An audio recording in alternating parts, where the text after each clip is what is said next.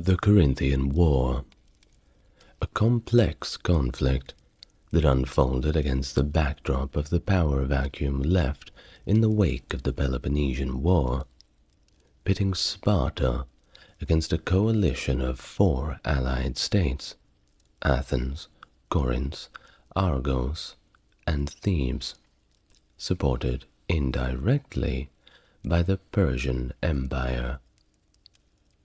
Sparked by Spartan expansionism and its hegemonic ambitions in the wake of its victory over Athens, the war represented a significant chapter in the struggle for supremacy within the Greek world. And I bet that you've never even heard of it. Well, maybe you have. But in case you haven't, let's learn all about it. Hello and welcome to the channel. If you're coming back, it's good to see you again, and if you're new to the channel, it's great to meet you. If you want to support the channel, links to the Patreon are in the description and comments. Otherwise, if you feel like subscribing, liking, and leaving your thoughts in the comments, well, that certainly helps too. And now, let's get on to the topic at hand. The Corinthian War, 395 to 387 BC. Make yourself comfortable. In the aftermath of the Peloponnesian War, which concluded in 404 BC, Sparta emerged with the backing of almost every mainland Greek state and the Achaemenid Empire. Additionally, in the period following the war, Sparta managed to extend its influence over several Aegean island states. This broad support base began to crumble in the years subsequent to their victory, however. Despite the collective effort that led to their triumph, Sparta was the sole beneficiary of the spoils, and tribute payments, of course, from the states that were defeated in the war, and from those who were part of the former Athenian Empire. And if you don't know about the Peloponnesian War, it was Sparta versus Athens. If you want to learn about that, go and watch my Peloponnesian War video. You'll have fun, I guarantee it. Now, the discontent among Sparta's allies grew when in 402 BC, Sparta launched an attack on Elis, a member of the Peloponnesian League, which had incurred Spartan displeasure during the Peloponnesian War. This aggressive move by Sparta was not supported by Corinth or Thebes, both of which declined to contribute troops to the Spartan campaign against Elis.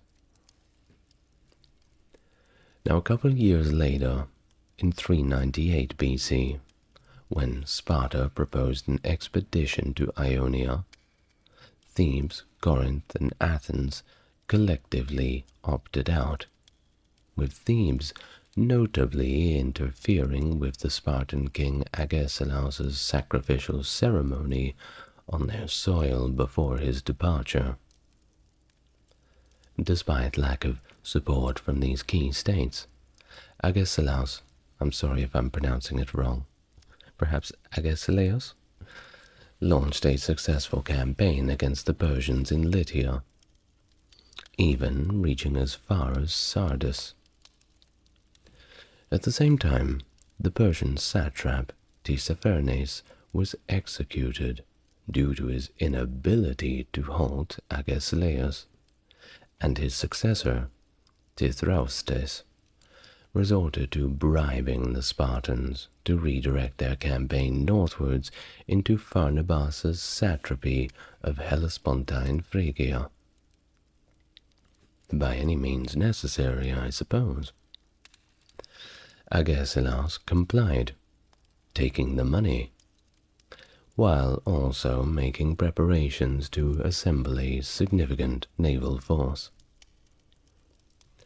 Now Pharnabazus, unable to defeat Agesilaus' forces in battle, chose a different strategy to compel Agesilaus to withdraw by inciting conflict within the Greek mainland itself.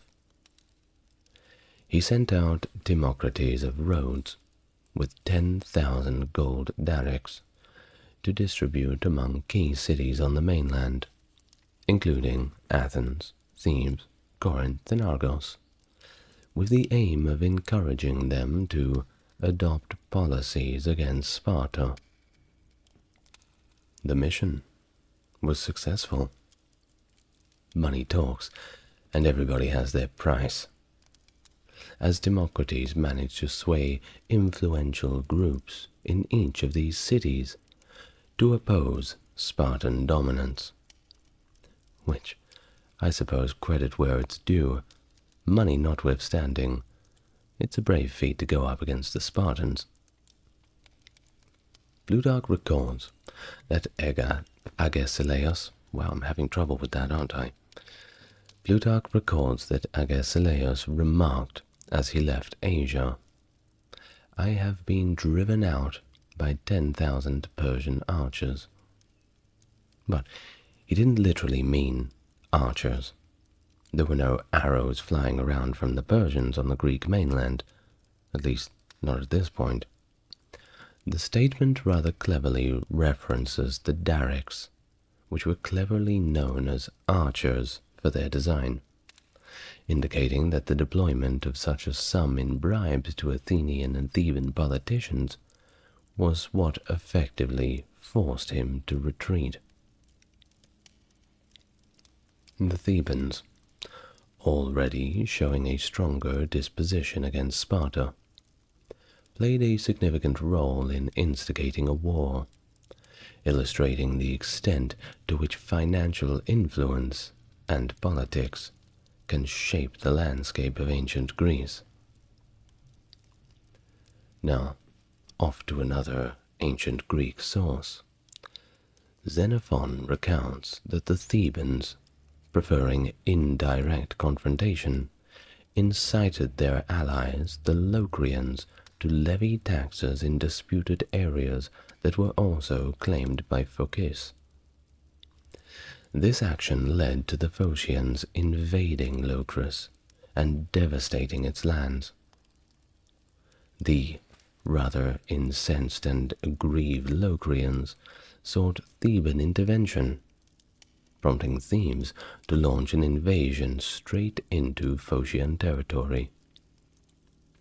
And the conflict escalated when the Phocians, who were allied with Sparta, called the Spartans for aid.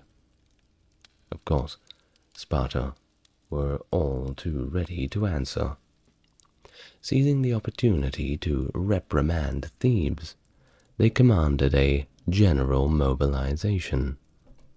Things were about to heat up. Now, in response to all this, Thebes dispatched an embassy to Athens, seeking support against the Spartan threat, albeit they were quite a little bit panicked at this point. They didn't think that the Spartans were going to just jump right in. While the Athenians, aligning with Thebes, decided to sit down and have a vote on what they were going to do. And eventually, with all things added up, they decided to aid Thebes, cementing a perpetual alliance within what was known as the Boeotian Confederacy. Now back to Sparta. Their strategy involved coordinating two armies. One of them was led by Lysander, a very famous general, and the other led by Pausanias, to converge and assault Haliartus, which was a city within Boeotia, and quite one of strategic importance for them. Now, Lysander, arriving ahead of Pausanias, convinced Orchomenos to succeed from the Boeotian Confederacy, and marched with his forces and those from Orchomenos towards Haliartus. Now, when the time came, at Haliartus, Lysander was slain in a skirmish provoked by his force's proximity to the city walls, and the battle was largely indecisive, marked initially by Spartan losses, but later by Spartan victory over Theban forces, who had pursued them onto terrain that was unfavorable. Now Pausanias reached the battlefield a day later, negotiating the return of Spartan casualties under the guise of a truce, before returning to Sparta. Upon his return, people were a little bit annoyed with his latency. He should have been on time, and it was not a good day to be late. Therefore, Pausanias faced charges for his delayed support of Lysander, and, well, he knew what was going to happen to him if he was found guilty of this, so he decided rather wisely to flee to Tegea and avoid conviction. Smart move. Of course, he wasn't late to Tegea. He certainly made haste there. Now, following these initial skirmishes, anticipation grew on both sides for the escalating, wider conflict, and by the end of 395 BC, Corinth and Argos had decided to join forces with Athens and Thebes, significantly strengthening the opposition against Sparta. To coordinate their efforts, a council was established in Corinth to oversee the alliance's strategic decisions. Efforts to expand their coalition were successful, as emissaries garnered support from numerous smaller states, including East Locris, Thessaly, Leucas, Acarnania, Ambracia, regions in Chaldean Thrace, Athmania, Euboea, and Aenis. Additionally, the combined forces of the Boeotians and the Argives managed to seize control of Heraclea Trachinia, further solidifying their position. Now, in contrast to all this, Phocis and Orchomenos remained the sole regions in Greece to maintain allegiance to Sparta, and that's got to tell you something about the court of public opinion. Then again, no one really wanted to live like a Spartan. I mean, they knew about the diet of the Spartans, the treatment of the helots, and even if you were upper class, well, it didn't really count for much if all you were doing was preparing for constant war. A lot of people in general wanted to be like the Athenians. Strong military, sure, but philosophy, art, poetry, that is the pursuits of the upper class, the learned scholars. You can't all be fighting all the time. The widening support for the anti-Spartan alliance prompted a strategic reassessment in Sparta. I mean, that was strong, but fighting the whole of Greece, it's a tall order. Recognizing the threat posed by this formidable coalition, the Spartan leadership resolved to dispatch a considerable military force to confront the allied states.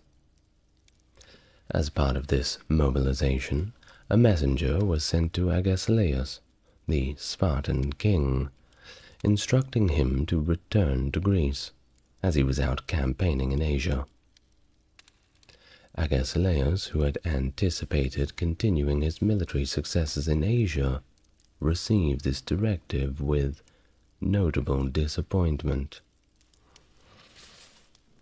Well, heeding the call, he led his forces back towards Greece, crossing the Hellespont and ready to re-engage with this unfolding conflict.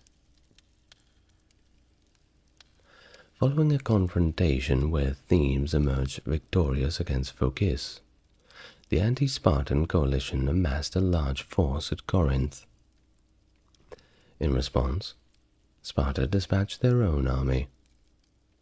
The opposing forces clashed at the Nemea River's dry bed within Corinthian territory, where the Spartans achieved a decisive victory. Typical of hoplite warfare, the right flank of each army prevailed in battle. The Spartans overcame the Athenians, while the Thebans, Argives, and Corinthians bested their Peloponnesian adversaries. However, as the Thebans, Argive, and Corinthian forces regrouped from their pursuit, the Spartans launched a counterattack, inflicting heavy losses upon them. The coalition forces suffered 2,800 casualties, significantly higher than the 1,100 losses incurred by the Spartans and their allies.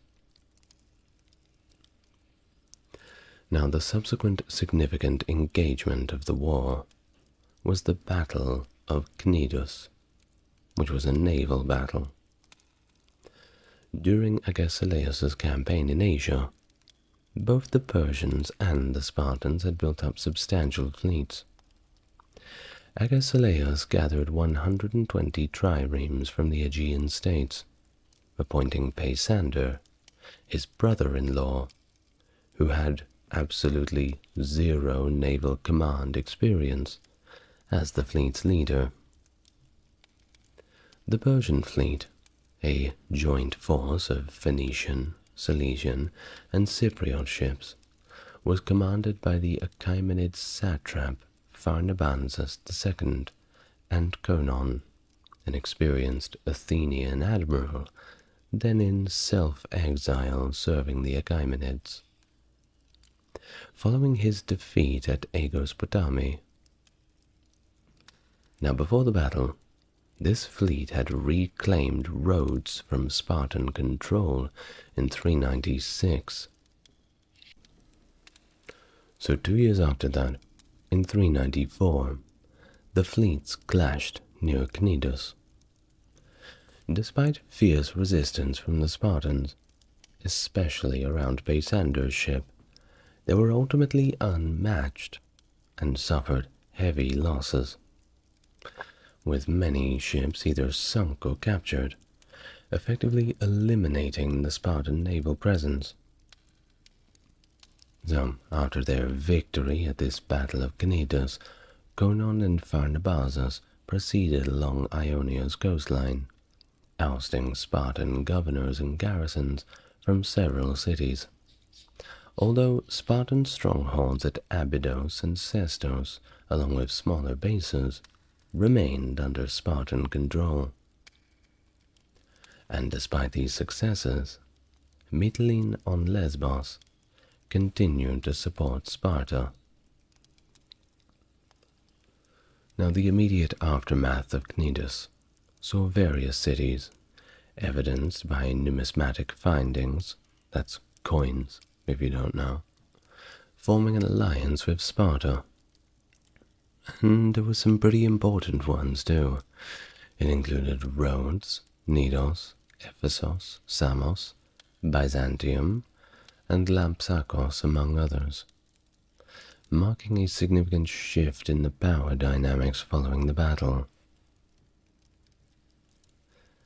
As Agesilaus's army made its way through Thessaly, it repelled attacks from the local Thessalians, eventually reaching Boeotia. And there it encountered a coalition force assembled by the states of the anti-Spartan allegiance. Agesilaus's troops, primarily consisting of freed helots. Helots was the slave class in Sparta, by the way. Kind of like a feudalistic serf, but a lot worse. And seasoned mercenaries from the 10,000, were reinforced by half a Spartan regiment from Orchomenos, and another half that had been ferried across the Gulf of Corinth. The confrontation took place at Coronea, located within Theban territory, mirroring the earlier Battle of Nemea. The battle's dynamics, of course, saw both armies' right wings achieving victory. The Thebans managed to penetrate the enemy lines, while the allied forces on their side faced defeat. In response to their broader predicament, the Thebans regrouped to fight their way back to the camp. Agesilaus directly engaged with the Theban forces, leading to a fierce clash that resulted in significant Theban casualties before the survivors managed to break through and return to their allies. Following this engagement and the victory at Coronea, Agesilaus and his army crossed the Gulf of Corinth by sea, making their way back to Sparta. Now, by the end of 394, the Spartans had secured a tactical advantage on land, despite suffering a significant setback at sea. The coalition states, comprising Corinth, Argos, Athens, and Thebes, managed to withstand the Spartan phalanx in open battle. They maintained their alliance, effectively restricting Spartan movements through central Greece. And over the subsequent years, Sparta's military strategy mainly focused on trying to eliminate Corinth or Argos from the conflict. Now, on the other hand, the coalition aimed to sustain their unity against Sparta, with Athens and Thebes seizing the opportunity to expand their influence within their territorial spheres of control. In 393, following their naval success at Cnidus, Pharnabazus and Conon initiated a series of naval operations in Ionia, capturing Spartan allied cities and promoting pro-Athenian and pro-democratic sentiments, pretty much going around convincing people that they were the good guys. Now, despite Pharnabazus' threats, Abydus and Cestus resisted expelling their Spartan presence. Pharnabazus' attempts to subdue these holdouts by devastating their surrounding territories proved to be unsuccessful, prompting him to delegate the task of winning over Hellespontine cities to Conon. Now, Pharnabazus and Conon then decided to establish a base on the Aegean island of Melos, marking the Achaemenids' fleet's furthest western advance since the Greco-Persian Wars. Their presence incited democratic revolutions and fostered new alliances between the islands and Athens. The fleet's subsequent actions targeted Spartan territory directly, laying waste to Phrae and conducting raids along the Messenian coast, likely aiming to incite a Messenian Helot revolt against Spartan rule. The campaign eventually withdrew, mainly due to logistical challenges, and they had heard that the Spartans were coming to get them, so it was probably time to hightail it out of there. Now, continuing their efforts to weaken Sparta, Pharnabazus and Conon seized the island of Cythera, installing a garrison and an Athenian governor. This move effectively made Cythera an Achaemenid-controlled territory, and it disrupted that strategic route between Peloponnesia and Egypt, posing a direct threat to Sparta's harbor on Teanarum. This strategy echoed the unheeded advice of the exiled Spartan Demaratus to Xerxes I during the invasion of Greece in 480. After solidifying control over Cythera, Pharnabazus visited Corinth, providing financial support to Sparta's adversaries and funding the reconstruction of the Corinthian fleet, further amplifying the threat to Spartan dominance in the region. Convinced by Conon that rebuilding the long walls around Piraeus would significantly undermine Sparta, Pharnabazus allocated a fleet of 80 triremes and additional funds for this monumental task. Conon, with this support, played his own role in reconstruction efforts initiated by Thrasybulus in 394, efficiently utilizing the fleet's rowers and Persian-financed labor to complete the fortifications well ahead of schedule. No unions, though, a bit easier. This strategic move fortified Athens, enabling it to reassert control over key Aegean islands like Skyros, Imbros, and Lemnos, where it established its own Athenian colonies. Now Pharnabazus was rewarded for his contributions with a marriage to the king's daughter. But he was recalled to the Achaemenid Empire in 393 and succeeded by Tiribazus as satrap. Meanwhile, Corinth experienced internal conflict between the democratic and oligarchic factions. The Democrats, bolstered by Argive support, expelled the oligarchs, who then, of course, ran straight to the Spartans and asked them for aid. The Spartans, operating from Sicyon, captured Corinth's port of Lechaeum, but failed to secure the city against the combined forces of the Athenians and Boeotians. The following year, in 392 BC rather, Sparta's envoy Antalcidas sought Persian intervention against the Athenian-led alliance, citing Conon's use of the Persian fleet to rebuild the Athenian power. However, a peace conference convened by Tiribazus, featuring delegations from Athens, Argos, Corinth, Thebes, and Sparta, collapsed due to irreconcilable demands and unfair terms, and this led to Conon's arrest by Tiribazus. But it's okay, he managed to escape. Good job. Subsequently, Tiribazus reported back to Susa, that's back in Achaemenid territory by the way, and Struthus, adopting an anti-Spartan stance, replaced him. Spartan commander Thebron, sent to counter Struthus, was ambushed, and he was killed, showcasing an ongoing struggle for influence between Sparta and Persia in the region.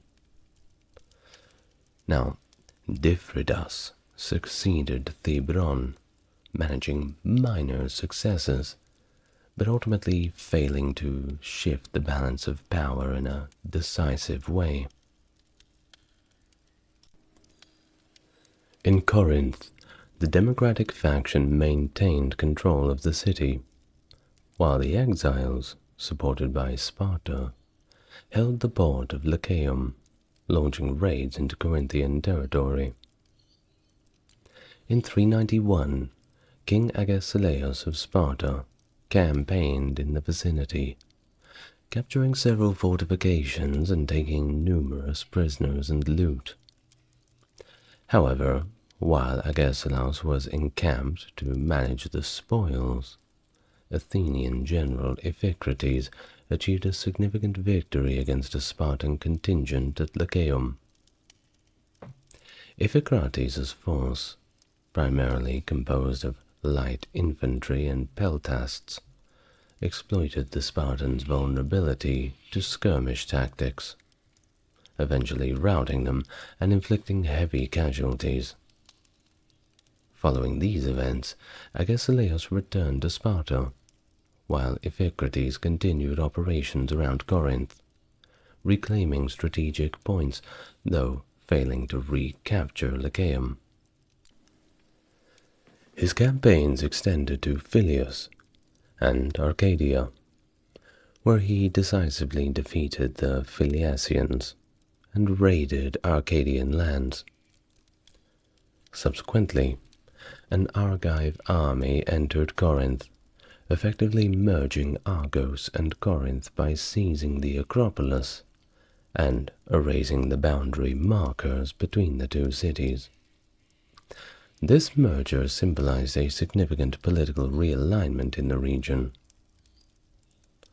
Now, following Iphicrates' success, major land operations in Corinth all but ceased. However, Agesilaus conducted further campaigns in Argive territory and Arcania, the latter resulting in a Spartan victory and a subsequent peace treaty with the Acarnanians to prevent further Spartan incursions. The following year, 388 BC, Agesilaus led a Spartan force against Argos, conducting raids without facing much direct opposition, but they eventually withdrew due to some unfavorable omens. While the Spartans, who were recovering from their naval losses at Cnidus, regained dominance over the Gulf of Corinth by 392, and following unsuccessful peace negotiations, they dispatched a fleet under Epictetus to support Rhodes' exiled oligarchs. But they faced a stronger fleet from the democratic states. Spartan commander Teleotius took over it, initiating operations against Rhodes. The Athenian naval response, which was led by Thrasybulus, focused on strategic campaigning in the Hellespont, securing alliances and restoring crucial Athenian revenues by imposing duties on shipping routes through Byzantium. Thrasybulus's command extended all the way to Lesbos, where he secured victories, but he was ultimately killed, not by the Spartans, but by pirate raiders. Bad luck, I suppose. Now back to the Spartans. They appointed Anaxibius as the new commander in the region, who initially succeeded against Pharnabazus and captured Athenian ships. The Athenians, seeking to counter Spartan advances, sent Iphicrates, who eventually ambushed and killed Anaxibius in a very carefully planned attack. In 389, the Athenians launched an assault on the island of Aegina, which is situated a little bit off the coast of Attica. However, their fleet was soon repelled by the Spartans, though the Athenians did persist with their land operations. Under the leadership of Antalcidas, the Spartan fleet made its way east towards Rhodes, but they found themselves blockaded at Abydos by Athenian commanders in the region. Concurrently, the Athenian forces on Aegina faced counterattacks and ultimately withdrew after enduring several months of grueling conflict.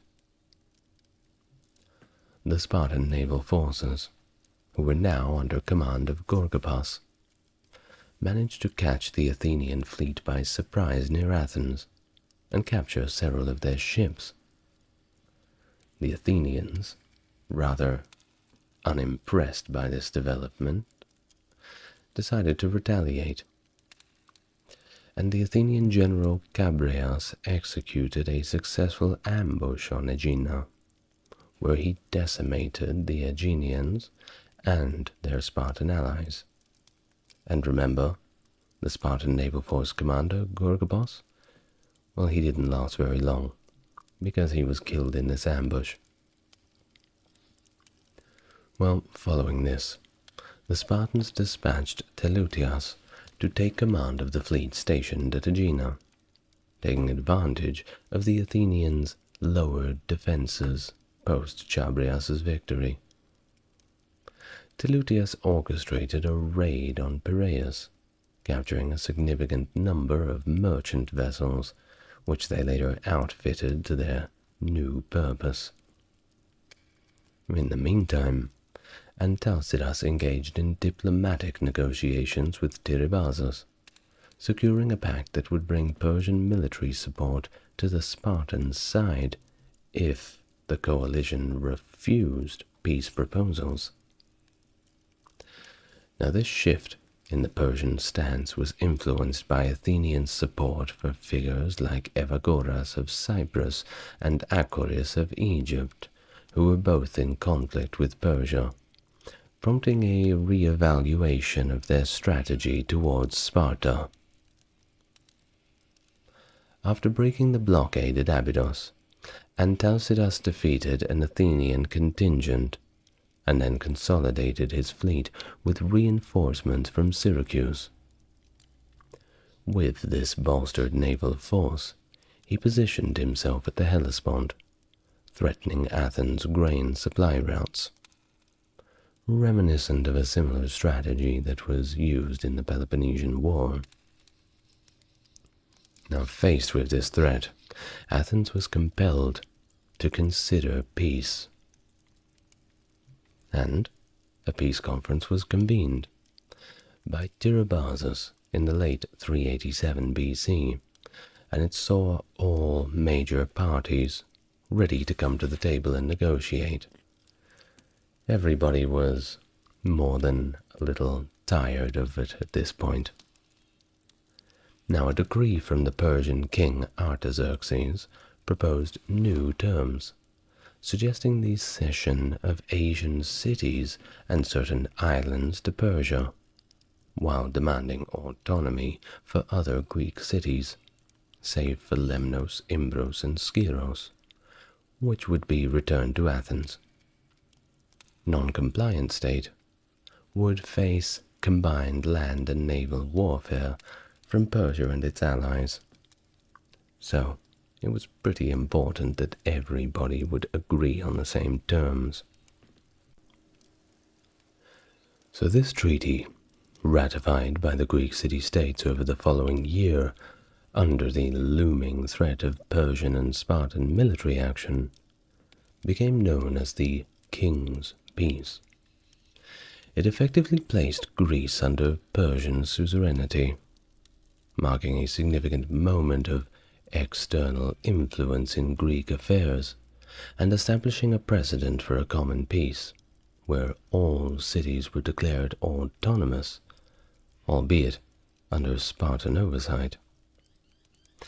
The disbanding of Theban and other leagues, along with the dissolution of the Argos-Corinth experiment in joint governance, underscored the re-establishment of Spartan dominance. The resolution of the Corinthian War, after 8 years of conflict, just shows the complexity of diplomacy, warfare, and allegiances that were pervasive among the Greek city-states and the Persians whenever they felt like joining in. In the aftermath of the King's Peace, Persia and Sparta, the principal architects of this treaty, capitalized on the strategic advantages that it afforded them. Persia, relieved from Athenian and Spartan encroachments into Asia, solidified its influence over the eastern Aegean. By 380 BC, it had extended its reach, successfully capturing both Egypt and Cyprus, thus reinforcing its dominance in the region even more. while Sparta, on the other hand, utilized its supreme position within the Greek political hierarchy to dissolve any and all alliances or coalitions that it deemed a threat, and there were plenty of them. The autonomy clause of the peace was particularly exploited to dismantle opposition, as seen in the punitive dismemberment of the Mantinea into 5 separate villages.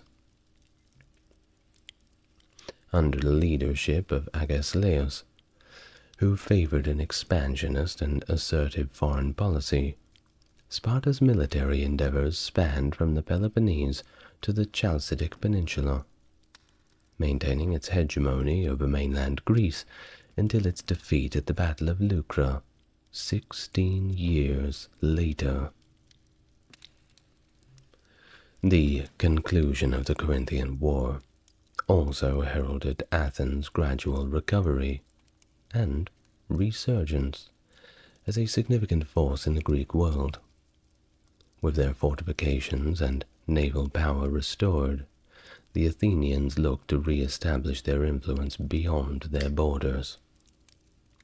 By the mid-4th century BC, they had successfully formed the Second Athenian League, a coalition of Aegean states, regaining a measure of the power and territory lost following their defeat in the Peloponnesian War.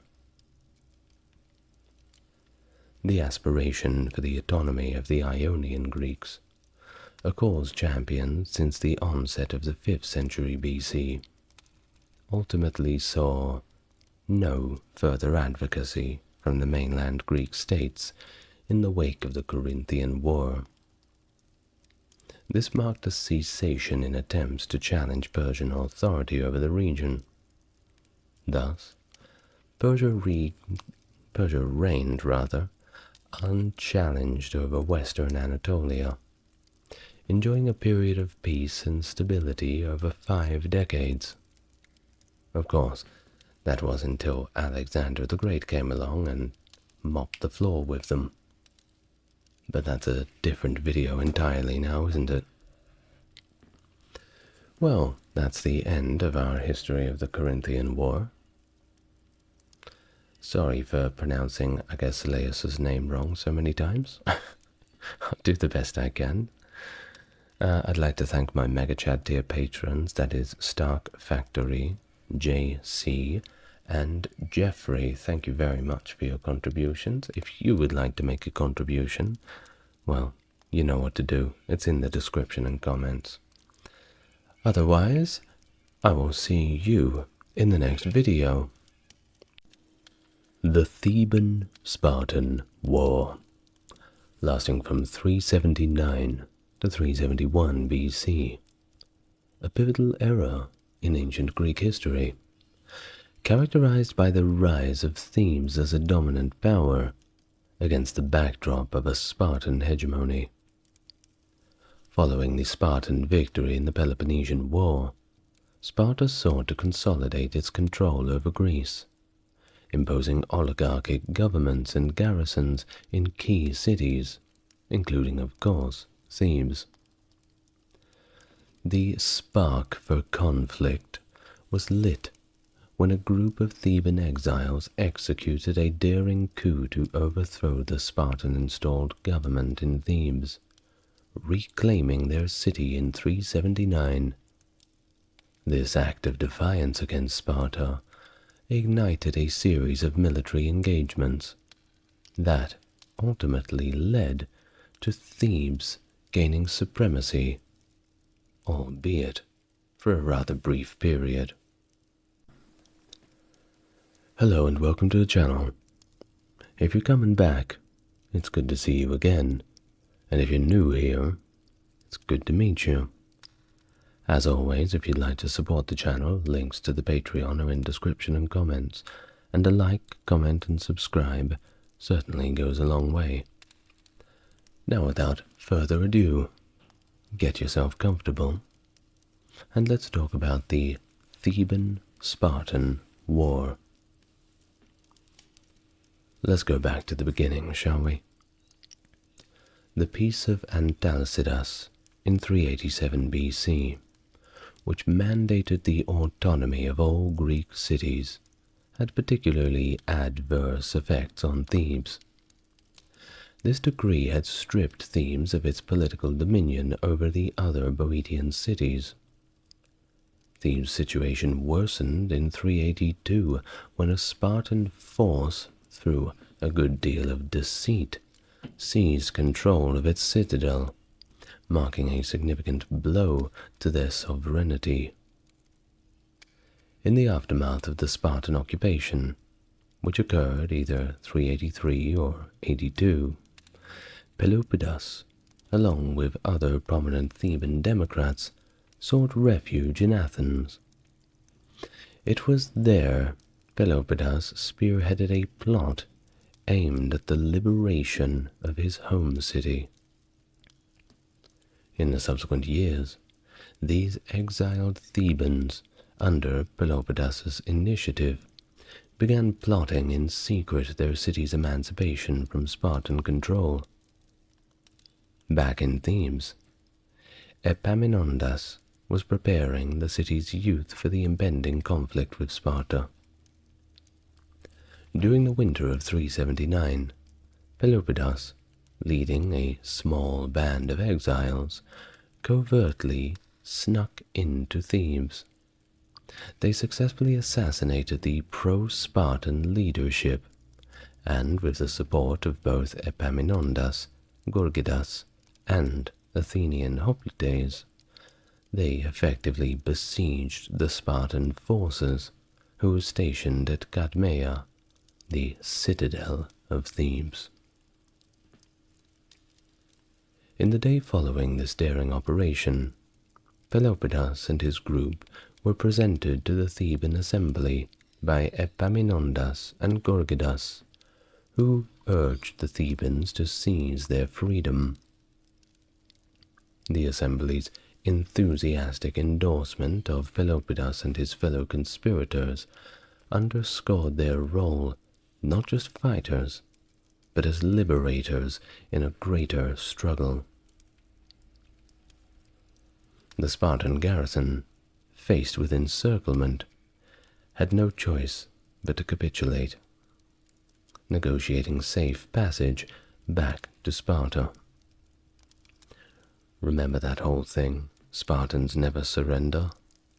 Well, sounds good in the movie. Now, remarkably, as they retreated, they rather awkwardly encountered a Spartan relief force that was en route to their aid.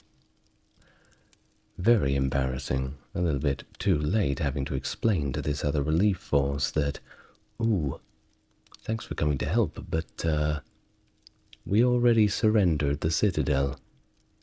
I suppose we can all go home now. Now Plutarch, reflecting on this event, underscored its profound significance, and of course, far-reaching consequences. He observed that the coup not only marked the beginning of the end for Spartan hegemony, both on land and at sea, but also represented a pivotal moment in Greek history, because this act of defiance, achieved not by overtaking a fortress, but through strategic incursion into a private residence by 12 men, effectively dismantled the perceived invincibility of Spartan rule. Now, the liberation of Thebes would later catalyze a war that ultimately dismantled Spartan dominance, highlighting the extraordinary impact of Pelopidas and his compatriots' audacity.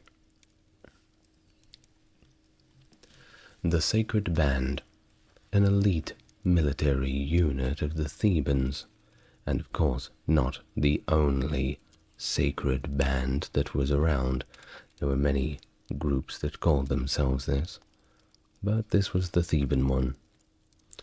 Well, they first participated in combat operations in 378 BC, amidst the escalating tensions of the Boeotian War. This period was marked by a notable standoff between the Athenian commander Chabrias, who would later become Strategos, and the Spartan king Agesilaus II. This confrontation unfolded against the backdrop of Athens' intervention in Theban affairs, aiding Theban exiles to overthrow Spartan dominance in Thebes, and fortifying an alliance with Thebes against Spartan aggression.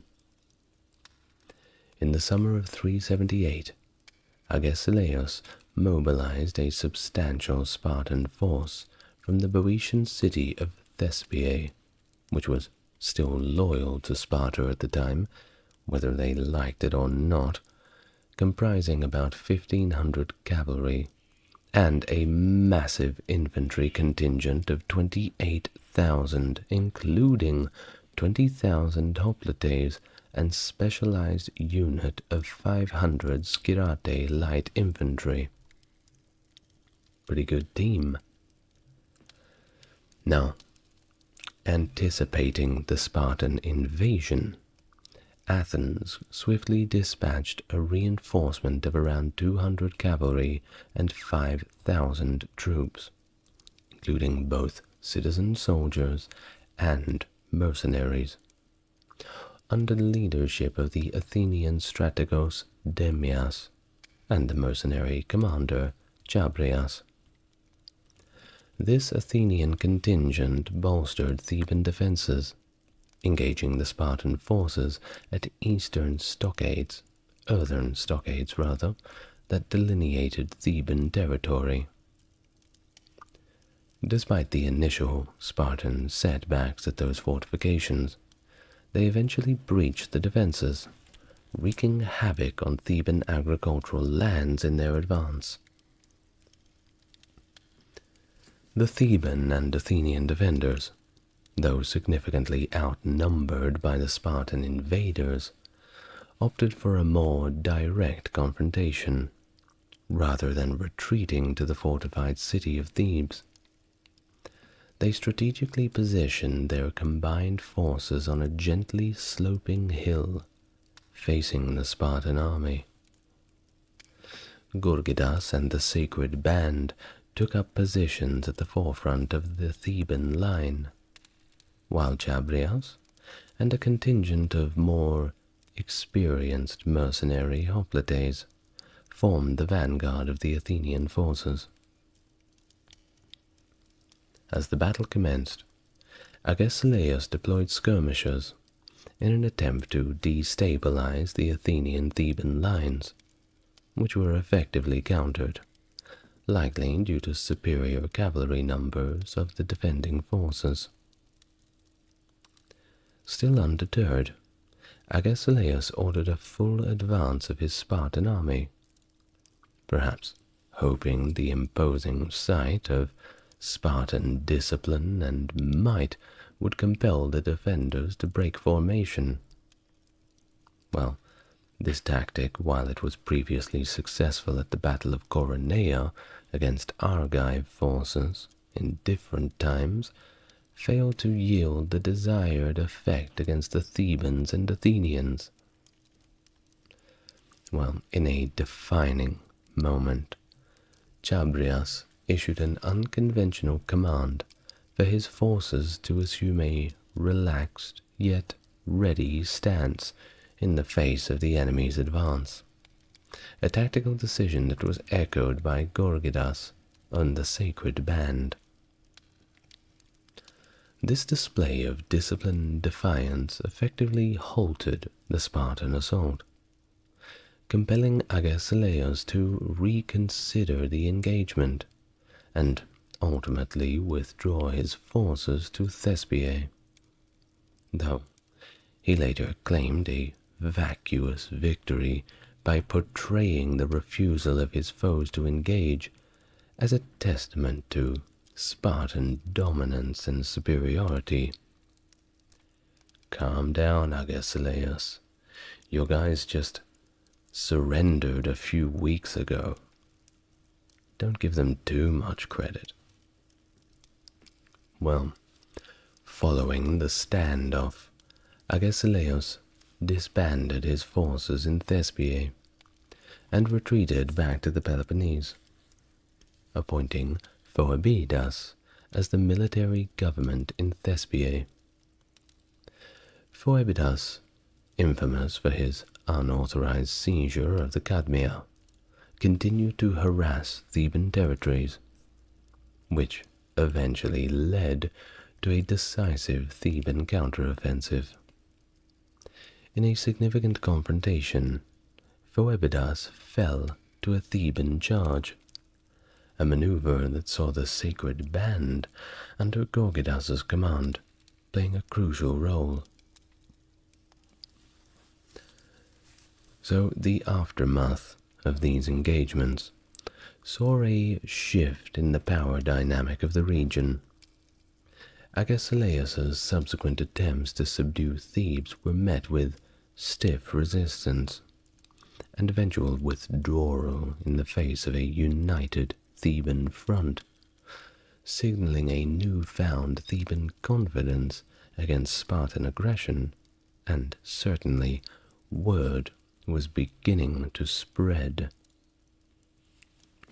This series of events, well, it doesn't just showcase the military prowess of the sacred band, but it also marked the beginning of a decline in Spartan influence over Thebes and the broader Greek world, and it effectively set the stage for further Theban ascendance under leaderships like Pelopidas and Epaminondas in the years that followed. Which brings us to the year 375. The sacred band under Pelopidas achieved its first significant victory at the Battle of Tegea. Pelopidas, aiming to exploit the temporary absence of the Spartan garrison in Orchomenos, led the sacred band, along with a contingent of cavalry, into the city. But discovering a new Spartan reinforcement upon arrival, he decided to retreat to Thebes. However, near the shrine of Apollo of Tegea, they encountered the returning Spartan forces. Outnumbered at least 2-1 by Spartan Morai, Pelopidas inspired his troops by suggesting that the Spartans were in just as much of a predicament as the Thebans, just as trapped as they were. So, it's got to be an even fight, right? Well, regardless of how true this was, he ordered a cavalry charge and reformed the sacred band into a tight formation to break through the Spartans. The Spartan leaders were quickly killed, causing disarray among their ranks. As we all know, if you kill the general, the morale takes quite a hit, and people begin to flee. Pelopidas then seized the opportunity to outflank and rout the Spartans.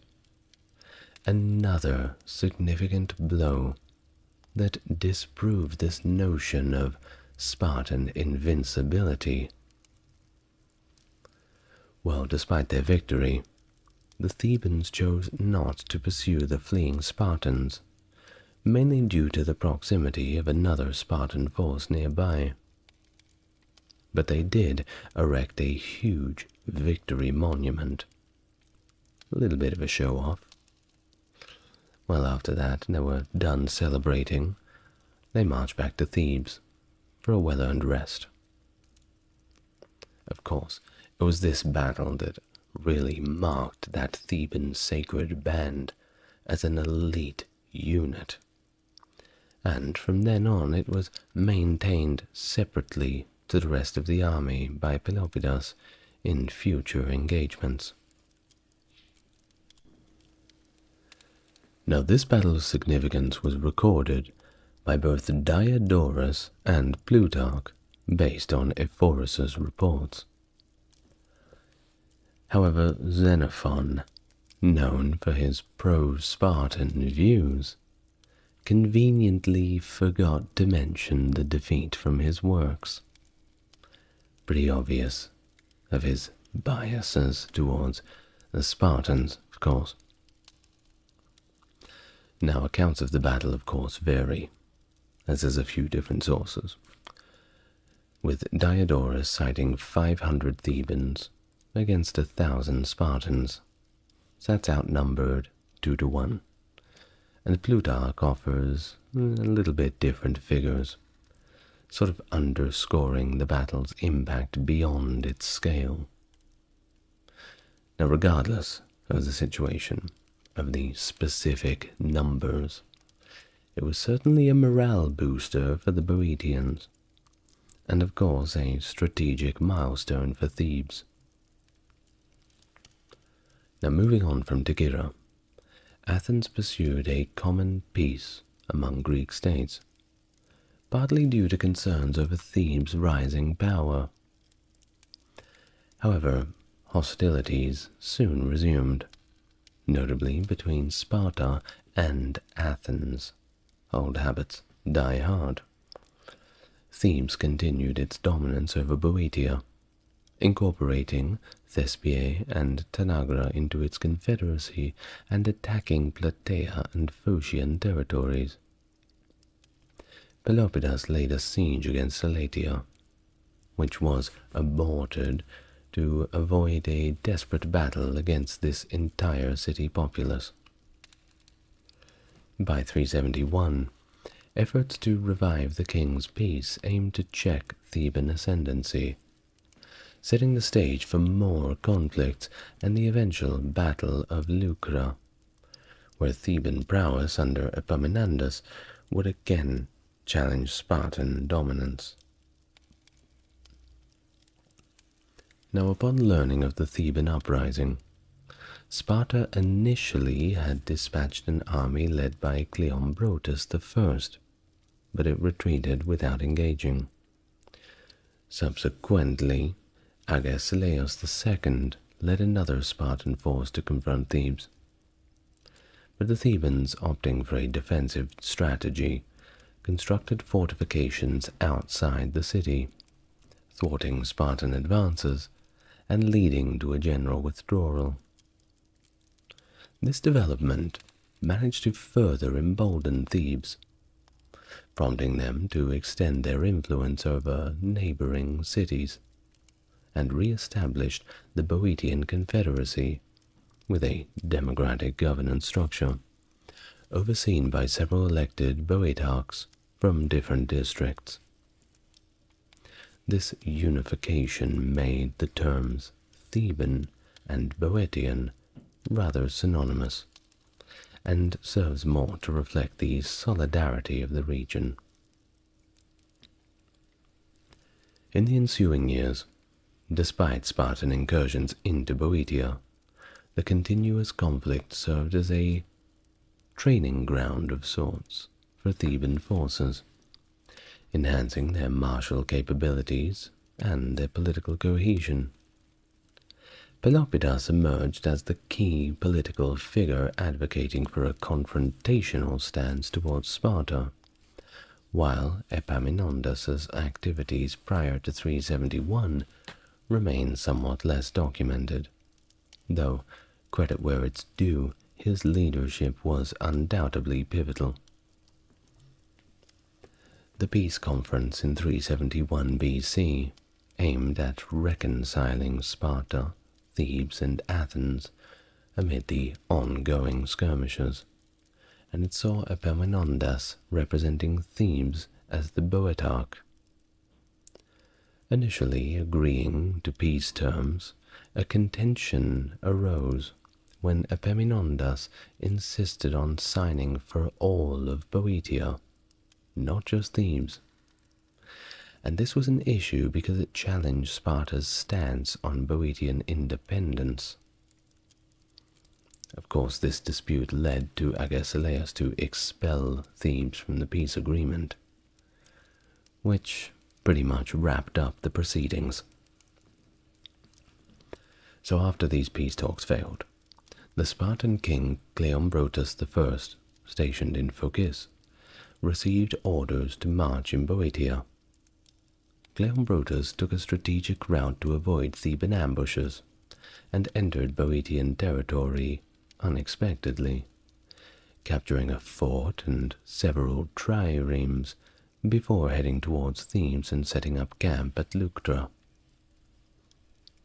The Boeotian forces, led by Epaminondas and Pelopidas, commanding the sacred band, decided to engage the Spartans again despite being outnumbered, with Spartan forces totaling around 10,000 hoplites, and the Boeotians around 6,000. That being said, they were supported by a contingent of cavalry that was superior. Now, Epaminondas innovated Greek military tactics for this battle in a pretty clever way. Traditionally, phalanxes veered right during combat, placing elite troops on this flank. However, Epaminondas strengthened his left flank with the best troops, including of course the sacred band, arranging them in an unprecedented depth and implementing a slanting line of attack against the Spartan elite. This countered the numerical advantage and traditional formation tactics of the Spartans, and they certainly did not know how to react to it, especially in the heat and panic of battle. And remember that Spartans were human beings just like anybody else. Don't believe what Hollywood and the comic books tell you. Yes, they were very disciplined, but they weren't supermen. They were human beings like any other Greek, albeit they trained a lot harder and their food was a lot more bland. Now, back to the battle, which commenced with Theban cavalry overwhelming the Spartan cavalry, causing disarray within the Spartan phalanx. Epaminondas' heavy left flank advanced rapidly, while the right flank retreated strategically. The Spartans, particularly on their right flank, were completely unable to withstand the Theban assault, leading to Cleombrotus's death and a significant Spartan loss, including 400 to 700, or rather 400 of the 700 elite Spartiates. Not a good day for the Spartans at all. Of course, the Peloponnesian allies, witnessing all of this right in front of them and the Spartan defeat, fled, resulting in a completely chaotic retreat. Now, Leuctra's outcome was, of course, it goes without saying, devastating for Sparta, not only in terms of immediate losses, but the general undermining of its hegemony in Greece. It showcased the tactical genius of Epaminondas, and marked a pivotal moment in Greek military history that challenged the invincibility of the Spartan military machine and altered the balance of power forever. Post-Leuctra, Thebes, initially considering an attack on a weakened Sparta, opted instead for strategic consolidation within Boeotia and diplomatic maneuvers in central Greece, dissuaded by their Thessalian ally Jason of Pherae. Their attention turned to dismantling Spartan power rather than establishing their own hegemony. Their efforts led to the formation of an expanded Boeotian confederacy and securing alliances that further bolstered their position. In 370, amid Athens seizing the opportunity to propose peace terms that freed Peloponnesian cities from Spartan control, Thebes launched a general invasion into the Peloponnese. Supported by Pelopidas, Epaminondas led a Theban force bolstered by former Spartan allies into Arcadia, where they encouraged the foundation of a unified Arcadian League and the city of Megalopolis as a bulwark against Sparta. Now marching into Laconia, the Thebans crossed the historically unbreached Evratas River. Then they devastated Spartan lands, but interestingly they refrained from assaulting the city itself. They then moved to liberate Messenia, restoring its capital at Mount Ithome, and inviting Messenian exiles to return, severely undermining Spartan economic foundations by stripping away a significant portion of their Helot labor force and land. The Helots, by the way, were effectively like peasants that the Spartans kept around. Well, they were slaves. There's no pretty way of putting it. Well, Epaminondas's campaigns significantly eroded Spartan influence and power in Greece, and it created formidable new state entities that were opposed to Spartan dominance. All of this, well, Sparta didn't look so tough anymore. Upon returning from his transformative campaigns in the Peloponnese, Epaminondas faced trial in Thebes, but not commendations, due to exceeding his term in Boeotarch. And apparently, interestingly enough, his defense humorously highlighted his achievements, and apparently, with all of his talking and jokes when he decided to defend himself, the court's mood turned to laughter, and it effectively led to his acquittal and re-election. Well, that's one way to get out of trouble. In 369 BC, Epaminondas again led Theban forces into the Peloponnese, breaking through Spartan defenses at the Isthmus of Corinth in a surprise dawn attack. This campaign saw minor territorial gains, but failed to secure Corinth or significantly damage Sparta further. His maneuvers still showcased his military prowess, though. That was still prevalent. In 368, Epaminondas faced more domestic political charges, being temporarily banned from the Boeotarch position. Later that year, he embarked on a mission to Thessaly to rescue Pelopidas and Ismenias, Theban diplomats held by Alexander of Pherae.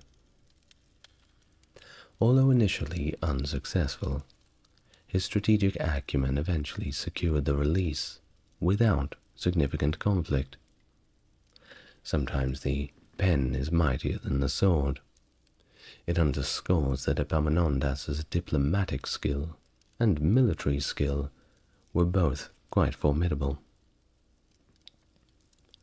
Now in 367, the following year, Epaminondas's third invasion of the Peloponnesus was facilitated by the Argives, allowing Theban forces entry, effectively opening the door wide open for them.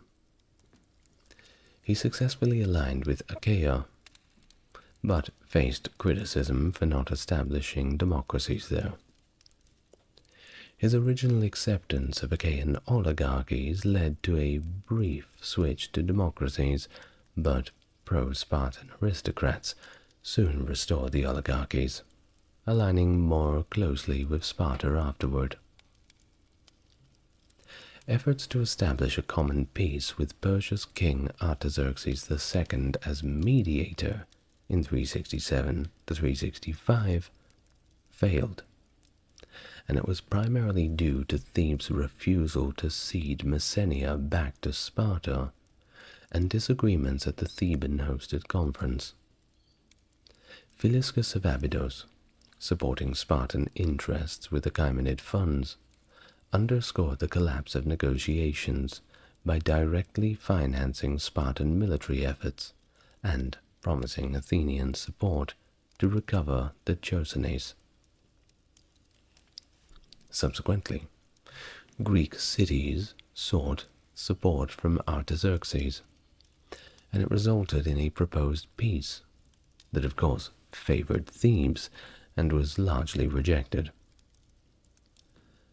Sparta and Athens opposed Thebes' advantage and Achaemenid influence, supported revolting satraps against Artaxerxes, including the notable Ariobarzanes, with military aid, marking a more complex period of Greek-Achaemenid relationships, and continued conflict within Greece that seemingly never ends. In the years following, Thebes saw another shift in alliances, with some of its former allies turning against them, including defections among the Arcadians, despite Theban efforts to solidify the Boeotian Confederacy and undermine Spartan power in the Peloponnese. By the mid-360s BC, Thebes had succeeded in weakening the Peloponnesian League, with key members like Corinth, Epidaurus, and Philios reconciling with Thebes and Argos. Messenia, well, they remained independent, bolstering Thebes' position.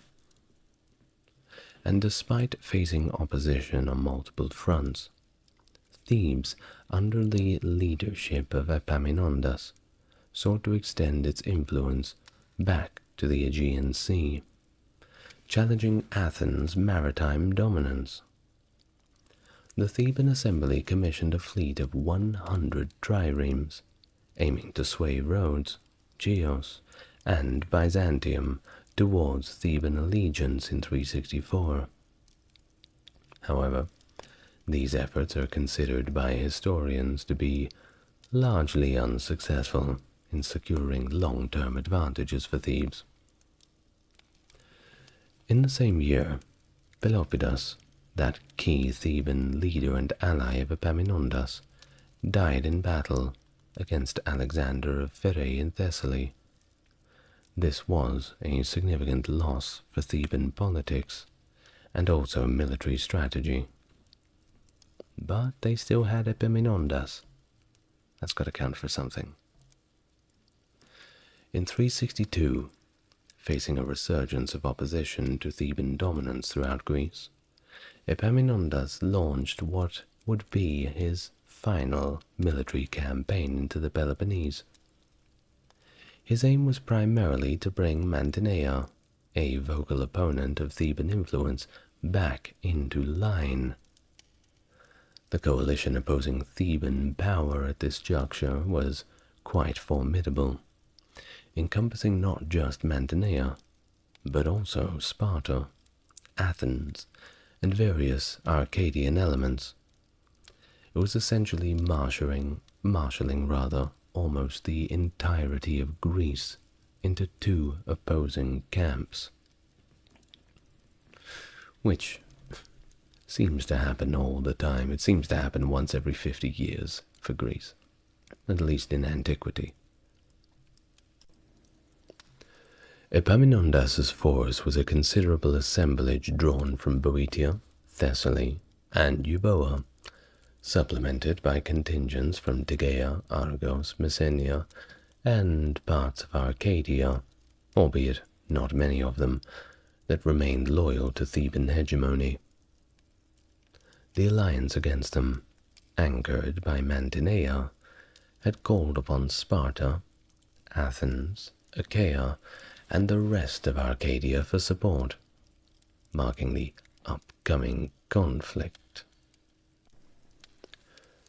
So, upon reaching Peloponnesian soil, Epaminondas' presence alone was insufficient to deter or subdue the assembled opposition.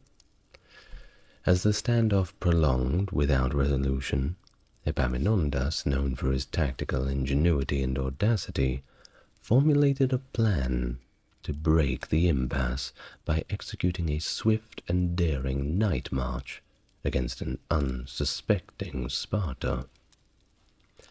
However, the Spartan king was having none of it. Archidamos, forewarned by a swift-running messenger, possibly from Crete, prepared the city's defenses in anticipation of the Theban assault. Epaminondas, finding Sparta unexpectedly prepared, engaged in a limited attack but quickly withdrew, realizing the full extent of Sparta's readiness and the arrival of the additional Spartan and Mantinean forces from Mantinea. However, undeterred, Epaminondas redirected his army towards Mantinea, hoping to catch the city unguarded. Yet an encounter with Athenian cavalry outside Mantinea's walls thwarted his plan once again.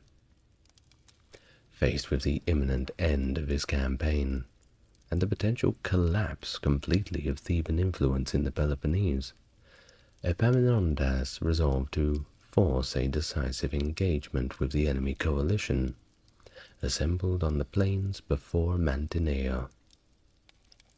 The ensuing Battle of Mantinea was unprecedented in scale, pitting a Theban-led force of 30,000 infantry and 3,000 cavalry against a coalition force of 20,000 infantry and 2,000 cavalry. Epaminondas, reapplying the tactics that had secured victory at Leuctra, deepened his left flank, positioning his best troops, including the sacred band under Pelopidas, against the enemy's most formidable elements, while the weaker right flank was instructed to strategically withdraw. The battle commenced with a Theban cavalry assault that successfully drove back the enemy's horsemen, disrupting their formation. The Theban phalanx, advancing under Epaminondas's command, shattered the opposing lines, driving the coalition forces into retreat. However, at the moment of triumph, Epaminondas was mortally wounded. Bad timing. Well, his death precipitated the end of active hostilities, as neither side really sought to renew the conflict. It was really Epaminondas who was pushing forward in the first place. And now with him gone, well, everyone just kind of packed up their things and went home. While Xenophon's narrative underscores the battle as anticlimactic, both sides claimed victory, but no one really gained a significant advantage, leading to a situation where Greece was left more fragmented and chaotic than before. Well, let's sum it all up.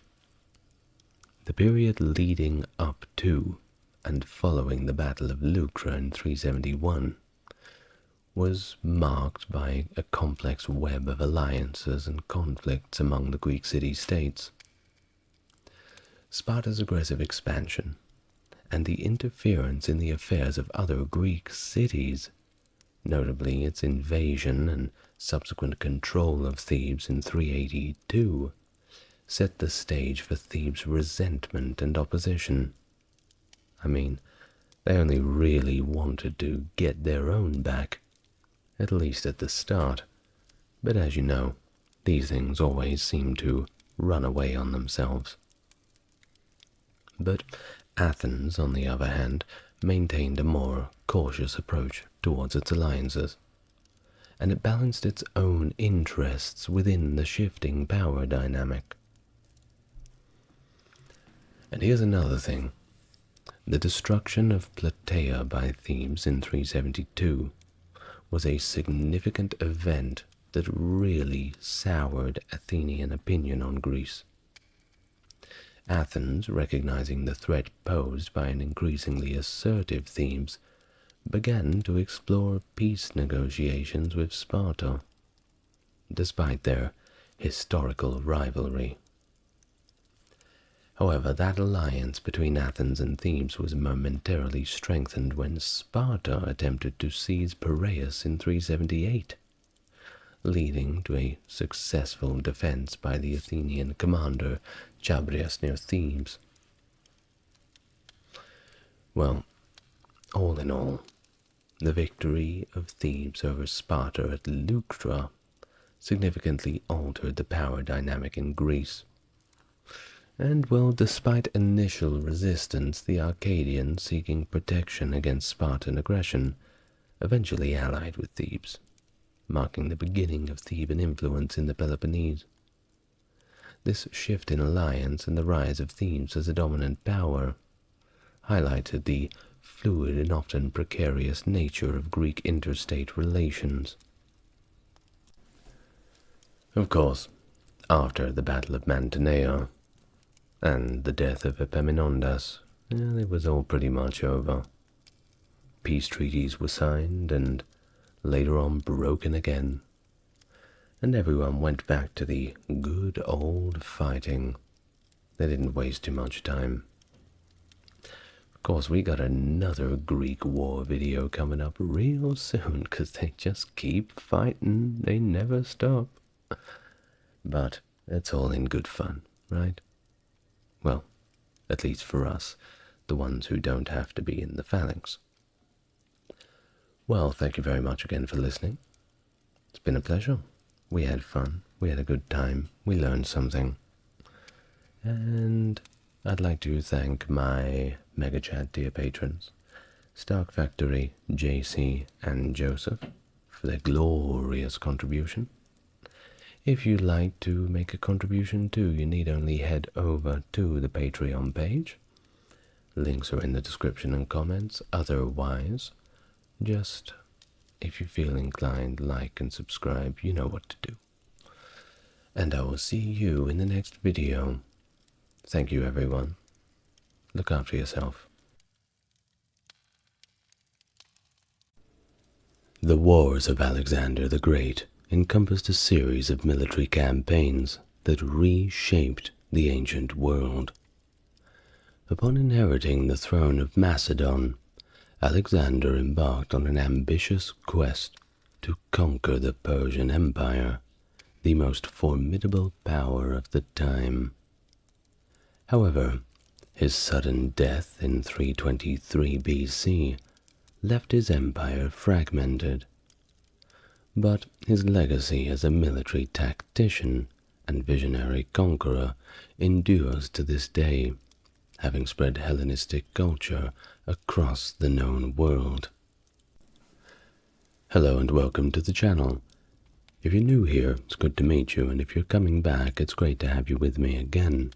As always, if you'd like to support the channel, links to the Patreon are in the description and comments, and if you feel inclined to like, comment, and subscribe, do that also.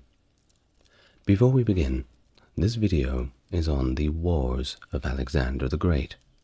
For a biography of Alexander the Great, that is a separate video that I've already covered.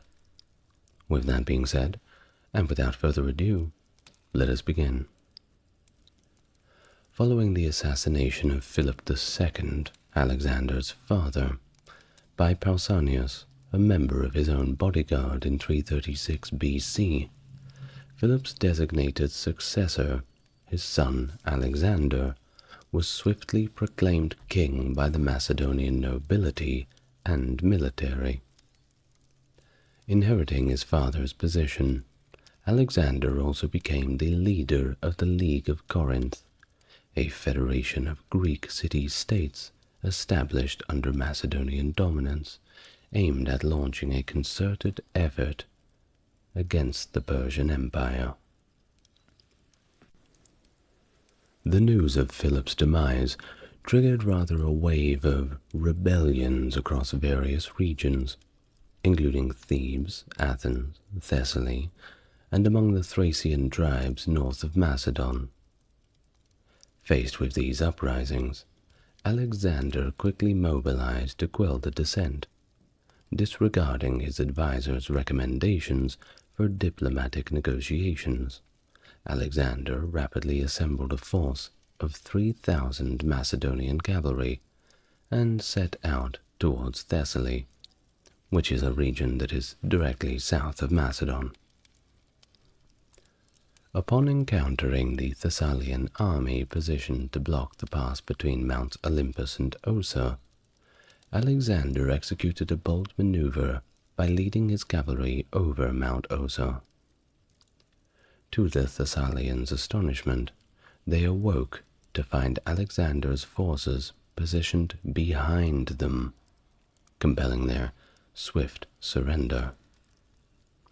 The Thessalian cavalry was then incorporated into Alexander's ranks, bolstering his forces as he continued his march southwards towards the Peloponnese. Alexander's campaign paused at Thermopylae, where he was acknowledged as the leader of the Sacred League, a recognition that underscored his growing influence. Proceeding then to Corinth, he was met with an Athenian delegation seeking peace, which Alexander granted, forgiving those involved in the insurrection. It was in Corinth that Alexander was formally recognized as the hegemon of the Greek forces assembled for the campaign against Persia. During his time in Corinth, Alexander received news of a fresh Thracian revolt to the north, indicating ongoing challenges to his rule and the expansive nature of his ambitions. Before making the pivotal cross into Asia, Alexander aimed to secure Macedonia's northern frontiers in the spring of 335, turning his attention now to a revolt led by the Illyrians and Triballi. His campaign began with a significant victory at Mount Haemus, where the Macedonian forces managed to outmaneuver and defeat a Thracian garrison positioned at strategic heights. The victory was shortly followed by a surprise assault from the rear by a Triballi tribe, which Alexander's forces swiftly rallied and decisively crushed. Advancing further to the Danube, Alexander confronted the Getae tribe on the river's opposite bank, and following an initial cavalry skirmish, the Getae retreated, abandoning their town to Alexander's advancing army. However, as Alexander continued his successful campaigns in the north, news of renewed rebellions by the Thebans and the Athenians reached him. Reacting swiftly to this new threat, Alexander turned his army southwards. While Athens wavered, Thebes chose to resist Alexander with significant determination. This resistance ultimately proved futile, as Alexander's forces razed Thebes to the ground in a ruthless display of power. Its territory was then divided among the remaining Boeotian cities, and the fall of Thebes served as a stark warning to Athens, which quickly capitulated, leaving Greece as a whole in a kind of precarious peace under Alexander's dominion. Now turning his ambitions towards the Persian Empire in 334 BC, Alexander crossed the Hellespont into Asia, mobilizing an extensive fleet of over 100 triremes for the transport of his army. Initially, the Persians underestimated the threat posed by Alexander's expedition, opting not to engage the Macedonian army directly. During these initial stages of the campaign, Darius III of Persia failed to recognize the serious threat that the new Macedonian general was about to bring to his doorstep. Memnon of Rhodes, who was a Greek mercenary commander aligned with the Persians, proposed a scorched earth strategy to hinder Alexander's progress by destroying the resources in his path, hoping to force a retreat due to the lack of supplies. This strategy, however, was rejected by the Persian satraps in Anatolia, who felt obliged to defend their territories. So, as Alexander pressed further into Persian-controlled Asia Minor, Darius, from the Persian Empire, commanded the satraps of the Anatolian provinces to consolidate their forces under the guidance of Memnon of Rhodes. Despite the shared command among the satraps, the unified Persian force prepared to confront Alexander's advancing army, setting the stage for significant clashes within the heart of the Persian Empire. The engagement at the Granicus River in May 334 marked Alexander's first major battle against the Persian Empire, occurring in northwest Asia Minor near the historic site of Troy. Following his crossing of the Hellespont, Alexander advanced towards Phrygia's capital. Anticipating his approach, Persian satraps assembled their forces at Zelea, opting to confront the Macedonian army near the Granicus River. The battlefield's terrain, particularly the cramped and muddy riverbank, significantly negated the Persian numerical superiority, and also all of those chariots the Persians brought along with them that were usually extremely effective. Well, they couldn't really get too far in the mud, and they were effectively useless.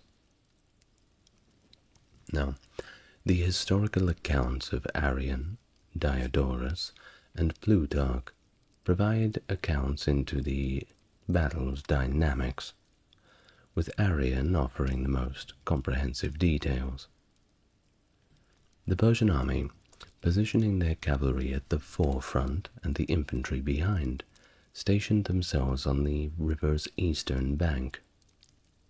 Contrarily, Alexander's formation featured the heavy Macedonian phalanxes centrally, with Alexander leading the Macedonian cavalry on the right flank, and the allied Thessalian cavalry under Parmenion on the left. Now the Persians, predicting Alexander's offensive strategy, relocated their forces to reinforce the flank facing him.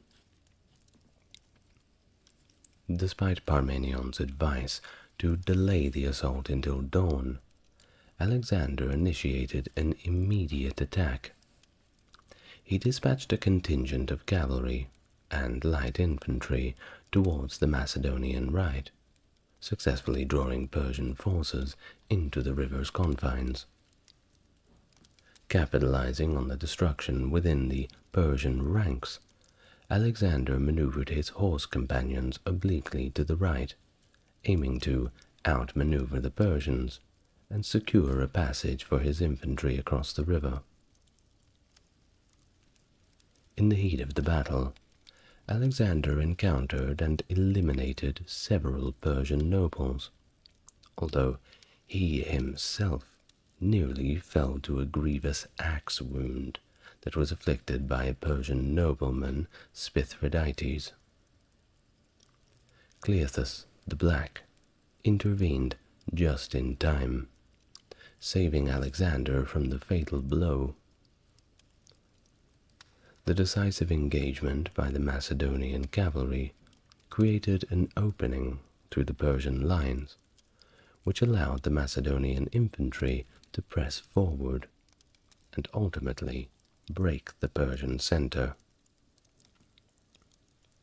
The subsequent chaotic retreat of Persian cavalry left their Greek mercenary infantry completely exposed, who were then encircled and completely decimated by the Macedonians. A mere 2,000 of these mercenaries survived, later sent to Macedonia to toil as laborers. Well, they say laborers, but they just turned them into slaves. Either way, marks a significant Macedonian victory, and it was this victory, especially somewhat symbolically at the edge of a river, which is usually the boundaries between countries, that paves the way for further incursions into Persian territory.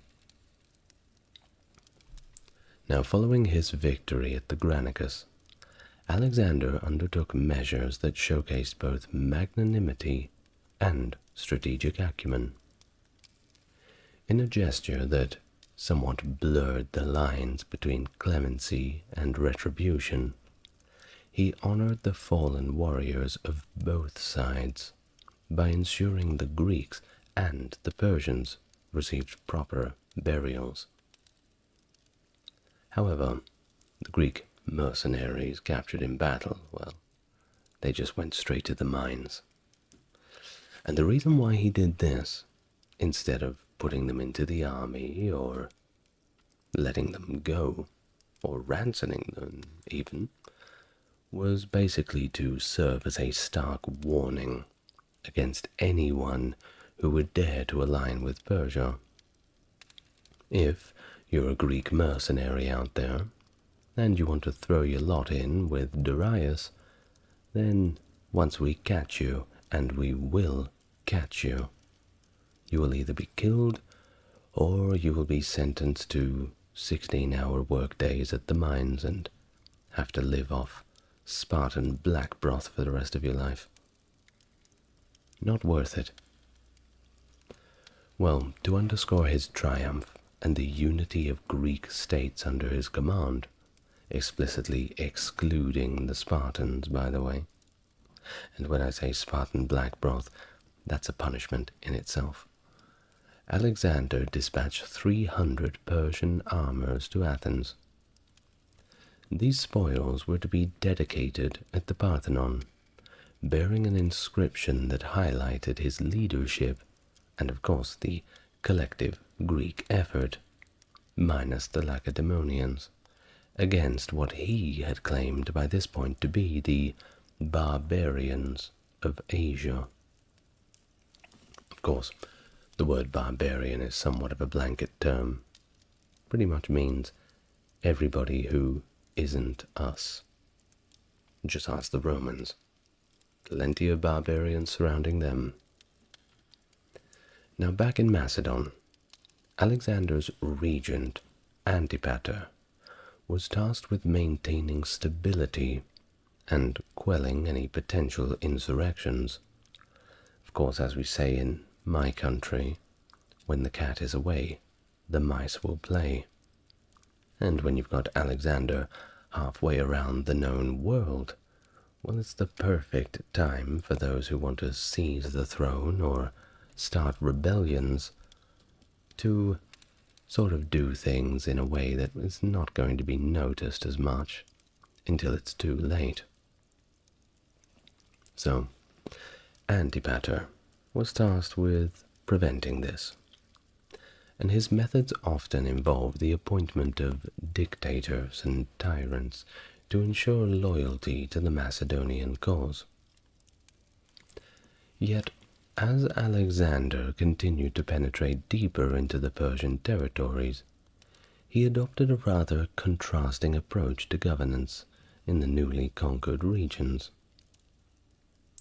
In this bid to position himself as a liberator rather than a conqueror, Alexander decided to abolish the tyrannical rule that had oppressed these towns under Persian dominion, endorsing self-governance and freeing the populace from the yoke of despotism. Now, the immediate aftermath of this battle of the Granicus, saw a domino effect of surrenders by Persian satraps, notably starting with the satrap of Sardis.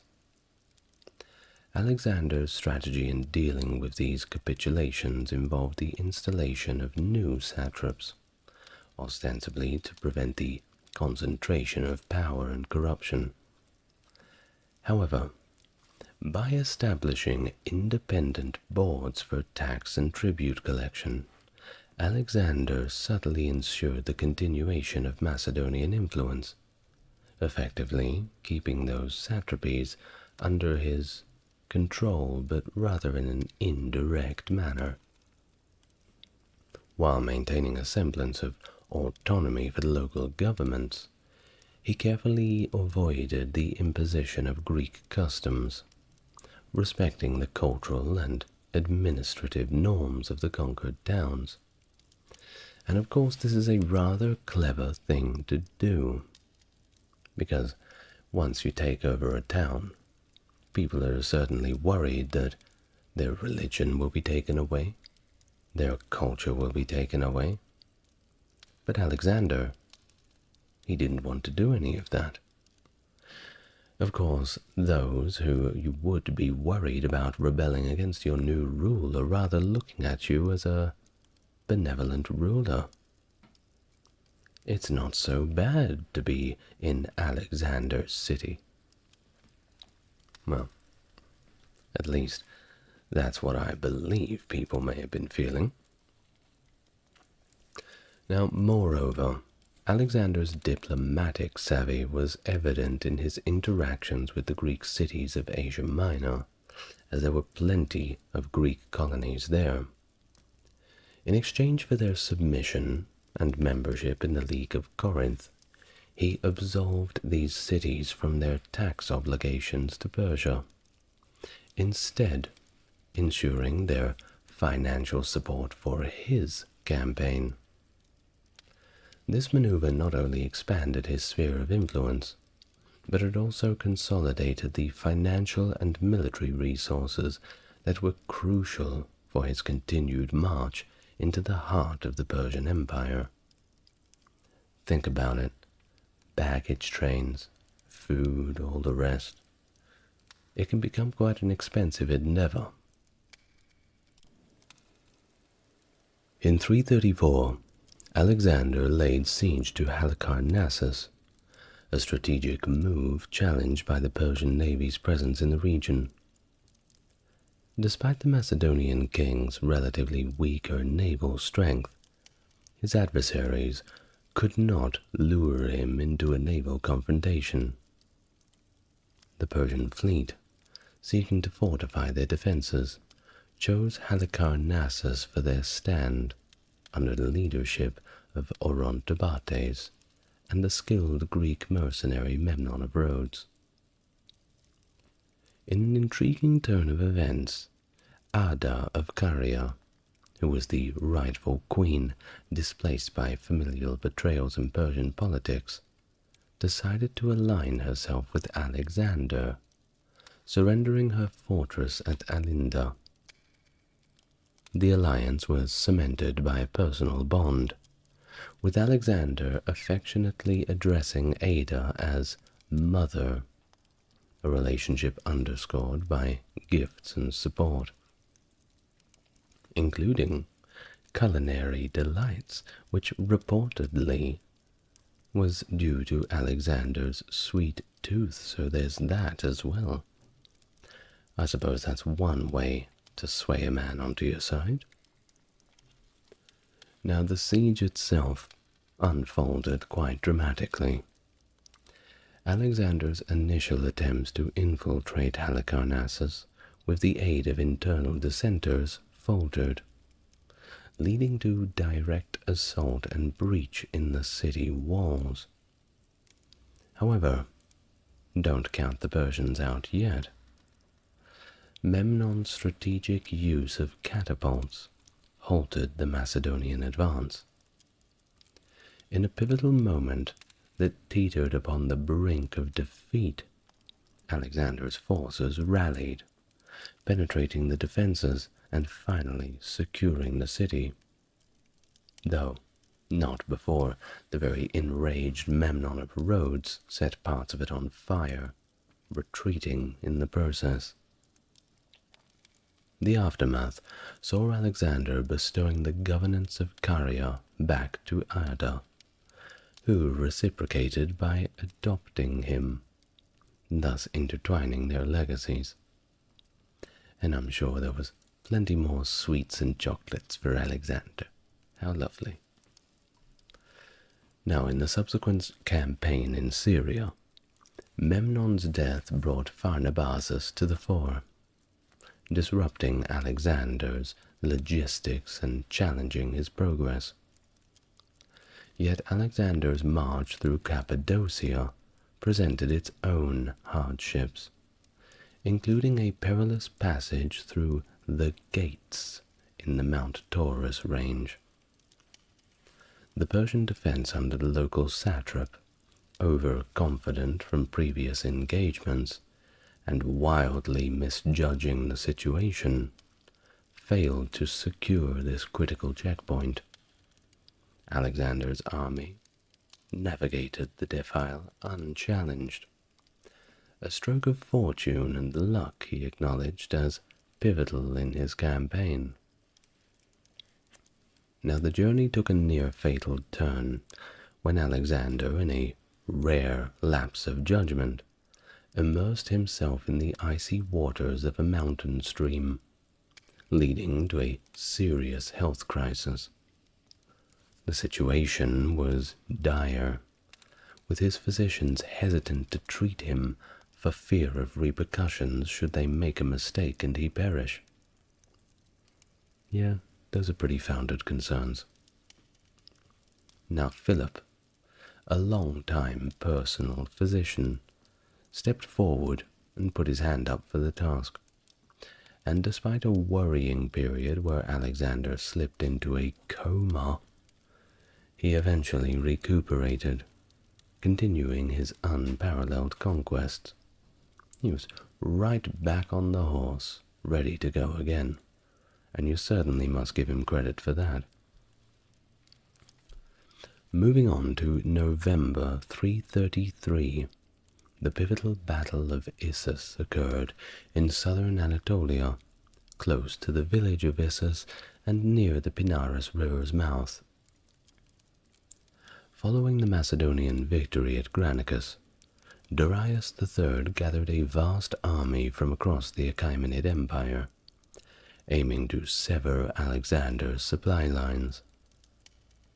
Unbeknownst to Darius, choosing a river bank for the battlefield inadvertently neutralized his numerical superiority. They never learn. Alexander, seizing this tactical advantage, initially positioned his forces on seemingly unfavorable terrain, confounding Darius and prompting him to misallocate his troops.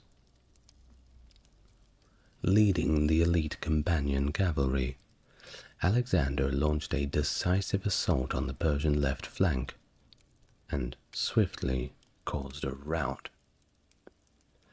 Even after breaking through the Persian right, Alexander, displaying a good amount of strategic restraint, regrouped his cavalry for a concerted strike directly at Darius, who in a moment of panic abandoned his chariot and ran away, effectively signaling a Persian collapse.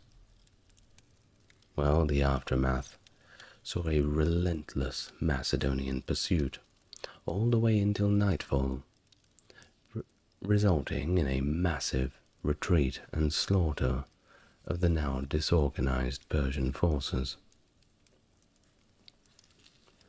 This confrontation not only showcased Alexander's tactical genius, but it was also the significant blow to Persian power, and it marked the first instance of a Persian army's defeat in the presence of its king.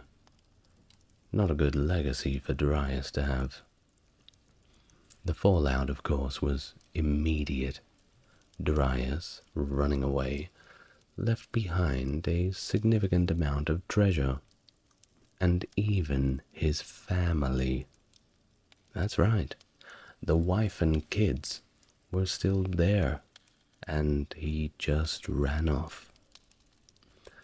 Well, this of course ignited further Macedonian ambitions and compelled Darius to propose a failed peace treaty, in which Alexander demanded recognition as king of all Asia, setting the stage for his unrelenting pursuit of the entire Persian Empire.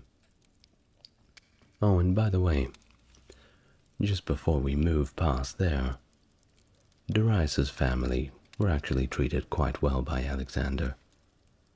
Wife and kids, they were okay. The subsequent siege of Tyre in 332 BC further exemplified Alexander's military and engineering ingenuity. Faced with formidable island city of Tyre, the last Persian naval stronghold, Alexander's initial diplomatic overtures were rebuffed, leading to a bold decision to construct a kilometer-long causeway to breach the city's defenses. Now, despite the countermeasures from the city, including a devastating fire ship attack, Alexander's adaptation and the acquisition of a substantial naval fleet managed to eventually turn the tide. No pun intended. You know, naval battles. His innovative use of ships, equipped with battering rams, enabled a breach in Tyre's walls, and culminated in a victory that was as brutal as it was swift. The siege not only demonstrated Alexander's relentless pursuit of victory, but it also shows this capacity for strategic innovation. Not many people are as good on land as they are on sea. Seems Alexander was proving that he was good at both. Now next was the siege of Gaza. Yes, that Gaza. A formidable fortress situated on a hill, and it became a pivotal moment in Alexander's campaign due to the city's strategic control over vital trade routes. The commander, Battus, who was known for his ruthlessness and imposing presence, staunchly refused to surrender, leading to a protracted and bloody conflict. Now, despite 3 failed attempts, Alexander's forces eventually overcame the defenses, though not without Alexander sustaining a serious injury to his shoulder. The fall of Gaza was marked by severe retribution. The male population was massacred, and the women and children were enslaved. Emulating Achilles' brutal treatment of Hector, Alexander executed Battus in a display of vengeance and to send a clear message to his adversaries.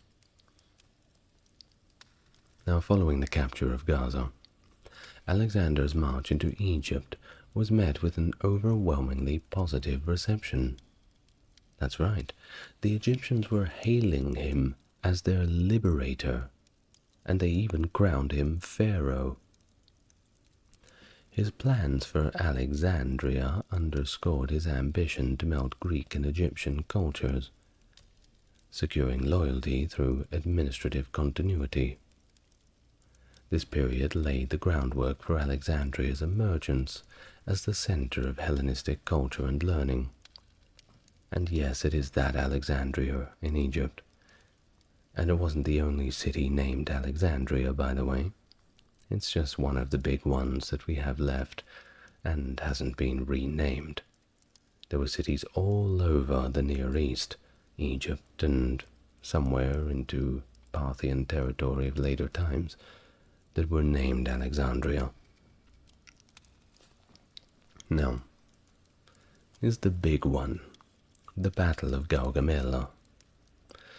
This subsequent battle, near modern-day Iraqi Kurdistan, was a defining encounter in Alexander's conquest of the Persian Empire. Darius?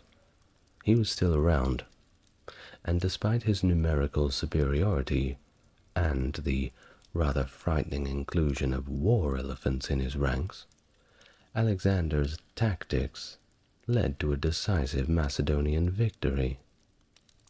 And it was this battle that showcased his innovative military strategies such as the wedge formation that punctured the Persian center and led to Darius's flight from the battlefield again. Of course, after the momentous victory at Gaugamela, Alexander and his forces continued their campaign, swiftly moving through the Persian heartlands of Babylon and Susa, where they encountered staggering wealth, especially Babylon. Now this allowed Alexander not only to generously remunerate his soldiers, but also to assert his authority by sending substantial financial aid to Greece, thereby suppressing a Spartan-led rebellion. Money talks, right? During this period, Darius III made a desperate bid to retain his empire's loyalty.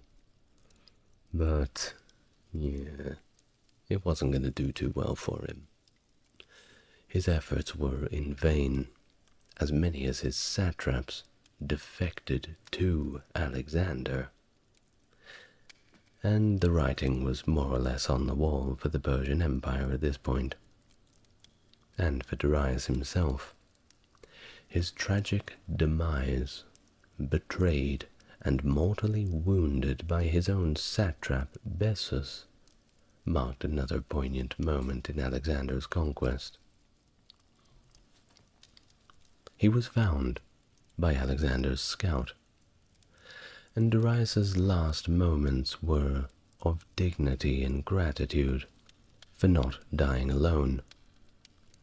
Reportedly, this sentiment rather moved Alexander, and perhaps it was just two generals, two warriors, who were just sharing that moment. Anyway, honoring Darius with a full military funeral and entombment alongside his predecessors, Alexander solidified his claim as Darius's successor, thereby legitimating his rule over the Achaemenid territories. Bessus' subsequent declaration as the new king, well, that was viewed as an usurpation in Alexander's eyes. I mean, what kind of man would stab his lord in the back? Alexander did not like this, so he decided to capture and execute Bessus. Now, as Alexander assumed the mantle of the Persian King of Kings, which was what the Persians indeed referred to themselves as if they were in that position of authority, his adoption of Persian customs and attire, well, that began to somewhat alienate his Greek followers, who became fearful that the Macedonian king was becoming a Persian. However, Alexander managed to maintain a semblance of his former self with the aid of a young eunuch, who somewhat helped to curb the king's excesses. Well, the campaign had to press on. We couldn't just be partying in Susa and Babylon the whole time, couldn't we? And it pressed on to the Persian Gate, where Alexander faced fierce resistance from Ariobarzanes, the Persian satrap, in a heroic last stand to halt the Macedonian advance. This battle, marked by an initial Persian ambush that inflicted heavy losses on Alexander's forces, ultimately showcased Alexander's relentless drive and strategic acumen. Breaking through the Persian defenses after a grueling month, Alexander secured the Persian gates, paving the way to Persepolis, the ceremonial capital of the Persian Empire. In 329, Alexander embarked on the siege of Hierapolis, targeting the Saga tribes in the Battle of Jaxartes. Following his victory over Spitamenes of the Battle of Gabai in 328, Alexander's vision expanded towards the conquest of the entire known world. His ambitions led him to the Sogdian Rock in 327, a seemingly unconquerable fortress. When its defenders defied Alexander, claiming only men with wings could conquer it, Alexander's men, skilled in rock climbing from previous sieges, scaled the cliffs, leading to the fortress's surrender. This event marked Alexander's encounter with Roxana, described by ancient historians as the most beautiful woman in the world, whom Alexander, of course, got to marry. Now, post the demise of Spitamenes and his union with Roxana, Alexander's focus shifted towards the Indian subcontinent, certainly a long way from home and the final frontier. Welcomed by Omphis of Taxila, Alexander faced resistance from the hill tribes of the Aspasioi and the Asakanoi.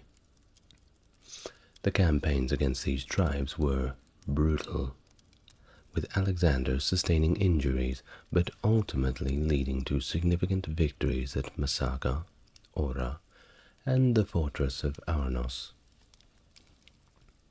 Alexander's foray into Punjab brought him face to face with King Porus at the Battle of Hydaspes in 326. Despite Porus's defeat, Alexander, reportedly impressed by his valor, allowed him to retain control of his kingdom. This battle, though victorious, drained the Macedonian forces significantly. The prospect of facing the Nanda Empire's formidable forces, reported to dwarf Alexander's army, led to a mutiny among his troops at the Phasis River, halting their eastward march. And despite Alexander's attempts to persuade his men, they'd had enough, and they wanted to go home, leading to a strategic withdrawal. During this retreat, Alexander subdued the Mali clans and established his officers as satraps in the newly conquered territories, ensuring Macedonian presence in the region until the rise of Chandragupta Maurya's Maurya Empire in 321, which eventually ousted the Greek satraps. Alexander's campaign through Central Asia to India not only extended the boundaries of his empire, but also laid the foundations for the Hellenistic influence in the region, blending Greek and Eastern cultures. His marriages, especially to Roxana, aimed at securing his newly founded satrapies, embodying a blend of conquest and diplomacy.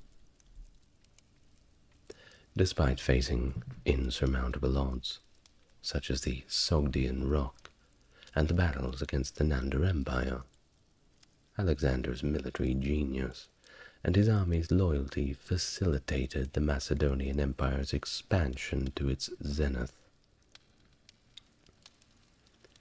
In his relentless pursuit of conquering the world, Alexander embarked on a strategic yet arduous journey back to Persia, post-monumental conquest in India. Opting for a division of his formidable force, he assigned Quiternus for the significant task of leading a substantial part of the army through Carmania, which is sort of around modern-day southern Iran. This maneuver was not merely a redeployment, but a calculated move to ensure the stability and security of the regions newly under Macedonian influence. Alongside this, Alexander initiated an ambitious naval expedition, entrusting his admiral Nearchus with the exploration of the Persian Gulf's coastline. This naval endeavor was aimed at charting and securing the maritime routes that were crucial for logistics and communication across the vast Macedonian Empire. Simultaneously, in the fashion that he preferred, Alexander chose a more direct but perilous path for himself and the remainder of his forces, electing to traverse the treacherous terrains of the Gedrosian Desert, now part of southern Iran and the Makran region of Pakistan. This decision underscored Alexander's character, always leading from the front, willing to endure alongside his men the harshest of conditions, to maintain the momentum of his conquests and the cohesion of his empire. However, the desert march proved to be one of the most grueling challenges faced by his army. Plutarch, chronicling his journey, notes that the dire consequences of this choice, a harrowing 60-day trek through the desert's unforgiving expanse, led to Alexander's forces being decimated. He reportedly lost 3/4 of their numbers to the relentless desert conditions. And then, in 323, Alexander himself passed away. Now there's a few possible explanations for it. Some say that it was a fever, some say he was poisoned or may have had liver disease from alcohol, but most likely it was either typhoid or malaria, which were running rampant in Babylon, his place of death. And there you have it, the military campaigns of Alexander the Great. Hope you enjoyed it.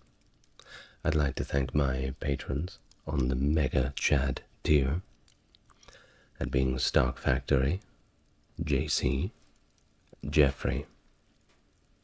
Thank you very much for your contributions, and if you'd like to make your contribution, follow the links in the description. You know what to do. So, thank you very much for listening, and I will see you in the next video. Good night.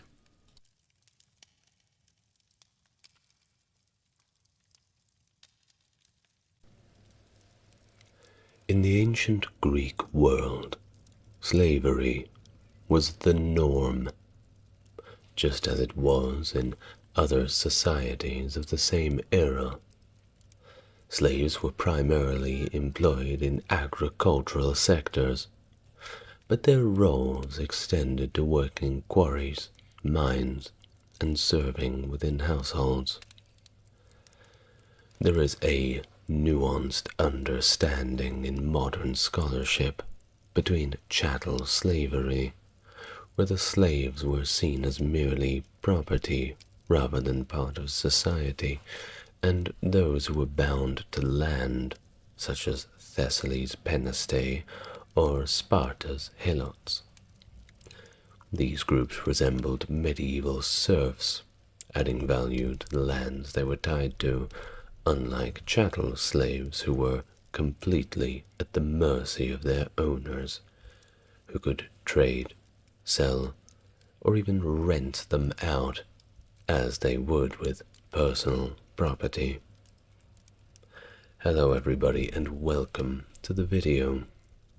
If it's your first time here, it's good to have you, and if you're returning, it's great to see you again. Today our topic is slavery in ancient Greece.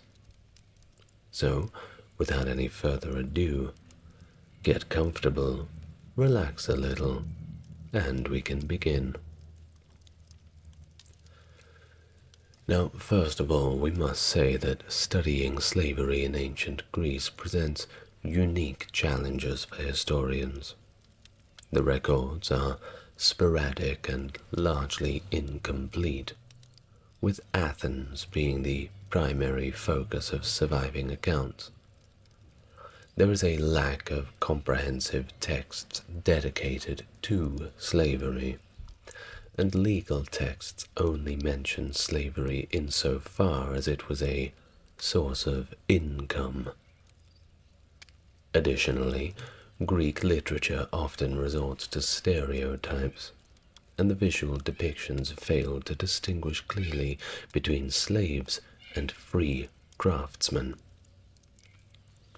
Now, with this in mind, we are going to do our best with the information that we have to provide a rather brief but general picture of what it was like to be a slave in the ancient Greek times. In the intricate tapestry of ancient Greek language, a multitude of terms were used to denote the concept of slavery, each bringing its own shades of meaning and contributing to a complex textual landscape. This diversity in terminology often leads to ambiguity in modern interpretations, especially when these terms are extracted from their original contexts some 2,000 years ago. In the epic narratives of Homer, Hesiod, and Theognis of Megara, slaves were referred to as dmos, a term generally used but specifically denoting war captives considered as spoils of war, essentially viewed as the property of their owner, a conquered people. Now, during the classical era, the term andropodon, meaning one with the feet of a man, was contrasted with tetrapodon or quadruped, signifying livestock, to distinguish human slaves from animals. The predominant term for slaves was doulos, juxtaposed with the term for free man, eleutheros. An archaic version of this, found in Mycenaean inscriptions, appears as doero for male slave, or doera for female slave, highlighting very early linguistic evidence of slavery. Now, the term doera, persisting into modern Greek, meaning work, was metaphorically extended to describe various forms of subjugation, including the dominance of cities or parental authority over offspring. The term oiketes, meaning one who lives in the house, specifically referred to household servants. Additional terms offering more nuanced understandings of slavery, contingent upon their contextual use, of course, include therapon, meaning companion in Homeric times, as in the companionship between Patroclus and Achilles, or perhaps Meriones and Idomeneus, which evolved by the classical period to mean servant. So remember that therapon meaning companion, and by the classical period, servant. Akolothos, translating to the follower or the one who accompanies, and its diminutive form typically used for page boys. Pais, meaning child, applied similarly to houseboy, or used derogatorily for adult slaves. Soma, literally body, used in discussions of emancipation, further illustrating the varied and context-dependent vocabulary related to slaves in ancient Greece. Now, Mycenaean society, which is really going back to the old times, in this society, slavery was seen as simply a fundamental aspect of the culture of a whole, as revealed by numerous tablets found in Pylos, which distinguish between the two types of slaves, the slaves of the people and the slaves of God, with the latter likely serving Poseidon. These divine slaves were unique, often mentioned by name and possessing their own land. Their status nearly akin to that of free individuals, but just not quite there. The origins of their servitude to the deity remain a mystery. Evidence suggests that many slaves, particularly those without divine association, originated from places like Cythera, Chios, Lemnos, or even as far as Halicarnassus, likely captured through acts of piracy.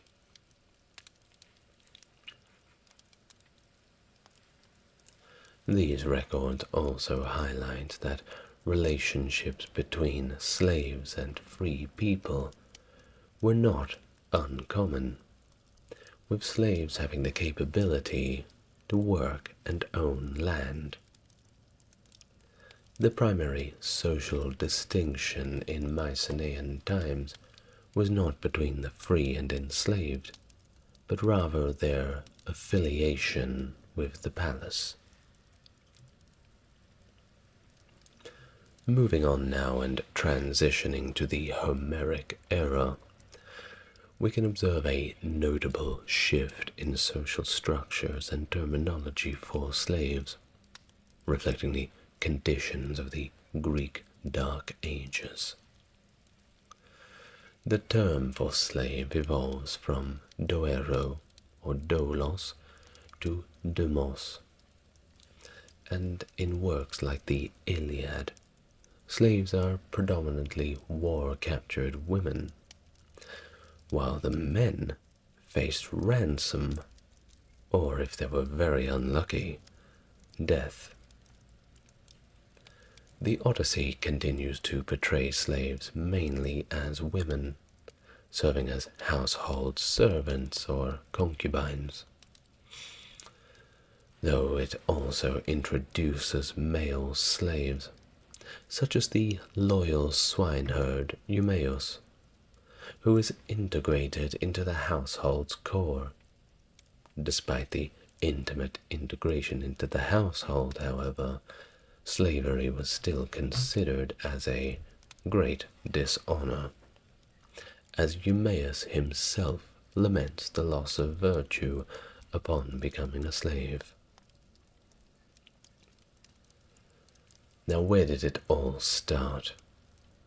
Well, that's kind of hard to tell. Slavery has been around for as long as warfare and subjugation of the conquered has. The origins of slave trading in the archaic period are therefore murky, with the 8th century BC poet Hesiod mentioning the ownership of demois, though their status remains ambiguous. The existence of douloi is further confirmed by later poets and the draconian laws of the 7th century BC, which permitted violence against slaves. By the time of Solon in the late 6th century BC, laws were in place that restricted the activities of slaves, marking a period where references to slavery became more frequent and its practice a lot more widespread. Now, this era saw the concurrent rise of the democratic processes and the expansion of slavery, highlighting a paradox within Greek history, where the advancements of freedom and the institution of slavery progressed hand in hand. In ancient Greece, the realm of politics was exclusively reserved for citizens, and seen as the most noble of pursuits, with all other vocations being delegated to non-citizens whenever it was possible. This delineation emphasized the significance of status over the nature of one's work. Agriculture stood as the cornerstone of the Greek economy, where slavery played a critical role.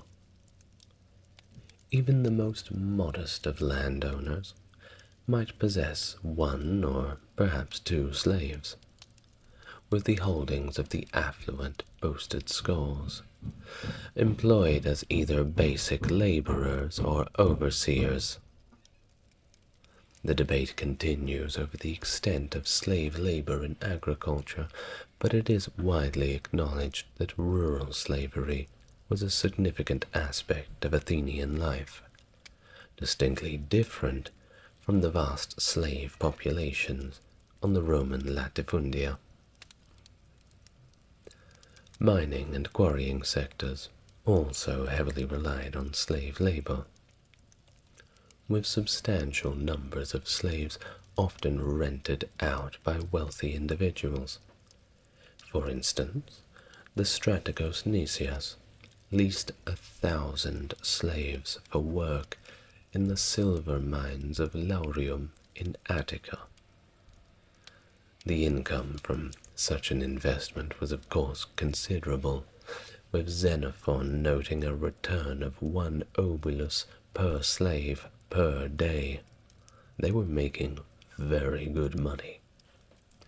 He even proposed that Athens could enhance its citizens' welfare by purchasing a large number of slaves to be leased out, suggesting a ratio of up to 3 state-owned slaves per citizen. Of course, this is probably not a good idea. There's only so far you can take slavery. If the slaves begin to outnumber you, well, for obvious reasons, this could begin a few problems. Craftsmanship and trades were other areas where slaves made significant contributions. Workshops, unable to rely solely on family labor, employed a large number of slaves. For example, one shield factory of Lysias operated with 120 slaves, and the father of Demosthenes utilized the skills of 32 cutlers and 20 bed makers in his own enterprise. Of course, domestic slavery was also widespread, with the roles of slaves extending into the households of their masters.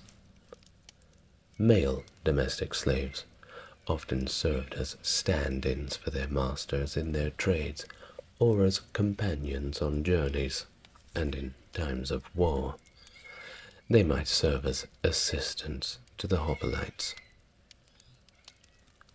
Female slaves were primarily engaged in household duties, such as cooking and weaving textiles, illustrating the diverse and integral roles slaves held in ancient Greek society across various sectors. Now, how many slaves were there? Was it 1 to every wealthy house?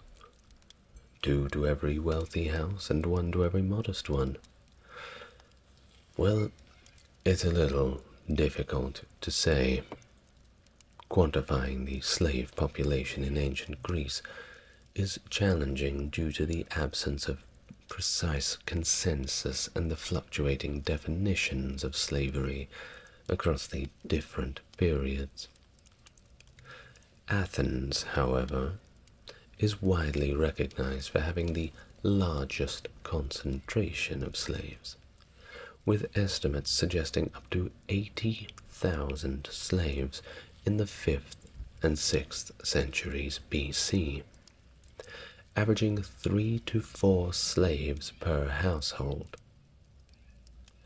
Thucydides notes a significant event in the 5th century BC, where 20,000 slaves, mostly artisans, deserted during the Decelean War.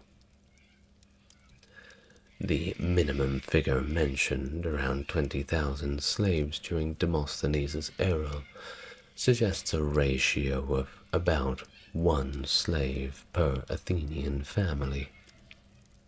That's a lot of slaves.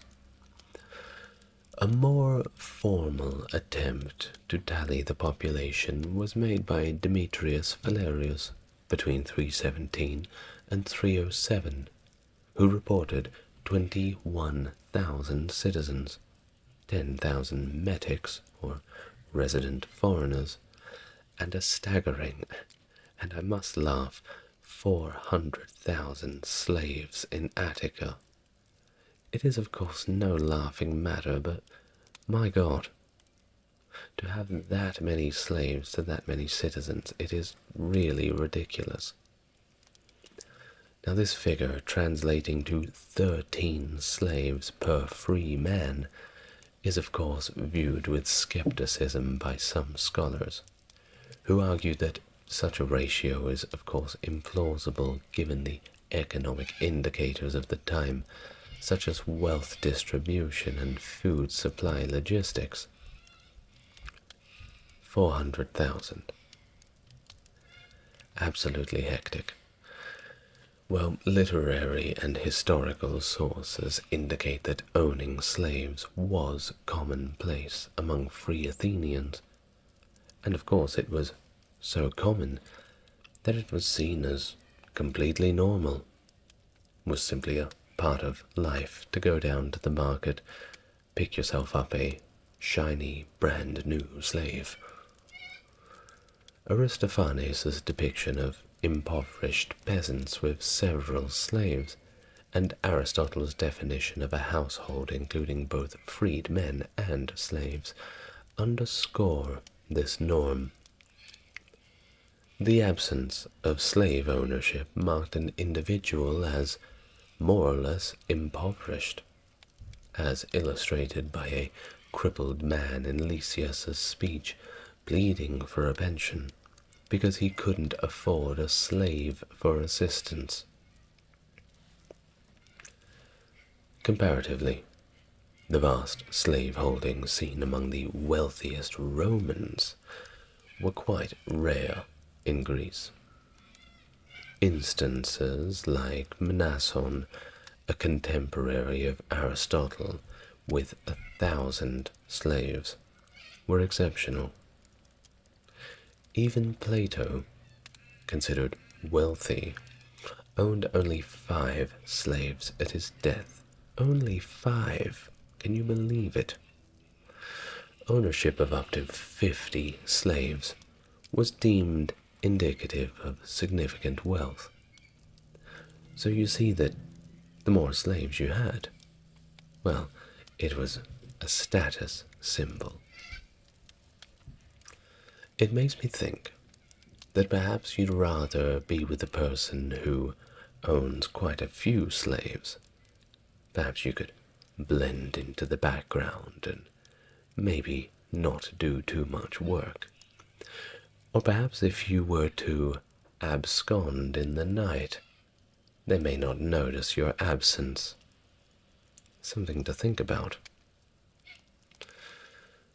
Well, outside of Athens, Thucydides highlights Chios for having the highest proportional number of slaves, suggesting that the phenomenon of slavery was widespread, but varied throughout ancient Greece.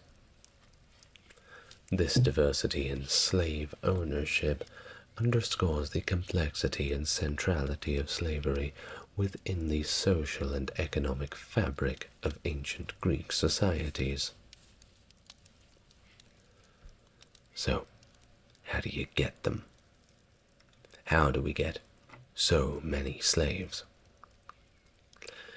Well, you see, the acquisition of slaves stemmed from 4 primary sources: warfare, piracy, banditry, and international trade, each contributing to the slave population in different measures across various periods and regions. Let's go through a few of them. Now, first up, of course, is warfare, a significant source of slaves. The victors in battle had the right to enslave the defeated, a practice that, while not systematic, was certainly widespread. For instance, here's an example.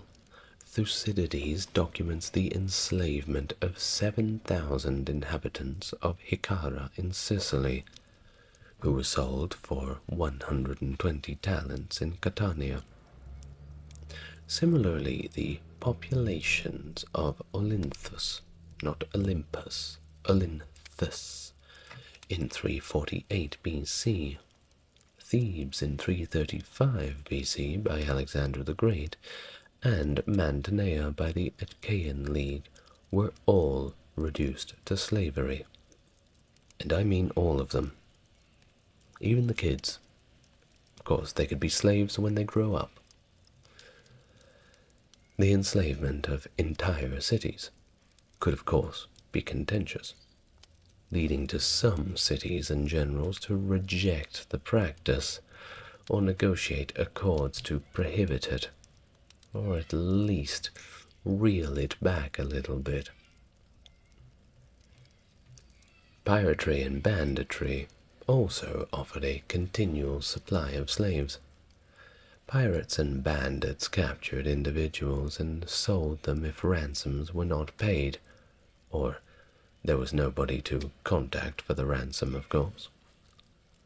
Certain areas like Acarnania, Crete, and Aetolia were notorious for such practices, with piracy described as just a traditional way of life, just another job.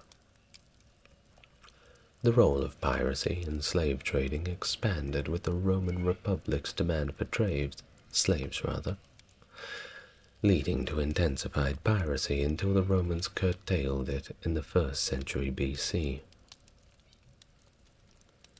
Slave raids, a form of banditry, were especially prevalent in places like Thrace and the eastern Aegean, where locals were captured and sold through slave markets, which became the primary source of slaves from the 6th century BC onwards.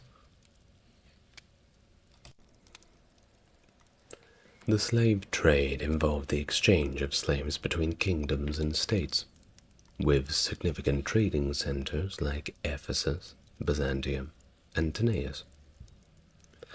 Slaves were often war captives or victims of the aforementioned localized piracy, but some were very unfortunately sold into slavery by their own families. Imagine that. Well, evidence of the slave trade includes the specific nationalities present within the slave population, the use of ethnically descriptive names for slaves in comedies, and the strategic avoidance of concentrating too many slaves of a single nationality in one place to prevent revolts. They continued that tradition on for a very long time. You don't want them communicating, don't you? You just want them talking. The value of slaves varied based on their skills and the market demand, with prices reflecting both the abilities of the slaves and the market conditions of the time. Think supply and demand. Buyers at slave markets were also protected by guarantees against latent defects, allowing for the annulment of a sale if a slave was found to be crippled and this had not been disclosed.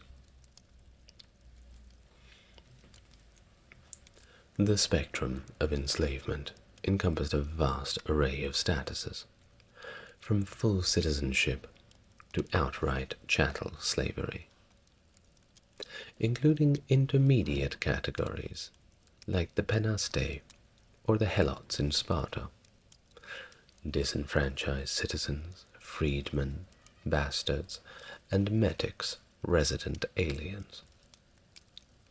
The common denominator among these varied statuses was the lack of civic rights, painting a complex picture of social stratification. Now, one expert in the field, Moses Finley, has outlined specific criteria to differentiate degrees of enslavement, focusing on various rights and possibilities, such as owning property, authority and power over others, legal rights and obligations, familial rights, the potential for social mobility, religious duties, and military obligations. These criteria highlight the nuanced differences between the many levels of societal standings within ancient Greece. Now back to Athens. Athenian slaves, considered property of their masters or the state as a whole, had their lives dictated by their owners. Their owners, of course, had the authority to sell, rent, or even give them freedom. Despite the ability to form familial bonds, these relations held no legal recognition, leaving families vulnerable to separation at the master's whim. The judicial system offered slaves fewer rights than citizens, obviously, with their testimonies often admissible only under torture, a reflection of their loyalty to their masters. So if your master was charged with something, you would be brought in, and they would not believe you because, of course, you wouldn't tell the truth. You would lie to protect your master. So the next step would be to put you on the rack, or whatever other torture device they would have. Now, despite this harsh reality, certain protections existed, depending on the time, albeit indirectly, such as the ability for a master to sue for damages if a slave was mistreated, or the public's right to prosecute a master for excessive cruelty, aimed more at curbing societal violence than protecting a slave. Therefore, the Greeks maintained complex laws regarding the treatment of slaves, including the prohibition of their execution without a trial, reflecting a societal concern for maintaining order and preventing the escalation of crimes that could harm the community as a whole. Regardless if it was a slave or not, you didn't want to hear somebody screaming and being beaten, well, that could put down the value of the neighborhood, of course. Nobody wants that, regardless of who it's being done to.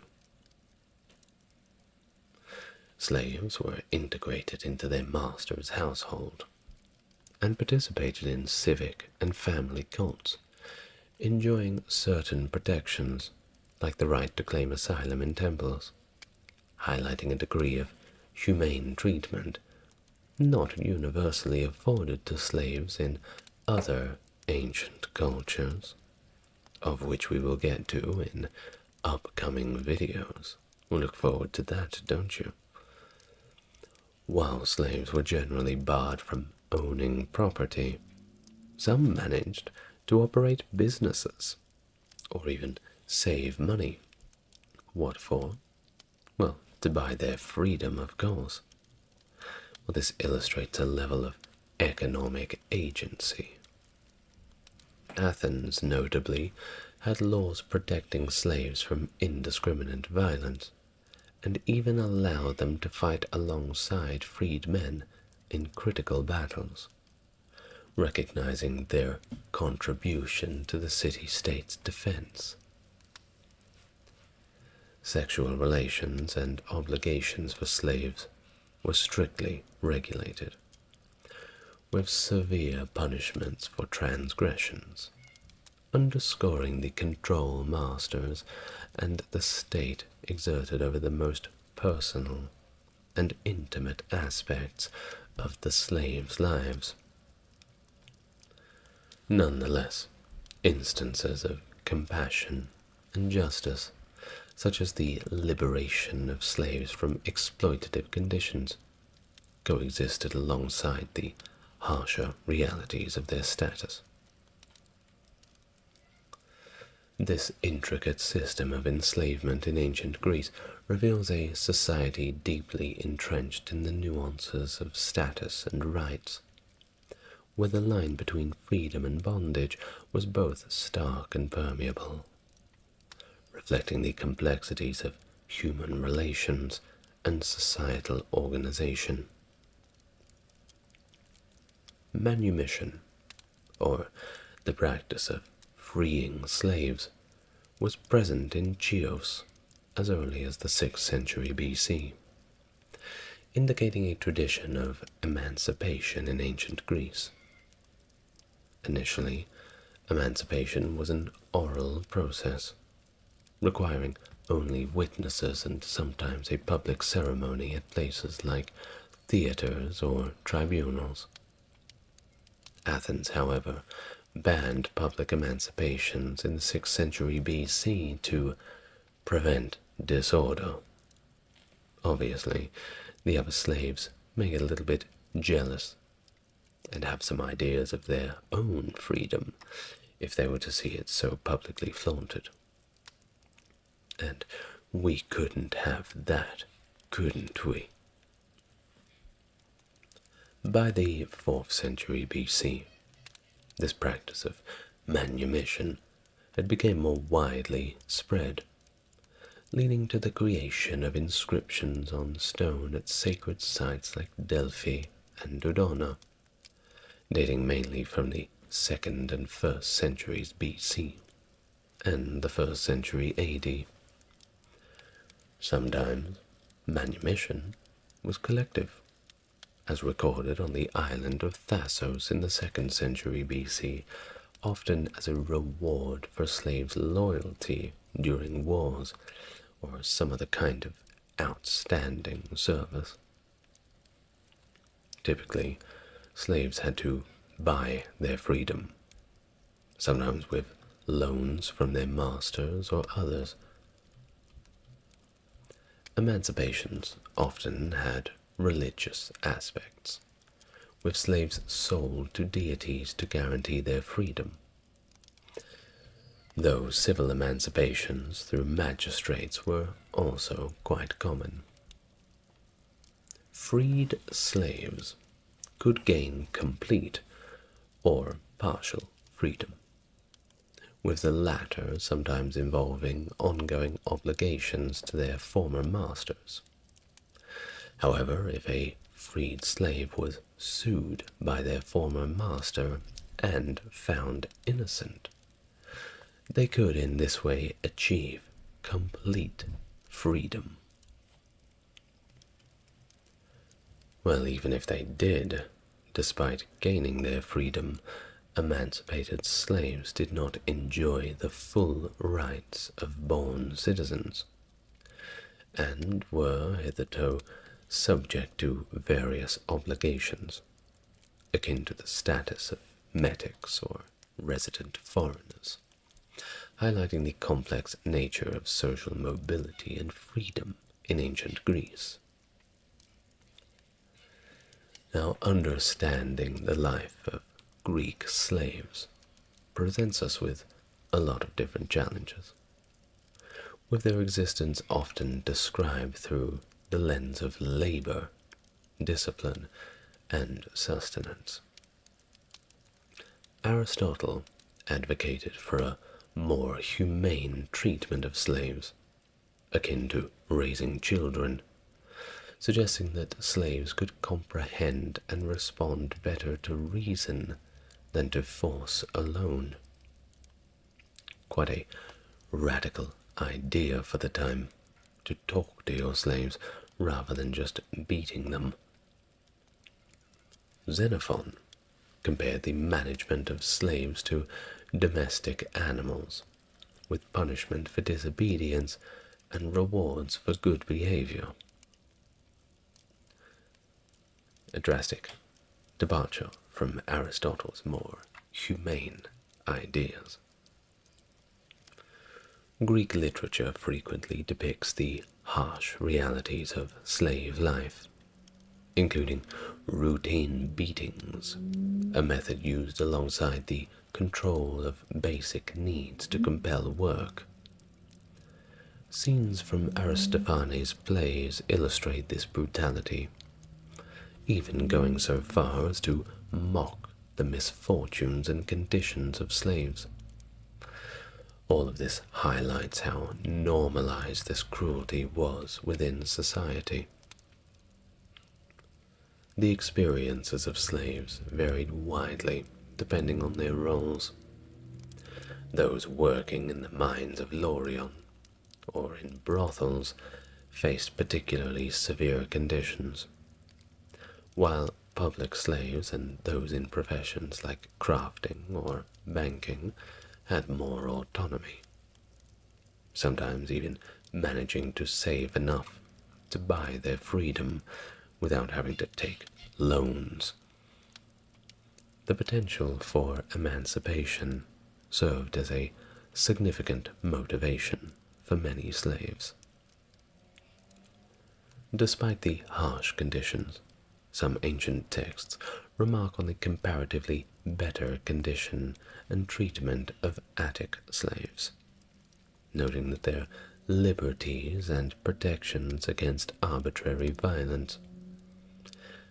However, the mass desertion of 20,000 slaves during the Peloponnesian War indicates the limits of this perceived leniency, especially among skilled workers who were perhaps among the better treatment in the slave hierarchy. The phenomenon of slave escapes was notable enough to inspire comedy plays in ancient Greece. Yet there's no record of large-scale revolts akin to Rome's Spartacus uprising, likely due to the dispersed nature of the slave population, which hindered collective action. Instances of individual defiance, including attempts on masters' lives, though rare, punctuate the narrative of slavery in ancient Greece, underscoring a complex picture of submission, resistance, and the human struggle for dignity and freedom. Thank you very much for listening today. What a horrible thing to learn about. Well, unfortunately, The practice of slavery continues into our modern world.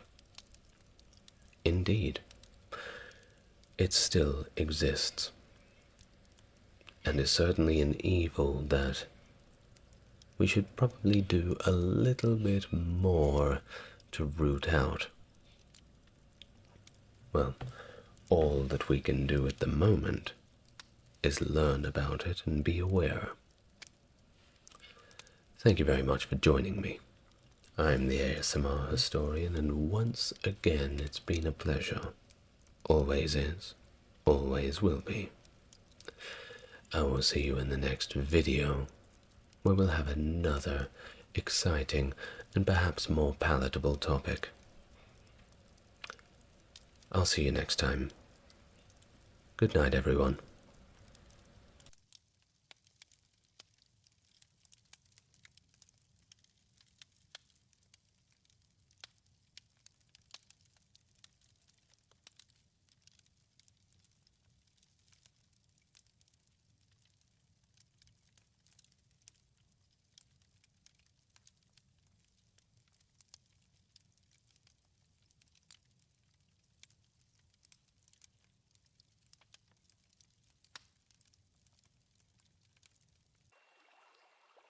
The Eleusinian Mysteries, known in Greek as Eleusinian Mysteria, referred to secretive rites practiced in the city of Eleusis. The name Eleusis is believed to have pre-Greek origins and may be linked to the gods Eleuthia.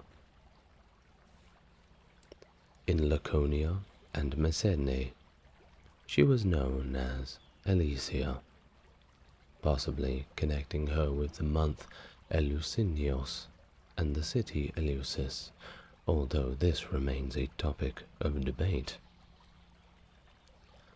The Greek term from which the English word mystery is derived is mysterion, which denotes a secret rite, or indeed a mystery itself.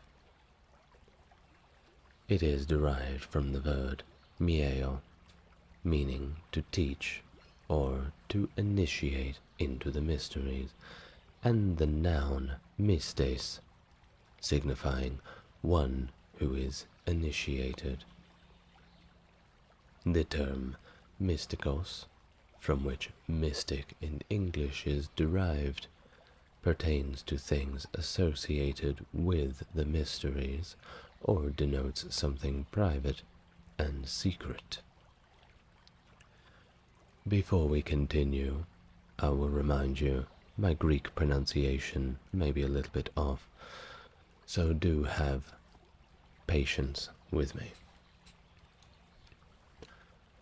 The Eleusinian Mysteries are closely tied to a myth featuring Demeter, the goddess of agriculture and fertility, as narrated in one of the Homeric hymns circa 650 BC. According to the tale, Demeter's beloved daughter, Persephone, also known as Kore or the Maiden, was engrossed in the task of adorning the earth with all of its vibrant flowers. However, her blissful undertaking was interrupted when Hades, the formidable deity who ruled the underworld, seized her and whisked her away to his shadowy domain. Overwhelmed by grief and anxiety over her daughter's sudden disappearance, Demeter embarked on an arduous quest to locate her. In her anguish, she wrought havoc upon the earth, inducing a devastating drought that plunged humanity into suffering and deprivation. This dire situation prompted Zeus, the king of the gods, to intercede and negotiate for Persephone's release. During her relentless pursuit of Persephone, Demeter traversed vast distances and imparted her agricultural wisdom to Triptolemus, among other ventures. Eventually, Persephone was permitted to reunite with her mother. However, a fateful twist awaited her. Having consumed food in the underworld, a deed that bound her to its realms, Persephone was obligated to spend a portion of each year in Hades' realm. The duration of her stay, which varied across accounts, coincides with the dry and parched Greek summer, a period of potential drought and barrenness. Persephone's cyclic sojourn between the underworld and the earthly realm carries profound symbolism. Her annual return to the surface heralds the onset of spring, a season synonymous with rebirth, rejuvenation, and the resplendent flourishing of plant life.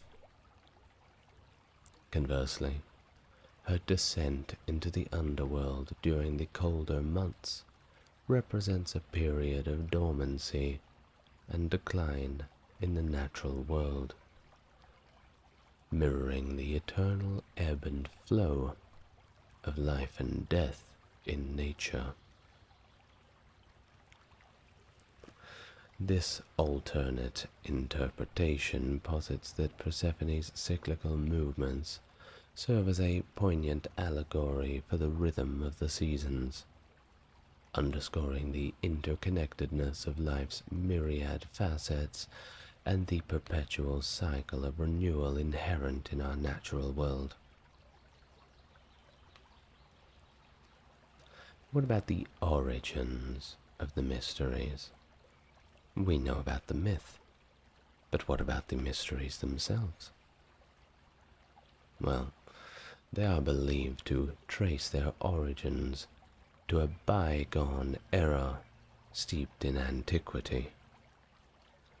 Evidence unearthed at the Eleusinian temple in Attica suggests that the foundation of these enigmatic rites lay in an ancient agrarian cult, possibly predating even the Greek Dark Ages.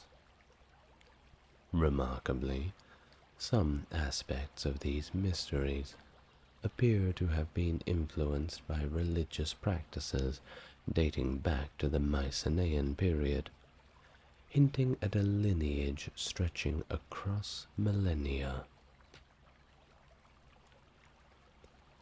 Excavations at Telesterion, the sacred hall where the mysteries unfolded, have unveiled traces of a private structure dating back to the Mycenaean era, suggesting that the cult of Demeter may have initially been confined to select initiates. References in the Homeric hymn to Demeter hint at the royal palace of King Helios, providing further tantalizing glimpses into the mystery's ancient pedigree. Modern scholars have postulated that the Eleusinian Mysteries were designed to transcend the boundaries of the mortal realm, elevating participants to divine status and bestowing upon them the promise of immortality. Some even speculate that these rites may have evolved from a Minoan cult, with Demeter herself believed to have originated as a poppy goddess hailing from the shores of Crete. Insights gleaned from the Mycenaean period shed light on precursor deities such as Despoina, an early manifestation of Persephone, and Aletheia, the goddess of childbirth. The Megaron of Despoina at Lycosura bears striking resemblance to the Telesterion of Eleusis, suggesting a continuity of sacred traditions across disparate epics. Inscriptions discovered at Eleusis invoke the goddesses, alongside the agricultural deity Triptolemus, possibly the progeny of Ge and Oceanus, while the god and goddess Persephone and Ploton are accompanied by Eubuleus, the guide from the underworld. The mythological narrative unfolded in three distinct phases: the descent, the search, and the ascent, eliciting a gamut of emotions from sorrow to exultation, ultimately stirring the mystii to ecstatic revelation. Thus, the mysteries emerge as a tapestry woven from the threads of ancient rites, mythological lore, and sacred traditions, a testament to humanity's perennial quest for transcendence and divine communion.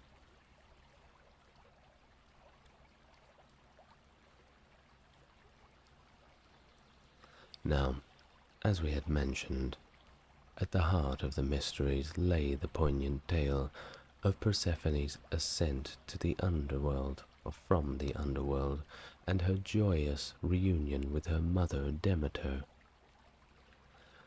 The essence of the rituals was captured in the symbolic gesture of pouring out vessels towards the heavens and the earth, as the assembled faithful intoned a magical chant invoking rain and conception, a potent invocation of fertility and renewal. Central to the mysteries was the ritual of the divine child, symbolized by the initiation of a youth from the hearth, the sacred flame representing the divine fire of creation.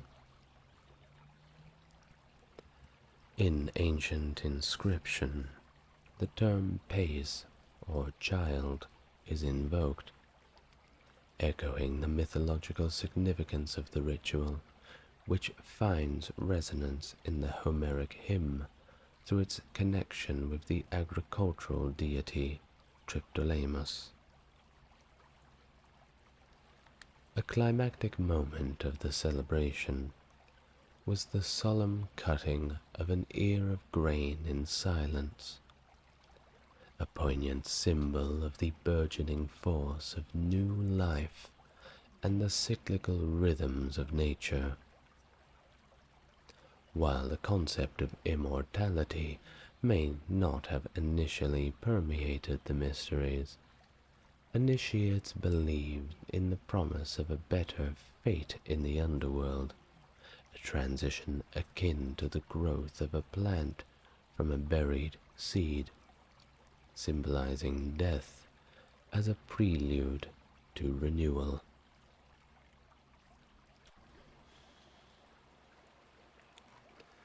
Ancient depictions from sites like the Palace of Phaistos vividly capture the imagery of Persephone's ascent, portraying a deity emerging from the earth with outstretched arms, reminiscent of course of a blooming flower, an enduring symbol of resurrection and regeneration.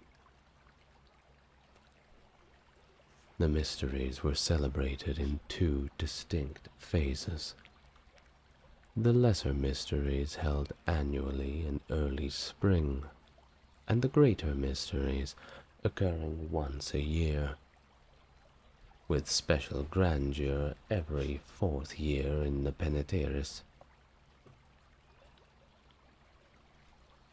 Initiation into the mysteries was a gradual process, with candidates admitted to the greater mysteries only in the following year, in September. That's quite a long waiting list, of course.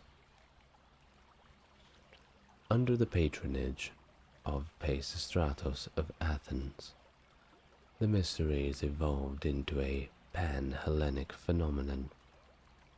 That means all over Greece, by the way, attracting pilgrims from across Greece and beyond. Around 300 BC, state control over the mysteries led to a surge in initiates, with membership open to all who met the criteria of freedom from blood guilt and proficiency in Greek language. Affirming the inclusive nature of these sacred rites, which welcomed men, women, and even slaves into their fold. The participants of the Eleusinian Mysteries comprised 4 distinct categories, each with its role and significance within the sacred rituals. Priests and priestesses and hierophants. These individuals held the esteemed position of guiding and officiating the ceremonies. They were entrusted with the sacred rites and the interpretation of the mysteries, serving as the custodians of the ancient traditions and knowledge. Initiates. Those who underwent the initiation ceremony for the first time belonged to this category. Initiates embarked on a journey of spiritual transformation, symbolizing rebirth and renewal, as they delved into the profound mysteries of Demeter and Persephone.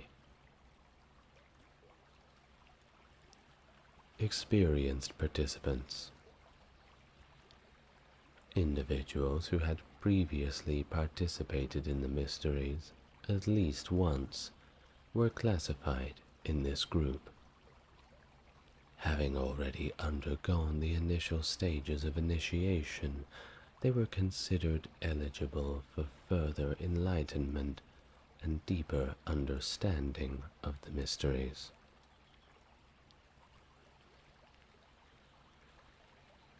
Epoptea Athanes, the highest echelon of participants, those who had attained epoptea, or contemplation, represented the culmination of the initiatory journey. Having learned the secrets of the greatest mysteries of Demeter, they were granted profound insights into the eternal truths and the divine order of the cosmos.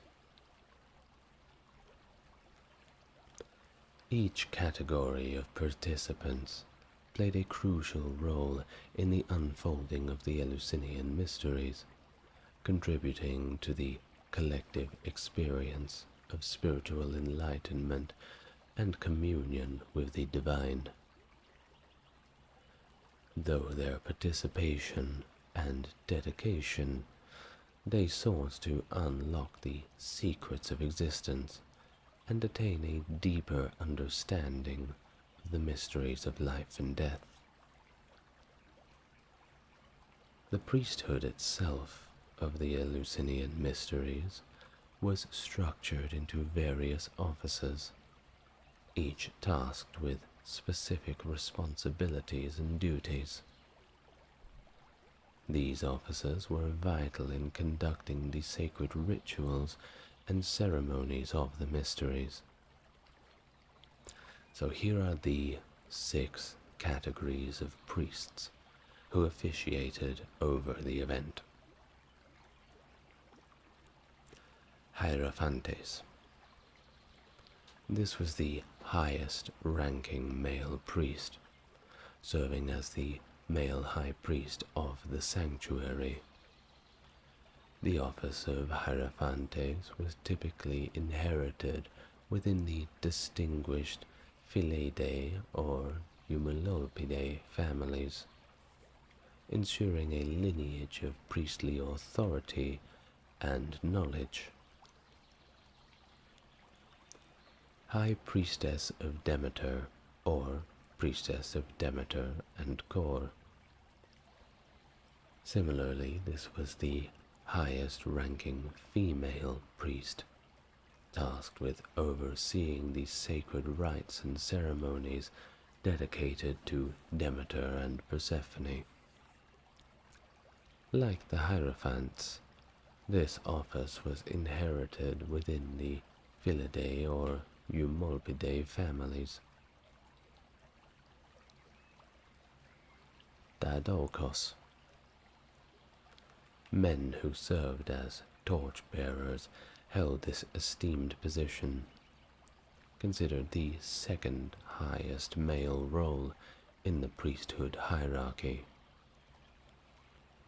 Their role involved carrying and lighting torches during the ceremonies, symbolizing illumination and guidance through the mysteries. Dadokosa, priestess. This female priestess assisted the Dadokos in their duties, providing support and participation in the ceremonial activities. Like the High Priestess, this office was also inherited within the Philae or Eumolpidae families. Well, it looks like those families had quite the monopoly on the event, didn't they? Hierophantides. This category consisted of two married priestesses, one dedicated to serving Demeter and the other to serving Persephone. Their role was to embody the divine aspects of the goddesses and contribute to the enactment of the mysteries. Panagaeus, the holy, or Melissae, the bees. This group of priestesses lived a secluded life away from men, devoting themselves entirely to the sacred duties and rituals of the mysteries. Their role was to maintain the purity and sanctity of the sanctuary environment. The offices of the Hierophant, High Priestesses, and Dadokosa Priestess were exclusively inherited within the aforementioned Philae and Eumolpidae families. They wanted a hereditary lineage of authority and continuity, passing down the knowledge from father to son and mother to daughter. Now, the High Priestess played a particularly significant role, impersonating the goddess Demeter and Persephone during the enactment of the mysteries, and events at Eleusis were often dated by the name of the reigning High Priestess rather than the High Priest.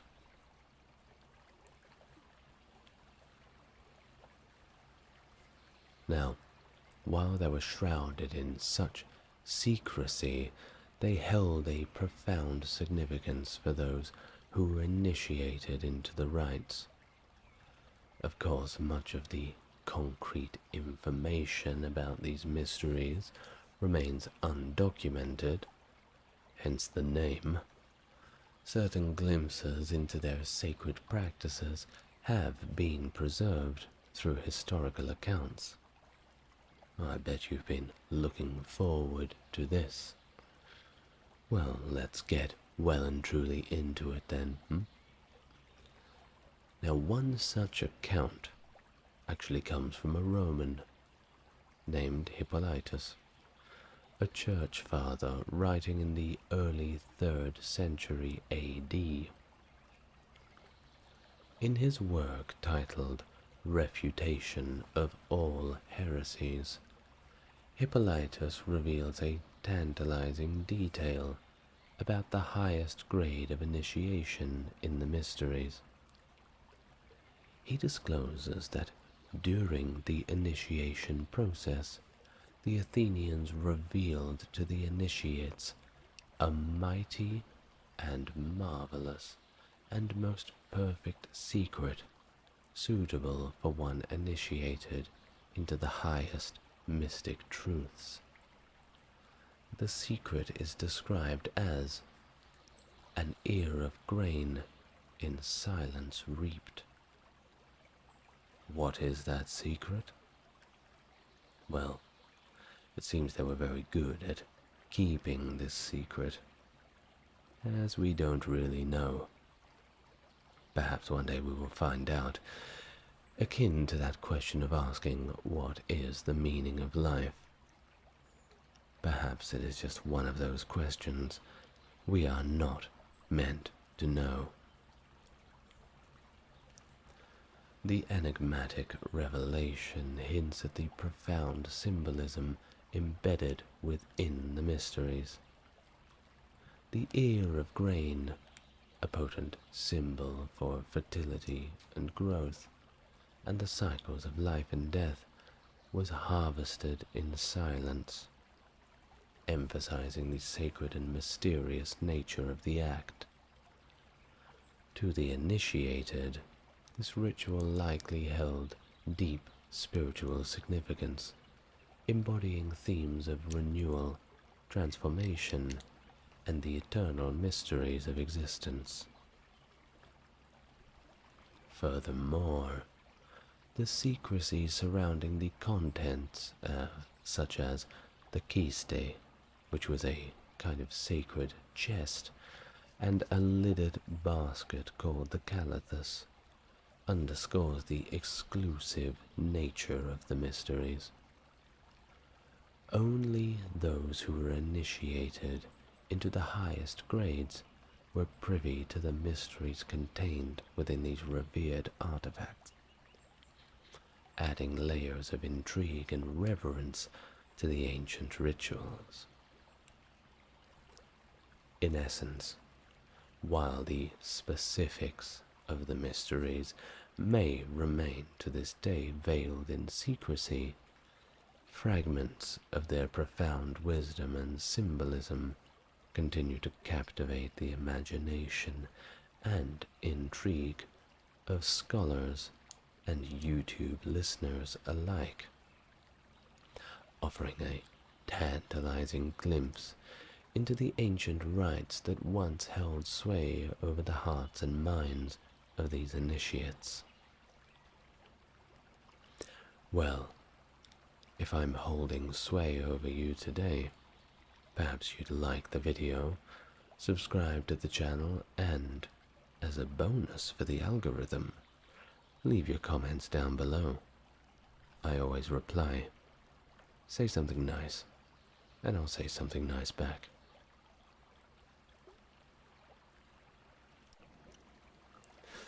So, what did the mysteries encompass? Well, there were two distinct ceremonies, being the lesser and the greater mysteries, both holding the promise of profound spiritual insight and transformation for those who initiated themselves into them. According to the philosopher Thomas Taylor, the lesser mysteries symbolically represented the struggles of the soul while bound to the physical body. In contrast, the greater mysteries offered initiates mystical visions that hinted at the soul's ultimate bliss and enlightenment beyond the material realm. The lesser mysteries, held in the month of Anthesteria during midwinter, served as a preliminary stage for the initiation into the deeper truths of the greater mysteries. Initiates seeking entry into the greater mysteries would first sacrifice a piglet to Demeter and Persephone, and then undergo ritual purification in the sacred waters of the river Ilissos. Upon completion of the lesser mysteries, participants were deemed worthy of progressing to the greater mysteries, which took place in Boedromion, the third month of the Attic calendar, during late summer. Remember that this is somewhat before the Julian calendar, the solar calendar that we are familiar with. This elaborate ceremony spanned 10 days and encompassed various rites and rituals, each of profound significance. The festivals commenced on the 14th of Boedromion, with the transportation of sacred objects from Eleusis to the Eleusinion, a temple situated at the base of the Acropolis of Athens. The following day, known as the Gathering, marked the official commencement of the rites, accompanied by solemn sacrifices and declarations by the priests. The initiates, known as the Halade Mystae, embarked on a symbolic journey on the 16th of Boedromion, washing themselves in the sea at Phaleron as part of their purification ritual. The subsequent days saw elaborate processions, feasts, and rituals, culminating in the all-important procession to Eleusis on the 18th.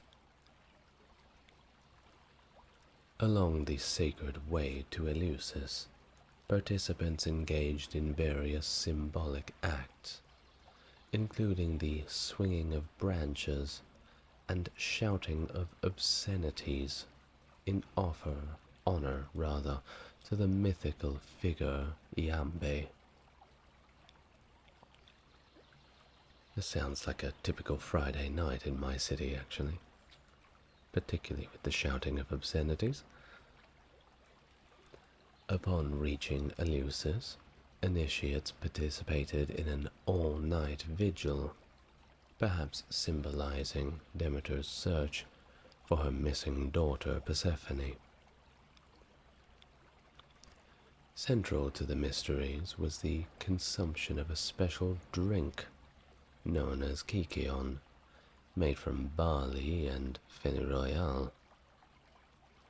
Speculation abounds regarding the potential psychotropic effects of this concoction, with some theories suggesting the presence of ergot, a fungus containing psychedelic alkaloids. Recent archaeological finds, including the discovery of ergot fragments in a temple dedicated to the Eleusinian goddesses, have lent credence to the hypothesis of ergot's inclusion in the kykeon.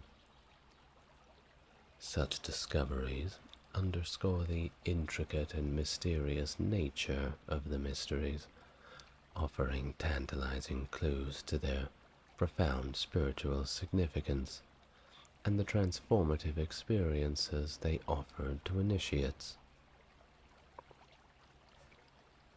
Well, I'm sure it would have been quite profound and quite spiritual after you had drank so much kykeon that you couldn't remember where your elbows were. Very spiritual, very New Age indeed. On the 19th of Boedromion, a pivotal moment arrived for the initiates of the Eleusinian Mysteries as they entered the revered Telestrion, a grand hall surrounded in mystery and sanctity. At its center stood the Anaktoron, the palace, constructed from ancient ruins dating back to the Mycenaean age, accessible only to the highest-ranking hierophants. Within this sacred space, precious objects of divine significance were carefully stored, guarded by the initiated priests. Before gaining entry into the Telesterion, initiates would solemnly recite a declaration affirming their readiness for the sacred experience. This declaration included acknowledgement of fasting, consumption of the kykeon, and respectful interaction with the sacred objects housed within the keystay box and the calathus, the open basket. It is widely believed that the rituals conducted within the Telesterion comprised three essential elements, collectively known as the unrepeatables, or in Greek, aporheta. These elements included dromena, the enactment of sacred dramas depicting the mythological narrative, deiknoumena, the display of sacred objects as symbols, with the hierophant assuming a central role, and legomena, the spoken commentaries and explanations accompanying the ritual actions. Now, you got to remember, the secrecy surrounding these rituals was paramount. And of course, the one rule about Eleusinian Mysteries Club is that you don't talk about Eleusinian Mysteries Club. Therefore, the penalty for divulging its core rituals was quite severe, i.e., they would kill you. You can't get much more severe than that. Historical accounts mention individuals who faced dire consequences for breaching the oath of secrecy. Diagoras of Melos, for instance, was condemned to death in Athens for revealing the mysteries, while Aeschylus, the renowned playwright, was purportedly tried for similar offenses. But luckily for him, he was ultimately acquitted. The absolute ban on disclosing the inner workings of the mysteries underscores the profound reverence and sanctity with which they were regarded. Consequently, very little is known about the precise details of the rituals conducted within the Telesterion, as the secrecy surrounding them was rigorously upheld all throughout antiquity. Regarding the climax of the Eleusinian Mysteries, modern scholars have two main theories. One perspective suggests that the culmination of the mysteries involved the priests revealing profound visions of the holy night to the initiates. These visions included symbolic representations such as holy sacred fire, symbolizing the promise of life after death, along with other sacred objects. According to this view, the priests played a central role in guiding the initiates through the revelatory experiences. However, some scholars find this explanation insufficient to fully account for the profound impact and enduring significance of the mysteries. They argue that the experiences of the initiates during the climax of the rites were likely internal and subjective, possibly mediated by the ingestion of that kykeon drink with all of its lovely goodies inside. This theory, known as the entheogenic theory, posits that the psychoactive properties of the kykeon induced altered states of consciousness, facilitating mystical or transcendent experiences among the inmates. And think about it. If there was a cult down the road from you, a group of people in strange colorful clothes, all with goatees, chanting around a fire and whatever else they do, claiming that they would have some sort of spiritual insight during their rituals, of course you would view this with some kind of suspicion. Indeed, even the people in the world of antiquity would most likely have some questions to ask. Now, added to this, if this cult down the road from you in your town said that they gained these spiritual visions and wisdom, this enlightenment, after they drank this magic potion that was made by the cult leader, would you not approach that with even more skepticism? Now, I don't want to ruin anybody's fun, because indeed the mysteries are something interesting for us to look at. But we have to engage in some analysis of what was or could have been happening. Well, enough about that, as it is just modern speculation. Now, following that pivotal section in the mysteries, participants engaged in an all-night feast known as the Panicus, characterized by lively dancing and joyful celebration. Now that sounds like my kind of cult. Unlike the secretive rituals held within the telesterion, this part of the festivities was open to the public, allowing for communal revelry and shared camaraderie among participants. A big party for completing the pilgrimage. The dances of the Panicus were performed in the Rarian Field, a location also steeped in myth and symbolism. It was actually, in Greek tradition, believed to be the site where grain was first cultivated. Now that is some mythological significance. Additionally, a bull sacrifice typically occurred late into the night or early the next morning, further emphasizing the sacred and ritualistic nature of the event.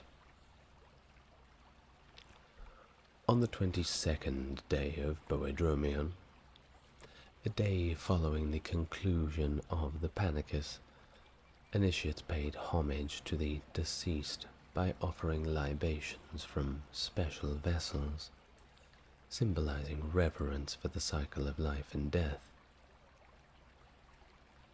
Finally, on the 23rd of Boedromion, the Eleusinian Mysteries would officially conclude, and participants all shook hands, said goodbye, and returned to their respective homes, having undergone a profound transformative experience that transcended the boundaries of their ordinary and perhaps mundane by comparison existence. Now, jumping forward a little bit. In 170 AD, the Temple of Demeter suffered devastation at the hands of the Sarmatians, who sacked the sacred site. However, the temple was reconstructed under the patronage of Marcus Aurelius, my boy, a Roman emperor known for his philosophical pursuits. Go onto Amazon or perhaps a more ethical bookstore and buy his book, The Meditations. You will not regret it. Remarkably, Marcus Aurelius was granted the rare privilege of being the only lay person permitted to enter the Anaktoron, the inner sanctum of the temple. But things were about to change. Just as the Roman world was changing, Greece was changing, everything was going to change. As Christianity gained ascendancy in the 4th and 5th centuries, the prestige of Eleusis began to fade away. The burgeoning influence of Christianity led to a decline in interest and participation in the Eleusinian Mysteries. However, a brief resurgence occurred during the reign of the Roman Emperor Julian, from 361 to 63 AD. Quite a brief reign indeed. Julian, who was also known as Julian the Apostate due to his rejection of Christianity, sought to revive the Eleusinian Mysteries, recognizing their cultural and religious significance. Julian became the last emperor to undergo initiation into the mysteries before their eventual demise. The final blow to the Eleusinian Mysteries came in 392 AD, during the reign of the Christian Emperor Theodosius I. Theodosius, known for his fervent promotion of Christianity and suppression of paganism, ordered the official closure of the mysteries. This edict marked the end of an era, signaling the demise of one of antiquity's most revered religious traditions. Eunapius, a historian and biographer of Greek philosophers, chronicled the demise of the Eleusinian Mysteries. He reported that the last legitimate hierophant, entrusted with the task of preserving the mysteries, was a figure commissioned by Emperor Julian. However, by the time of Eunapius's account, the mysteries had fallen into disrepair, and the last hierophant was regarded as a usurper, lacking the true authority to uphold the ancient tradition. In 396 AD, further devastation befell Eleusis when Alaric I, the king of the Goths, launched a raiding campaign in Attica. Accompanied by Christian monks, Alaric and his forces pillaged the remnants of the sacred shrines, symbolizing the final chapter in the decline of the Eleusinian Mysteries. I'm not crying. You're crying. Well, despite the destruction of the formal Eleusinian Mysteries, of course, remnants of the cult persisted in rural Greece, away from the prying eyes of those city slickers. Local peasants and shepherds, seeking continuity with their ancient religious practices, gradually incorporated elements of Demeter's rites into their worship of Saint Demetrius of Thessaloniki. Over time, Saint Demetrius became revered as the local patron of agriculture, inheriting aspects of both the legacy of the pagan mother goddess, Demeter. This syncretism reflects the enduring resilience of religious traditions in the face of cultural transformation and upheaval. Well, perhaps the Eleusinian Mysteries still continue out there to this day, in the far-off parts of the Greek countryside. Epictetus, 341 to 270 BC, was a Greek philosopher who founded the school of Epicureanism, a significant school of philosophy. Born on the island of Samos to Athenian parents, Epictetus established his own school in Athens. His school was known as the Garden, influenced by Democritus, Aristippus, Pyrrho, and potentially the Cynics.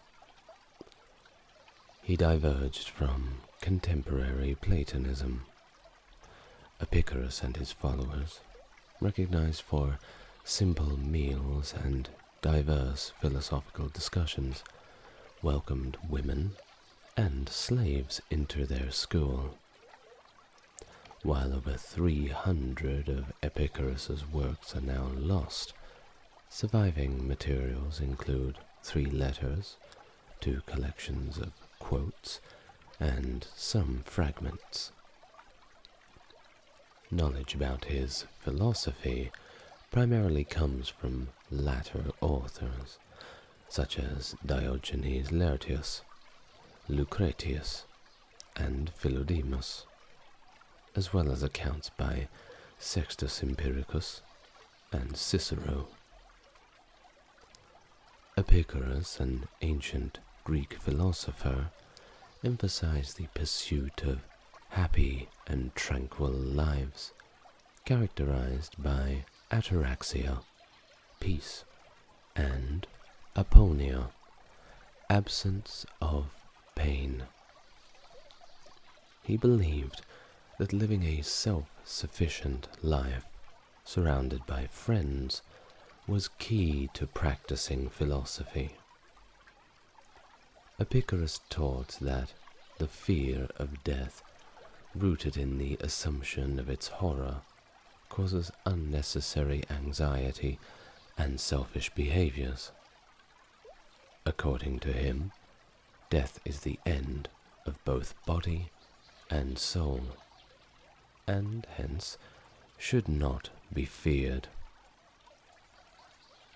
Epictetus asserted that ethical actions should be driven by internal guilt rather than external rewards or punishment from the gods.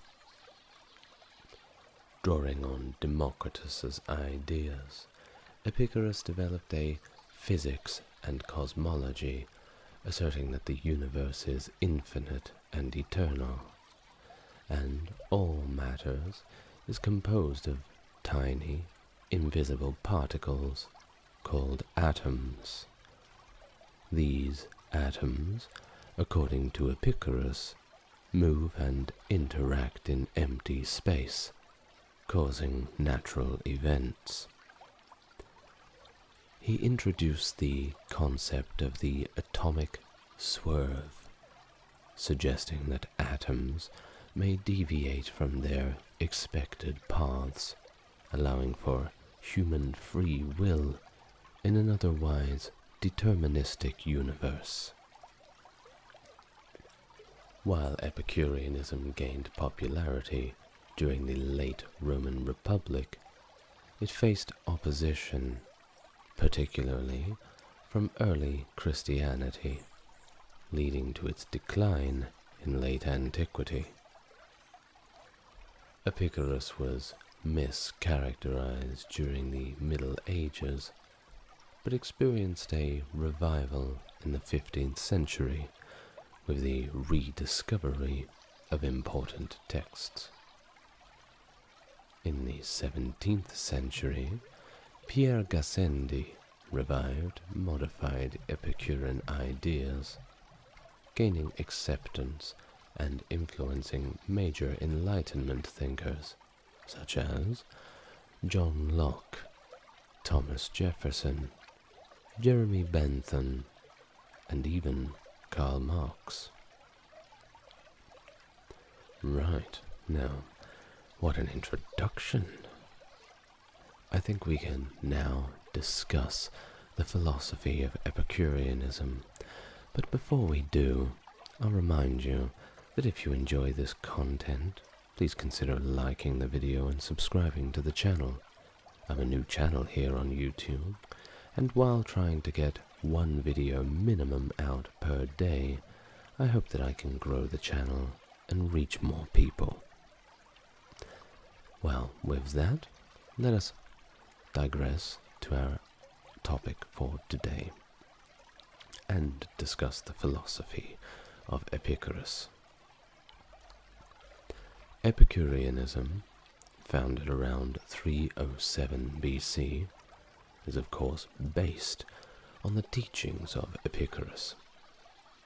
It was a philosophical system rooted in materialism, inspired by thinkers like Democritus.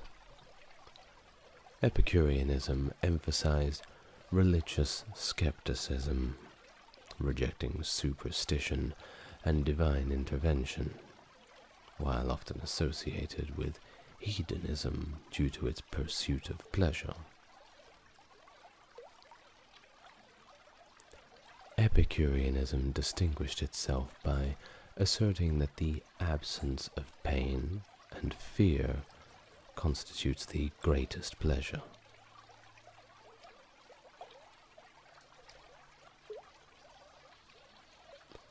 The philosophy advocated for a simple life, seeking tranquility, ataraxia, and the absence of bodily pain, aponia, through knowledge and limiting desires. Epicurus, influenced by Aristippus, believed that the greatest good was to find modest and sustainable pleasure. He encouraged understanding the workings of the world to achieve tranquility and freedom from fear. Epicureans generally withdrew from politics, viewing it as a potentially conflicting with their pursuit of virtue and peace of mind. Only a few writings by Epicurus have survived, including 3 letters and a list of principal doctrines.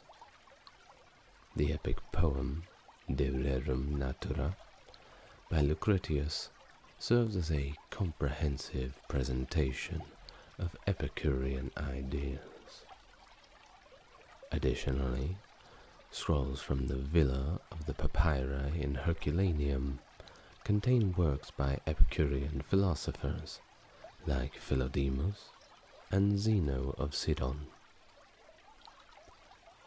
The philosophy thrived in the late Hellenistic and Roman eras, with Epicurean communities established in various locations. However, by the late 3rd century CE, Epicureanism declined, opposed by philosophies like Neoplatonism. It did, however, experience a revival during the Age of Enlightenment, and it remains a subject of interest to the modern era. Epicurus established teaching centers in Mytilene and Lampascus before acquiring a property in Athens known as the Garden, which became the namesake of his school.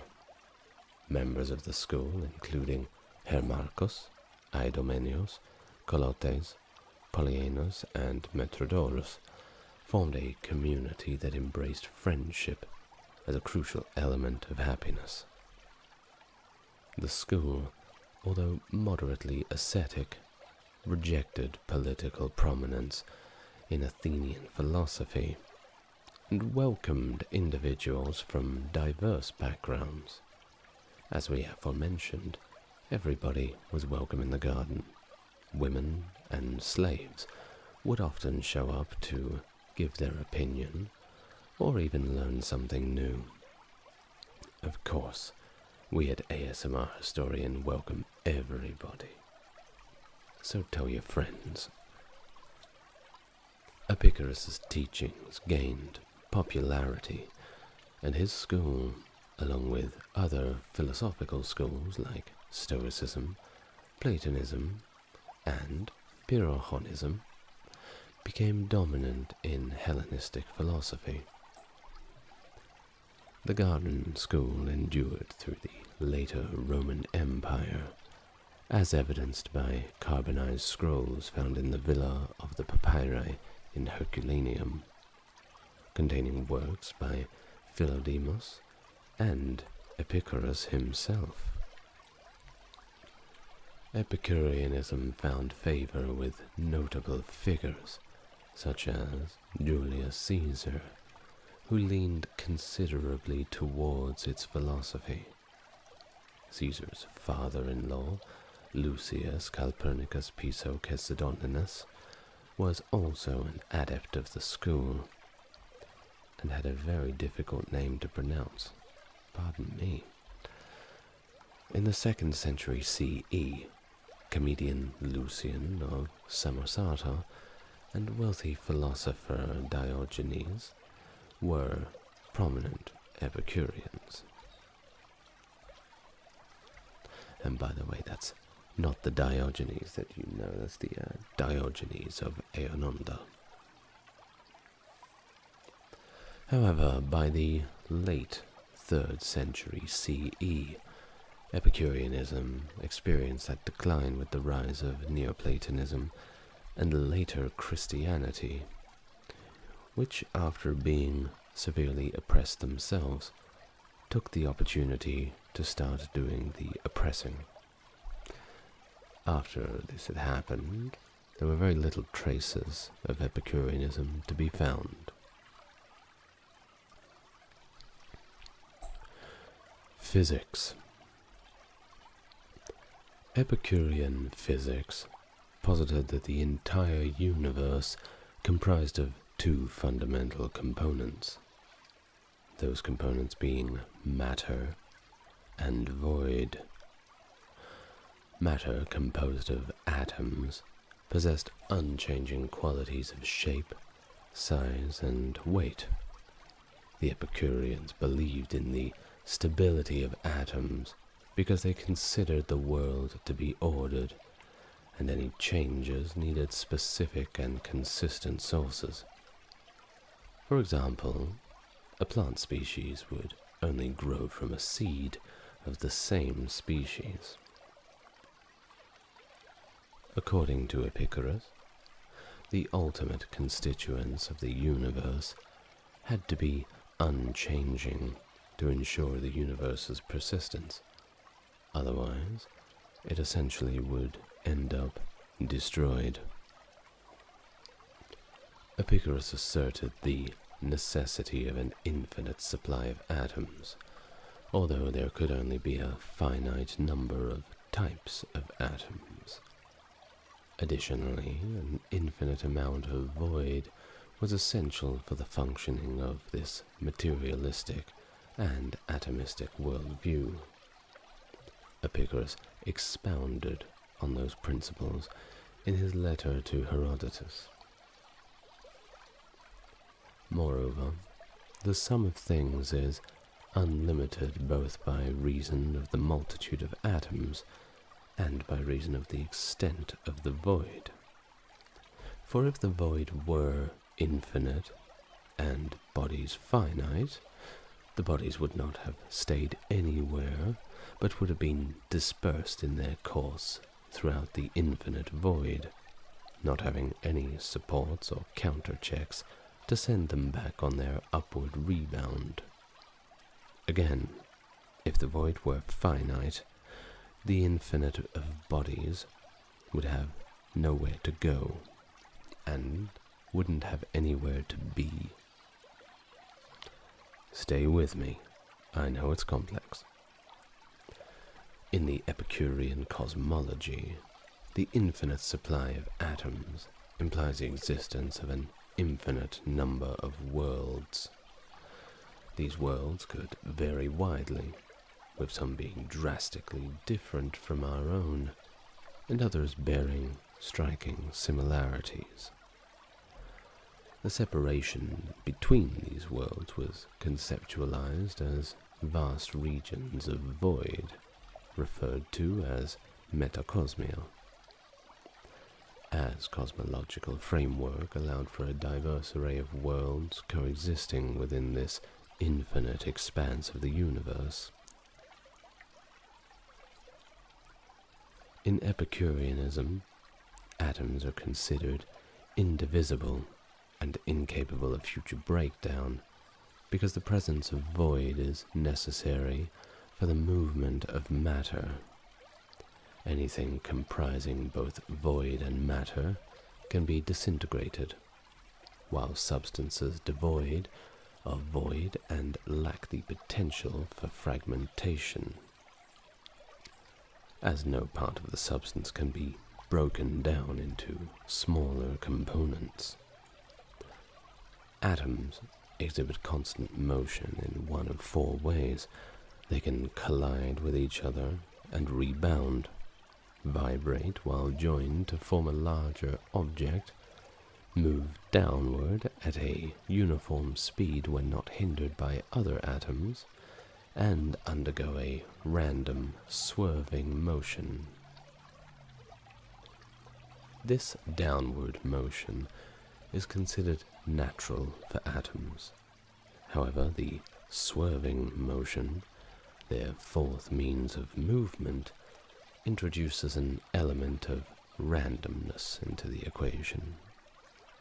This swerving is crucial for the formation of the universe, as atoms, by swerving and colliding with each other, lead to the creation of objects. Without this swerving, atoms would remain isolated, perpetually moving downward at a consistent speed. Epictetus attributed the swerve to the creation of the universe, and also connected it to human free will. The swerve, according to Epictetus, allows for a human autonomy by breaking the chain of deterministic cause and effect. This stance served as a critique for Democritus's atomic theory within Epicurean philosophy. Epistemology. Epicurean philosophy employs a empirical epistemology, one based on the senses. Sense perception. According to Epicureans, the functioning of the senses also involved atoms.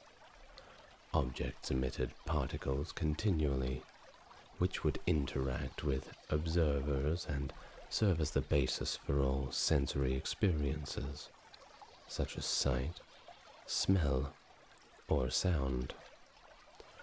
While the emitted atoms did not possess the qualities perceived by the senses, the manner of their emissions caused observers to experience these sensations. For example, red particles emitted were not red themselves, but were emitted in a way that induced the viewer to perceive the color red. These emitted atoms are not individually perceived, but are instead sensed as a continuous experience due to their rapid movement. The Epicurean perspective held that all sense perceptions were inherently true, and any errors arose from judgments made about those perceptions. These judgments could be verified and corrected through additional sensory information. For instance, if somebody initially saw a tower from a distance and judged it to be round, but upon approaching it they realized that it was square, they would recognize the error in their initial judgment and correct their opinion based on the new information obtained through closer inspection. Criterion of truth. Epicurus proposed 3 criteria of truth, those being sensations, preconceptions, and feelings. Later Epicureans added a 4th criterion, called presentational applications of the mind. These criteria served as the foundation for the Epicurean method of acquiring knowledge. For Epicureans, sensations were considered the first and primary criterion of truth, as they believed sensations could not deceive, even in cases where sensory input seemed misleading. Epicureans argued that the input itself was true, and any error arose from judgments about that input. For example, when placing a straight oar into water, it may appear bent. Epicureans would explain that the atoms forming the image of the oar traveling to the observer's eyes had shifted, arriving in the shape of a bent oar. The error, according to Epicureans, was in assuming that the received image accurately represented the oar without distortion. To avoid making erroneous judgments about perceivable things, Epicureans emphasized the need for clear vision, obtained through closer examination.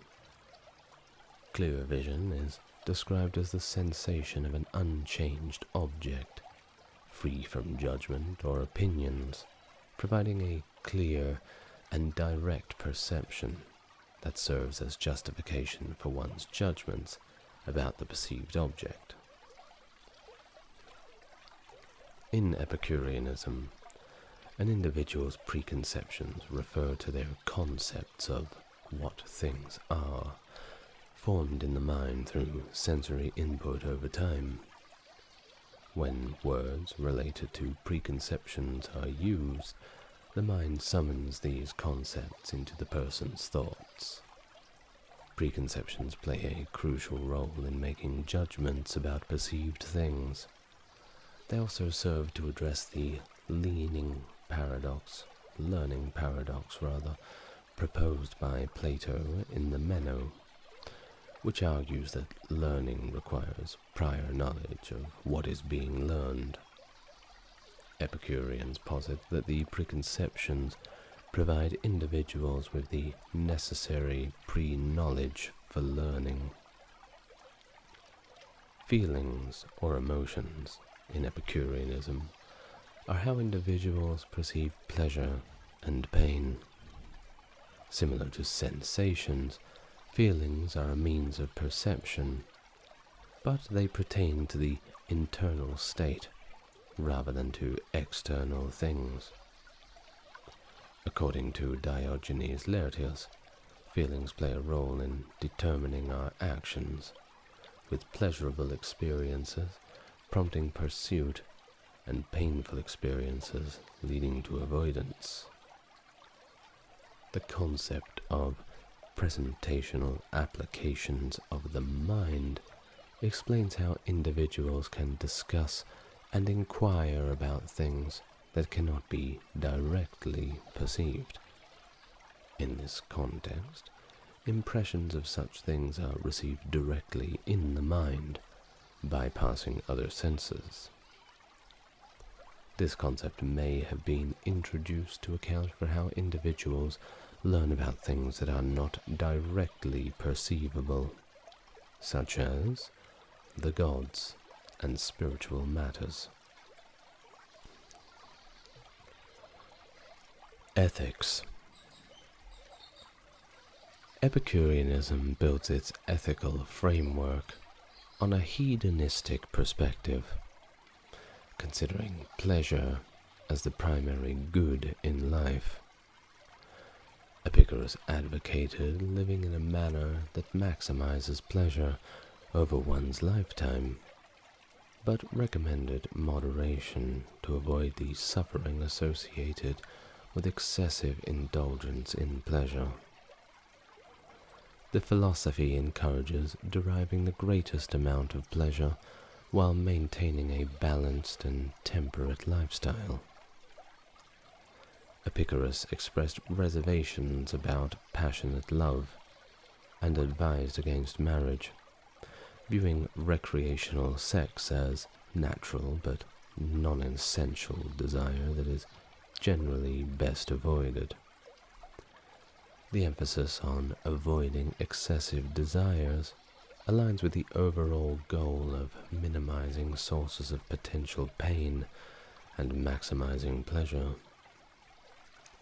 Participation in politics was discouraged by Epicurus, as engagement in the political sphere could give rise to desires that might disrupt virtue and inner tranquility, such as the craving for power or a desire for fame. Additionally, Epicurus aimed to alleviate the fear of the gods and of death, considering these fears as major sources of turmoil in life. By eliminating these fears, individuals could attain a more peaceful and content existence, according to Epicurean philosophy. Pleasure. Epicureans had a specific perspective on the nature of pleasure, and their ethical focus centered on the avoidance of pain rather than the active pursuit of pleasure. They argued that nature seems to command the avoidance of pain, a principle observable in the behavior of all animals, as they instinctively seek to avoid pain as much as possible. Epicurean philosophy classified pleasure into two main categories: pleasures of the body and pleasures of the mind. Pleasures of the body involved sensory experiences, such as enjoying delicious food, or being in a state of comfort, free from pain. These pleasures are momentary and exist only in the present. Pleasures of the mind, on the other hand, involve mental processes and states, such as feelings of joy, the absence of fear, and pleasant memories. Unlike pleasures of the body, pleasures of the mind extend beyond the present, existing in the past and future through memory and anticipation. The Epicureans distinguished between kinetic pleasure, involving action or change, and katastematic pleasure, relating to a stable state. Two key katastematic pleasures emphasized by Epicurus were aponia and ataraxia, the aforementioned absence of physical pain and freedom from disturbance in the mind, respectively. While kinetic pleasures were associated with actions like eating or fulfilling desires, katastematic pleasures were linked to stable states, such as the absence of thirst or freedom from fear. Although the pursuit of pleasure was not central to Epicurean philosophy, the primary focus was on the static pleasures, which involved minimizing pain, anxiety, and suffering. Epicureans believed that the greatest pleasure one could attain was the complete removal of all forms of pain, both physical and mental. The ultimate goal of Epicurean ethics was to achieve a state of aponia and ataraxia, signifying the absence of physical pain and mental disturbance, respectively. Not a bad goal. I've heard worse. Now we read from the Vatican sayings of Epicurus, one of the sources we have that was written by him himself. And I quote from the manuscript: "I learn that your body inclination leans most keenly towards sexual intercourse. If you neither violate the laws nor disturb well-established morals, nor sadden someone close to you, nor strain the body, nor spend what is needed for necessities, use your own choice as you wish. It is sure difficult to imagine, however, that none of these would be part of sex, because sex never benefited anyone." Well, maybe he was doing it wrong. Let's continue. Epicureans emphasized the importance of controlling desires as a means to achieve aponia and ataraxia, the ultimate goals of their ethical philosophy. Desires were categorized into 3 classes: natural and necessary desires, being number 1. These are limited desires that are inherent to human nature and are essential for happiness, freedom from bodily discomfort, or survival. A few examples of this can include the desire for clothing, shelter, and necessary food. These desires were considered legitimate and justified. Number 2 being natural, but not necessary desires. Think of a want rather than a need, but with some logic behind it. These desires are also innate to humans, but are not really required for happiness or survival. They may include wants such as enjoying delicious food while hungry instead of eating something bland. Epicureans cautioned against indulging in these desires, as they were seen as unnecessary and, at times, detrimental to the overall picture of happiness. Pursuing these desires could lead to false beliefs about their necessity and result in efforts that do not significantly enhance one's well-being. Now the final one of these, and way down on the hierarchy, is vain and empty desires. These desires neither innate to humans nor necessary for happiness, health, or even survival. They are limitless and can never be fully satisfied. Examples include desires for excessive wealth or fame. Epicureans strongly discouraged these desires, as they were believed to bring about only discomfort and contribute to an unending cycle of unfulfilled wants.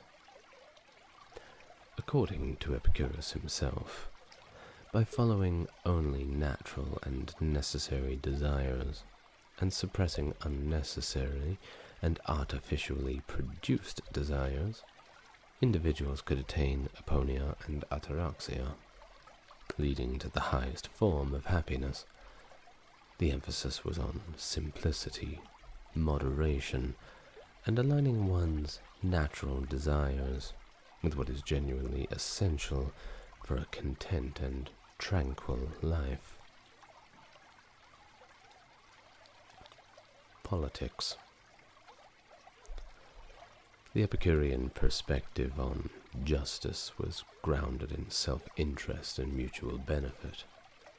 Justice was considered good because it is believed to be mutually advantageous. The fear of punishment for unjust actions and the resulting disturbance and unhappiness it would bring discouraged individuals from acting unjustly, even if their actions initially went unnoticed.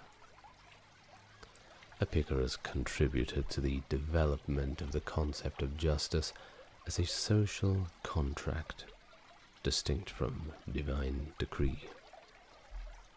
According to Epicureanism, justice is an agreement among people not to harm each other. This social contract serves as the purpose of protecting individuals from harm, allowing them the freedom to pursue happiness. Laws that do not contribute to human happiness were considered unjust in this framework. Epicurus presented a unique version of the ethic of reciprocity, emphasizing the minimization of harm and the maximization of happiness for oneself and others. Epicurean political ideas diverged from other philosophical traditions such as Stoicism, Platonism, and Aristotelianism. Epicureans viewed social relations based on perceptions, customs, and traditions. Inherent superiority or domination of one person over another was rejected, as all individuals were seen as made of the same atomic material and therefore were naturally equal. While Epicureans generally discouraged political participation, they were not entirely apolitical. Some political associations were considered potentially beneficial if they contributed to the person's individual pleasure and helped avoid physical or mental disease. The emphasis was on individual well-being within the social context. So, let us think about if a person is pursuing wealth for a bad reason. Well, that would be against Epicurean morality, wouldn't it? However, let us say one is pursuing wealth so as they can give a good life to their family and do good things with the resources that they have acquired. Well, this is in line with the virtues of the Epicureans. Everything is going to depend on the context. Friendship. Epicurus placed a significant emphasis on the importance of cultivating friendships as a foundation for a fulfilling and satisfying life. The Epicurean ideal was the avoidance or freedom from hardship or fear. While it was acknowledged that political means could potentially achieve this goal, Epicurus insisted that involvement in politics would not lead to the desired release from fear. Consequently, he generally advised against pursuing a life in this career path and told people to avoid politics. Epicurus also discouraged the idea of contributing to political society by starting a family. According to his philosophy, the potential benefits of having a wife and children were outweighed by the troubles and anxieties associated with family life. Instead, Epicurus advocated for the formation of a community of virtuous friends outside of the traditional political state. This community would focus on internal affairs and justice. However, Epicureanism was adaptable to circumstances, including its approach to politics. This philosophy recognized that the same approaches might not always work in protecting individuals from pain and fear. In some situations, it might have been more beneficial to have a family, while in others, participating in politics might be the preferred course of action. Ultimately, Epicureans were encouraged to analyze their circumstances and take actions that best suited the situation, aligning with the core principle of seeking pleasure and avoiding pain in the pursuit of a content and tranquil life. Now, do remember the allegory of the oar in the water. When we look at the oar in the water, even though it is straight, we may perceive it as bent. So perhaps when we think about things like having a family or entering a certain career path, we may need to re-examine our perspective to gain a better picture on what direction we should take. And now on to the direction that we all must take. Death. Epicureanism rejects the concept of immortality and suggests a view of the soul as mortal and material, akin to the body that it resides in. According to Epicurus, the soul, like the body, is also subject to mortality. This philosophical perspective extends to the rejection of an afterlife. Epicurus firmly asserted that there is no need to fear death, as it's simply the dissolution of sensation. In his own words, he says, "Death is nothing to us, for that which is dissolved is without sensation, and that which lacks sensation is nothing to us." The Epicurean perspective on death is encapsulated in the famous Epicurean epitaph, "Non fui fui, non sum non curo." And I'm very sorry if it sounded like an Asian language then, but I do my best with the Latin. Now it essentially translates to, "I was not, I have been, I am not, I do not mind." This epitaph reflects the idea that after death there is no consciousness or awareness, and hence there is nothing to fear or be concerned about.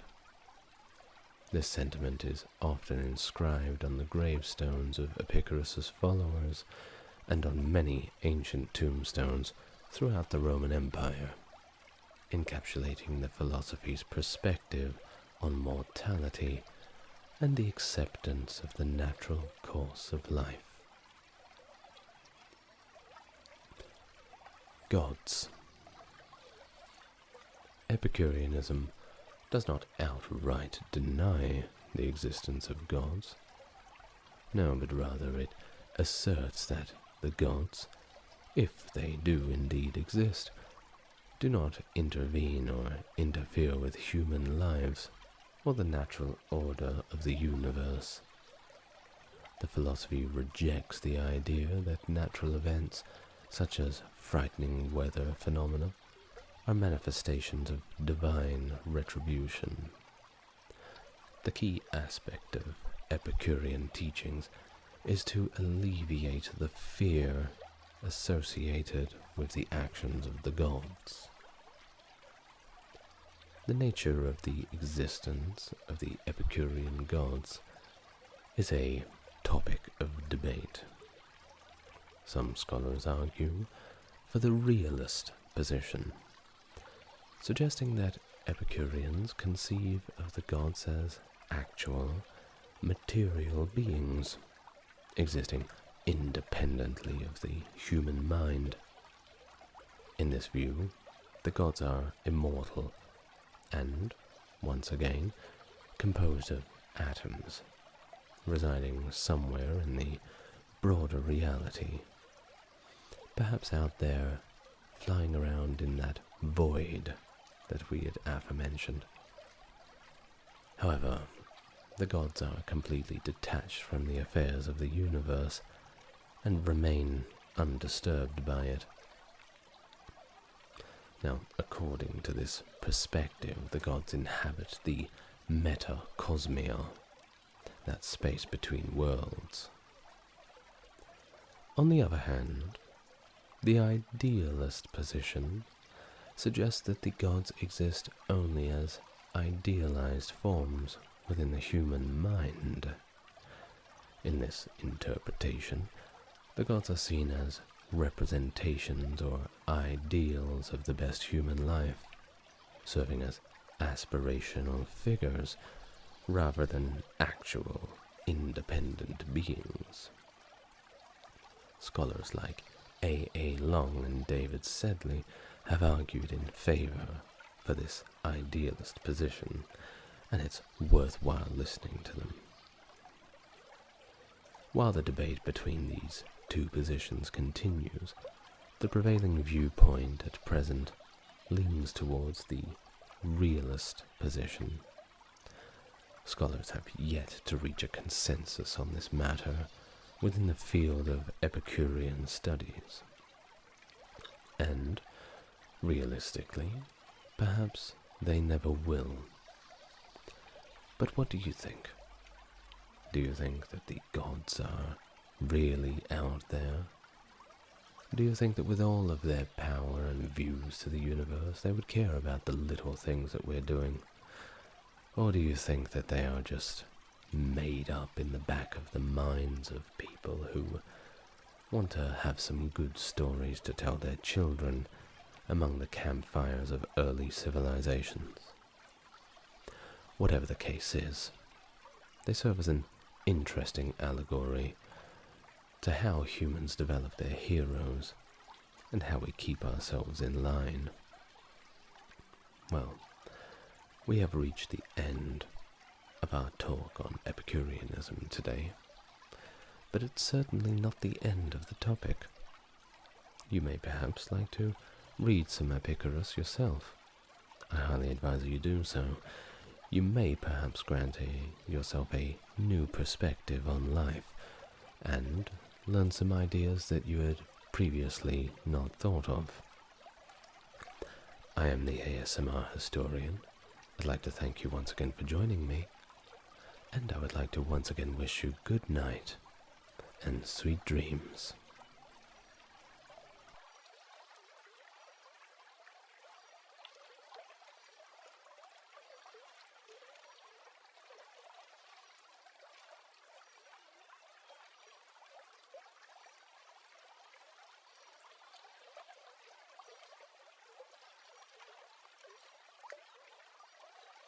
Welcome back to ASMR Historian.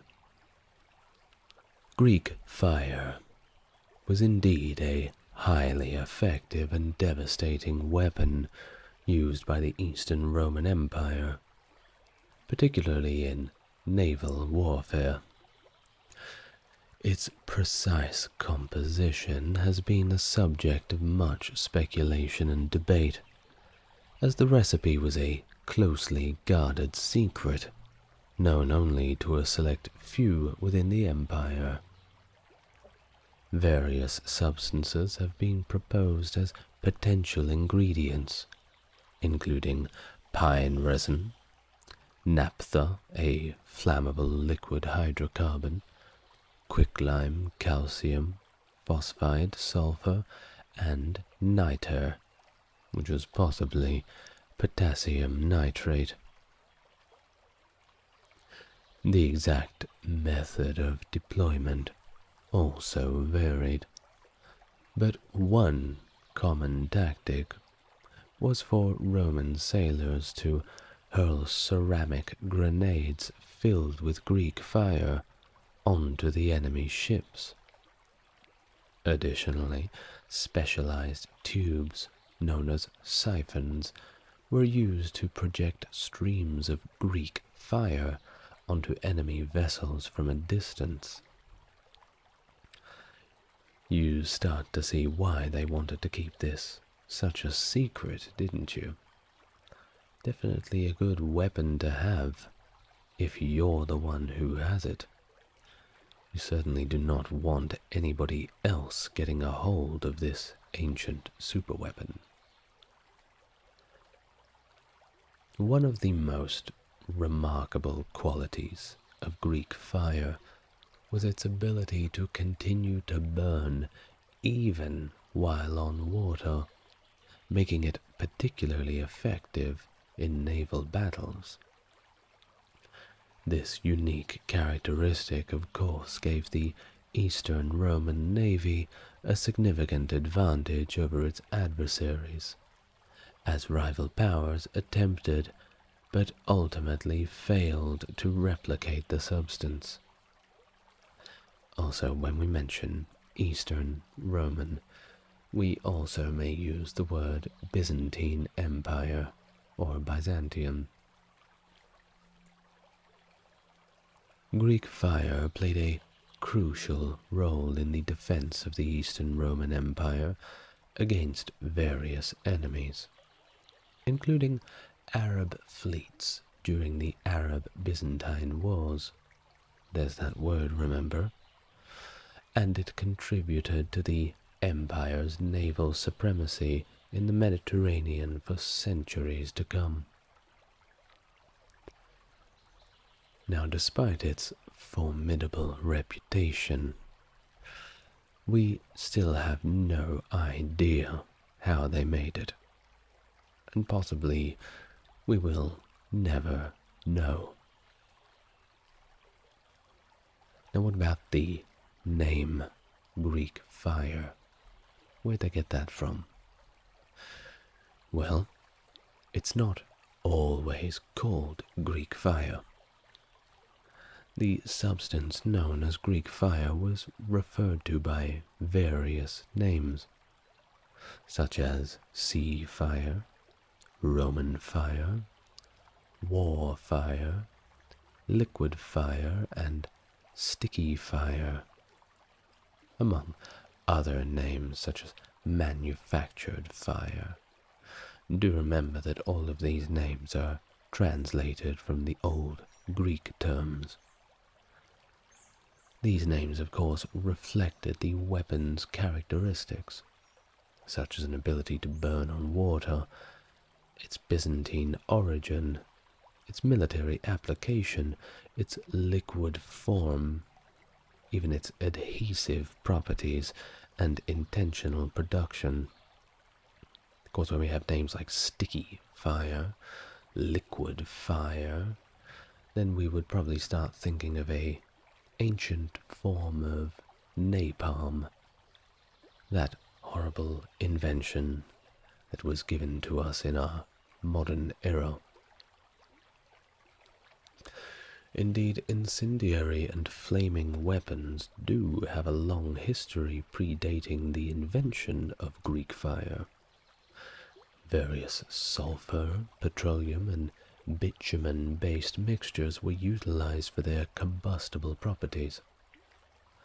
These weapons were employed by ancient civilizations, such as the Assyrians, video on them in a different playlist, who used incendiary arrows and pots containing flammable substances as early as the 9th century BC, though it's very hard to perfect the incendiary arrows.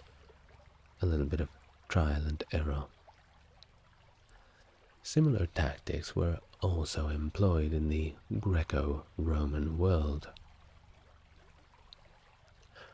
Thucydides, perhaps you've heard of him, that historian of ancient Greece, describe the use of incendiary weaponry during the siege of Delium all the way back in 424 BC. Now that's a long time before the Byzantine Empire and the Eastern-Western Roman split. But we'll get to that later. Now, Thucydides mentioned the utilization of a long tube on wheels that blew flames forward using large bellows. This demonstrates the early development and deployment of flamethrower-like devices in ancient warfare. I want you to imagine for a moment being an Arabian soldier, thinking that the Arab world with its renaissance of great thinkers really had everything figured out, until you show up and the Greeks start hitting you with the flamethrower. Definitely unexpected. Additionally, the Greco-Roman treatise, known as the Kestoi, compiled in the late 2nd or early 3rd century AD, traditionally attributed to Julius Africanus, documents a mixture that ignited when exposed to sufficient heat and intense sunlight. This mixture was used in grenades or for nighttime attacks, showcasing further innovation in incendiary weaponry during ancient times. Now let's not try and think of a grenade in the modern sense, the pull the pin out with your teeth and count to 3 before you throw it. We're more talking a small ceramic pot that would break easily enough but be able to be safely stored. This is what we're talking about when we mean a ancient grenade. It's all very cool, isn't it? Well, here's a passage from Julius Africanus talking about what may have been Greek fire. And let me read it for you now. Automatic fire, also by the following formula. This is the recipe. Take equal amounts of sulfur, rock salt, ashes, thunderstone, and pyrite, and pound fine in a black mortar at midday sun. Also in equal amounts of each ingredient, mix together black mulberry resin and Zacchinthian asphalt, the latter in a liquid form and free-flowing, resulting in a product that is soot-colored. Then add the asphalt, the tiniest amount of quicklime. But because the sun is at its zenith, one must pound it carefully and protect the face, for it will ignite suddenly. When it catches fire, one should seal it in some sort of copper receptacle. In this way you will have it available in a box without exposing it to the sun. If you should wish to ignite enemy armaments, you will smear it on in the evening, either on the armaments or some other object, but in secret. When the sun comes up, everything will be burned. End of the account from Julius Africanus. During the reign of Byzantine Emperor Anastasius I, from 491 to 518, there is a recorded instance of the use of sulfur in naval warfare. Chronicler John Malalas reports that the emperor was advised by a philosopher named Pericles, who hailed from Athens, to utilize sulfur as a means to burn the ships of the rebel general Vitalian. However, the deployment of Greek fire, as it is commonly known, occurred around 672 AD. The chronicler Theophanes the Confessor attributes its invention to the Callinicos, also known as Callinicus, an architect originating from Heliopolis in the former province of Phoenice. This area had been conquered by Muslim forces at the time. Of course, the 7th century was the Muslim conquests. We'll use those words. Now, the historical account of the development of and use of Greek fire is subject to debate and uncertainty. While Theophanes the Confessor attributes its invention to Callinicos from Helios in Phoenice, there are discrepancies in the chronology and details of that story. Some historians suggest that Callinicos may have introduced an improved version of an existing weapon, rather than inventing Greek fire from scratch. Additionally, it's proposed that Greek fire could have been the result of collective efforts by chemists in Constantinople, who built upon earlier discoveries from the Alexandrian chemical school. Constantinople, by the way, is the old name for what we now know as Istanbul in Turkey. Now, regardless of its origins, Greek fire played a crucial role in the defense of the Byzantine Empire, particularly during the Arab sieges of Constantinople near the 7th century. It was instrumental in repelling Muslim fleets and securing victories in naval battles against the Saracens. Greek fire was also used effectively in Byzantine civil wars and conflicts against raiding forces, including Rus raids on the Bosphorus and the Bulgarian War. The weapon's potency contributed significantly to the military successes of the Byzantine Empire during this period. The secrecy surrounding Greek fire was underscored by Emperor Constantine Porphyrogenitus, who attributed its discovery to divine intervention and warned against revealing its composition. According to Constantine, the formula for Greek fire was revealed by an angel to Emperor Constantine the Great, who was instructed to use it exclusively for the defense of Christians, and only within the imperial city. Well, you can't argue with that. The legend was further reinforced by tales of divine punishment befalling those who attempted to betray the secret. Of course, despite efforts to safeguard the secret, instances occurred where the Byzantine weapon fell into the hands of enemies, such as when the Arabs captured a fire ship intact in 827, and the Bulgars seized siphons and the substance itself in 812 and 814.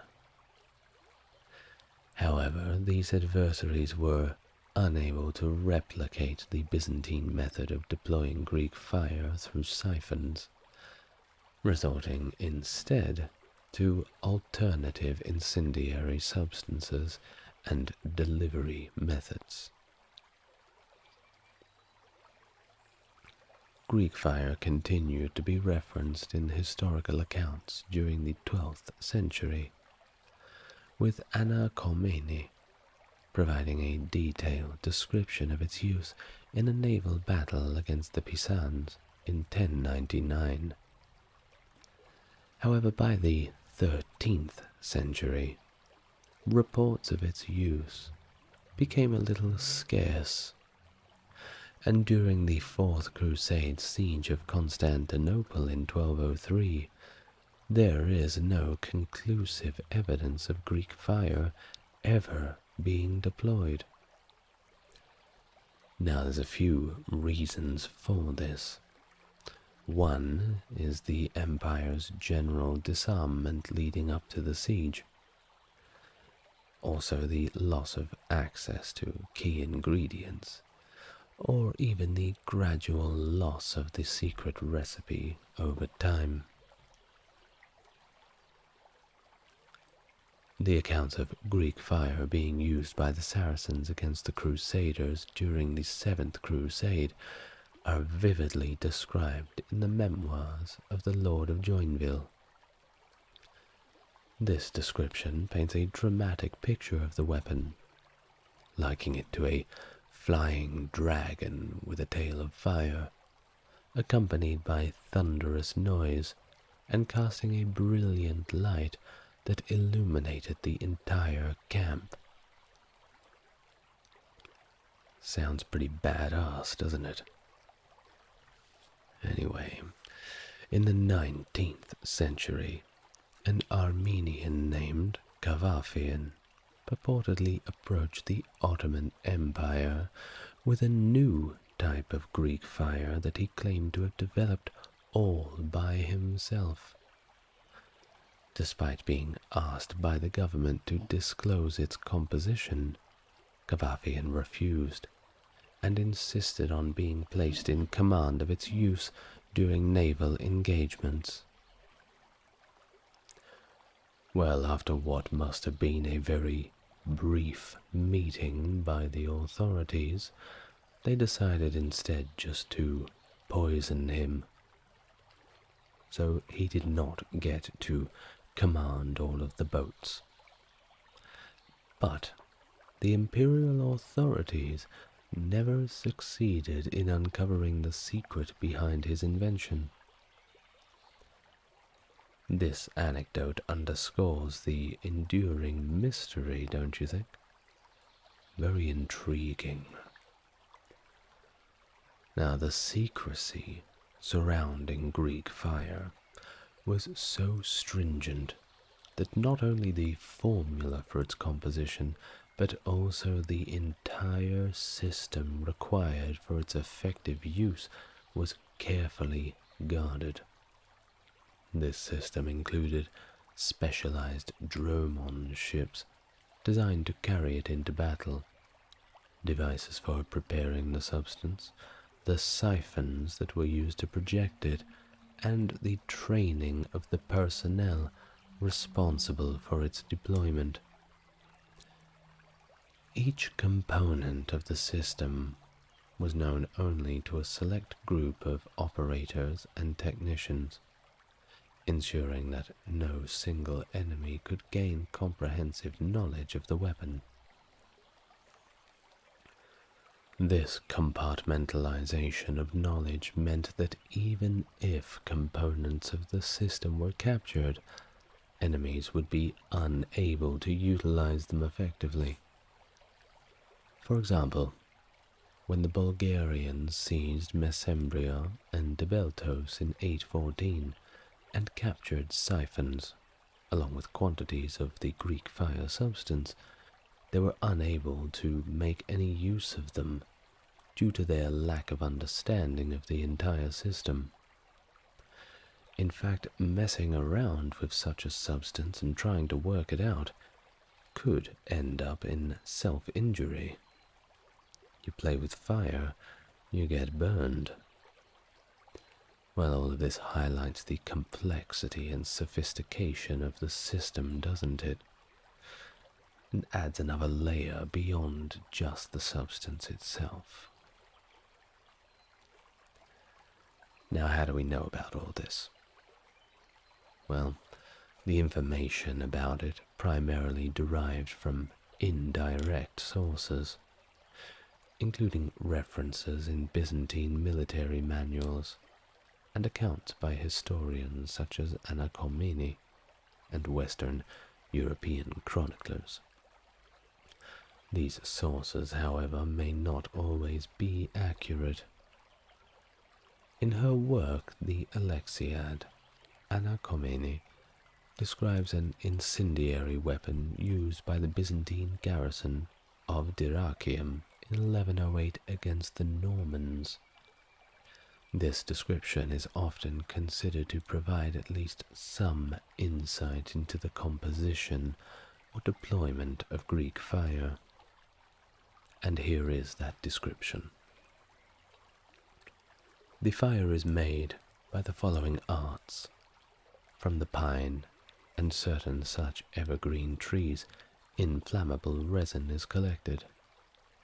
This is rubbed with sulfur and put into tubes of reed, and is blown by men using it with violent and continuous breath.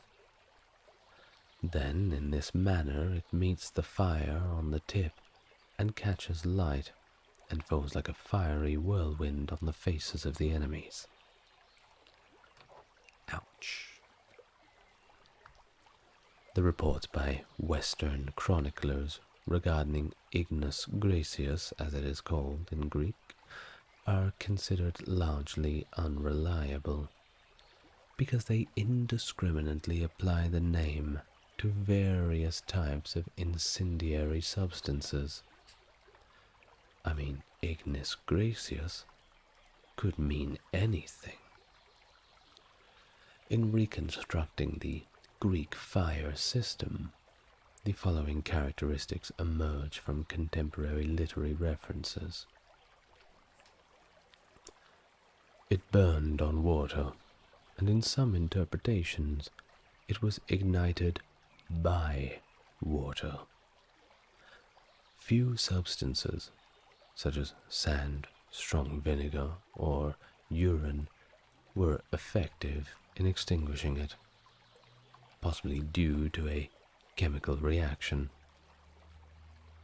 It was a liquid substance, not a projectile, as evidenced by descriptions, and its name, liquid fire. At sea, of course, it was typically objected with a siphon, although earthenware pots or grenades filled with Greek fire or similar substances were also used.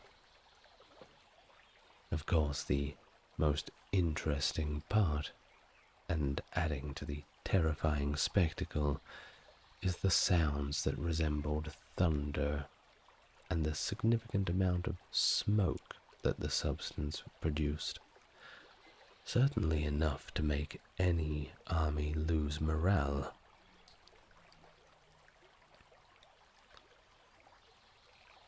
So, the prevailing theory regarding the composition of Greek fire keeps evolving.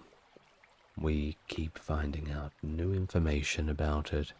It's always changing. So, here's a few proposals that have been with us for a long time, or even relatively new modern things. Let's go through a few of them. The saltpeter theory. Initially, it was suggested that saltpeter was the main ingredient of Greek fire, kind of akin to a gunpowder. However, this theory was debunked, as saltpeter wasn't used in warfare in Europe, or the Middle East for that matter, before the 13th century. Quicklime theory.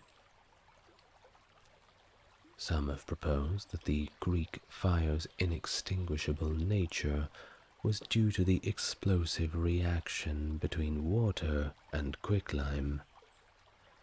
However, literary and empirical evidence seems to contradict this, as Greek fire was often poured directly onto dry surfaces. think about it. In those naval battles, it's better to pour it directly onto the ship, especially the gangplanks of the ship, which makes it somewhat difficult to walk across. Calcium phosphide theory.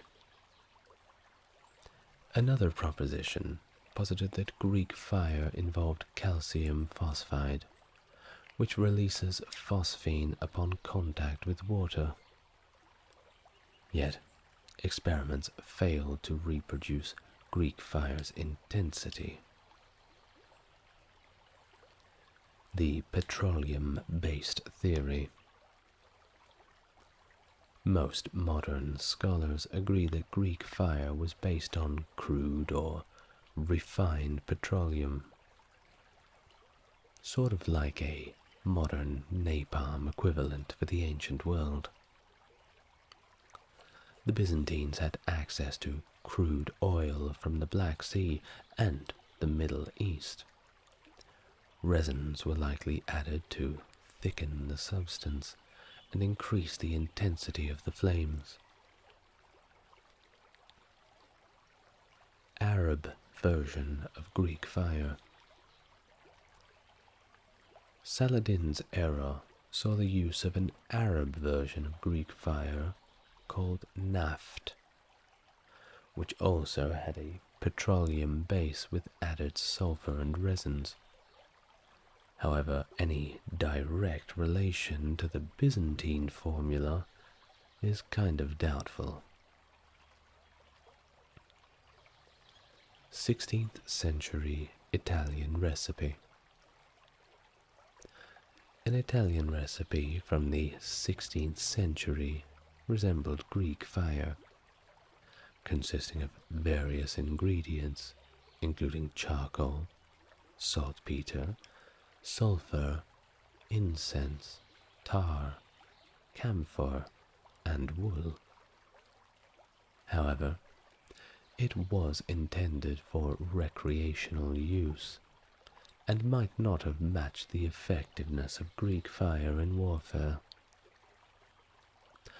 Overall, it seems that Greek fire was likely consisted of a petroleum base with additives like resins, but its exact composition remains uncertain due to the guarded secrecy surrounding it.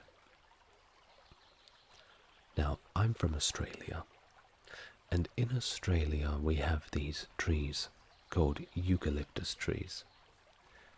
The reason why Australia has so many bushfires is because these trees are incredibly flammable, much because of their resin. Now, I'm not saying that these trees are in Greece, as I'm fairly sure they're not, but perhaps in the future we will have an Australian fire. Maybe I'll figure it out. Well, of course, we don't know exactly how it was made, but we do have somewhat of an idea of its methods of deployment. Of course, that was pretty obvious when people were viewing it on the battlefield. The primary method of its deployment, which distinguished it from similar substances, involved projecting it through the tube known as a siphon. This method was typically used aboard ships or during sieges. Additionally, portable projectors were reportedly invented by Emperor Leo VI. These were known as chaeresiophons. Byzantine military manuals also describe other deployment methods, such as filling jars with Greek fire and caltrops wrapped with tow soaked in the substance, which were then thrown by catapults. Pivoting cranes, known as gerania, were used to pour Greek fire onto enemy ships. very horrifying indeed. The Keirisifones were especially designed for use in land battle and sieges, where they were employed against siege machines and defenders on the walls. Several 10th century military authors prescribe their use, and their deployment is depicted in the Polyaketia of the hero of Byzantium. Byzantine dromons, the primary warships of the Byzantine navy, typically had a siphon installed on their prow under the forecastle. However, additional devices could also be placed elsewhere on the ship as needed. For example, during the naval confrontation with the significantly larger Rus fleet in 941, siphons were positioned amidships and even astern on Byzantine ships. The use of tubular projectors known as siphons is well documented in contemporary sources. Anaximenes provides an account of a beast-shaped Greek fire projector mounted to the bow of a warship during the time of Emperor Alexios I. These projectors, resembling the heads of lions or other animals made of brass or iron, had their mouths open, through which the fire was directed against the enemy, creating the illusion that the beasts were spitting out fire at them. Additional sources offer insights into the composition and operation of the entire mechanism. The Wolfenbüttel manuscript describes how a furnace was built at the front of the ship, with a copper vessel containing the ingredients placed on it.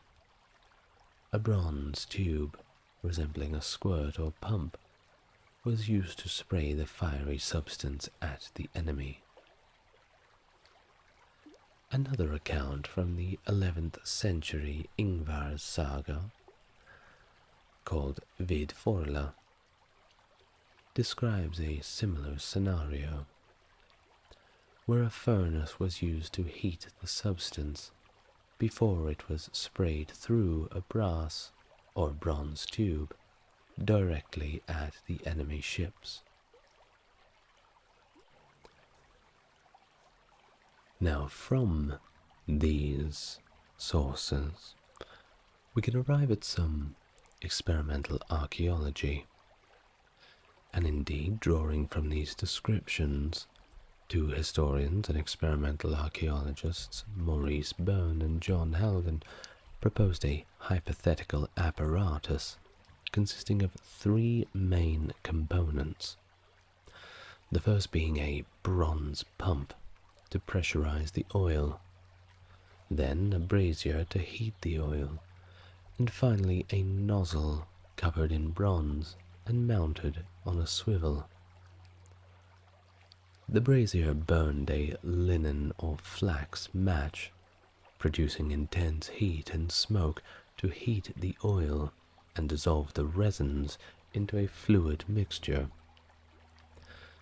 The pressurized mixture was then discharged through the nozzle, ignited at its mouth by the flame source. Now, obviously, I don't have to tell you, do not try this at home. Operating such a device was hazardous due to the potential for the heated oil tank to explode under pressure. However, the modern experiments conducted by archaeologists have demonstrated the effectiveness of the design, even with the simple materials and techniques which would have been available to the Byzantines of the period when they were using the Greek fire. Crude oil mixed with wood resins was used, and this could achieve a flame temperature of over 1000 degrees Celsius. That's about 1800 degrees Fahrenheit for the Americans listening, and an effective range of up to 49 feet. The portable kerosiphon, also known as the hand siphon, serves as an early precursor to modern flamethrowers and is well documented in military texts from the 10th century. Emperor Leo VI is credited with inventing them, as mentioned in his Tactica. These handheld devices were recommended for use both at sea and on land, particularly against siege towers and to disrupt enemy formations. And it certainly would have caused quite a disruption indeed. Although Leo VI and later authors claimed that the substance used in the kerosiphons was the same as that used in static devices on ships, scholars like the aforementioned Haldon and Byrne suggest that the handheld versions must have been different. They propose that the kerosiphon was essentially a simple syringe that squirted both liquid fire, possibly unignited, and noxious substances to repel enemy troops. Illustrations from Hero's Polyakertia depict the kerosiphon throwing ignited substances as well. Initially, Greek fire was delivered onto enemy forces using a burning cloth-wrapped ball, possibly containing a flask, launched by a form of light catapult. This catapult, likely a sea-borne variant of the Roman light catapult or onager, had the ability of hurling light loads weighing around 6 to 9 kilograms, a distance of up to 450 meters. That's about 500 yards. Indeed, despite its undeniable destructive power, Greek fire did not render the Byzantine army invincible. Naval historian John Pryor noted that the Greek fire was not a ship killer akin to the naval ram, which had largely fallen out of use by then. Should have stuck with the old-fashioned methods, perhaps. Greek fire, of course, had notable limitations when compared to traditional artillery. When deployed via the siphon, its range was limited, and it could only be safely used in calm seas with favorable wind conditions. Otherwise, you may be getting some Greek fire back onto yourself. Muslim navies eventually adapted to Greek fire by staying out of its effective range and using protective measures like felt or hide soaked in vinegar. Nevertheless, Greek fire remained a decisive weapon in many battles. Some historians emphasize its significance in Byzantine history, suggesting that its importance cannot be overstated. Despite its limitations, Greek fire played pivotal roles in numerous naval engagements and contributed to the Byzantine Empire's military successes until that one day that it was simply not enough. Aristotle, an ancient Greek philosopher and polymath, covered a wide array of subjects in his writings, including natural sciences, philosophy, linguistics, economics, politics, psychology, and the arts. He founded the peripatetic school of philosophy in the Lyceum of Athens, laying the groundwork for the development of modern science.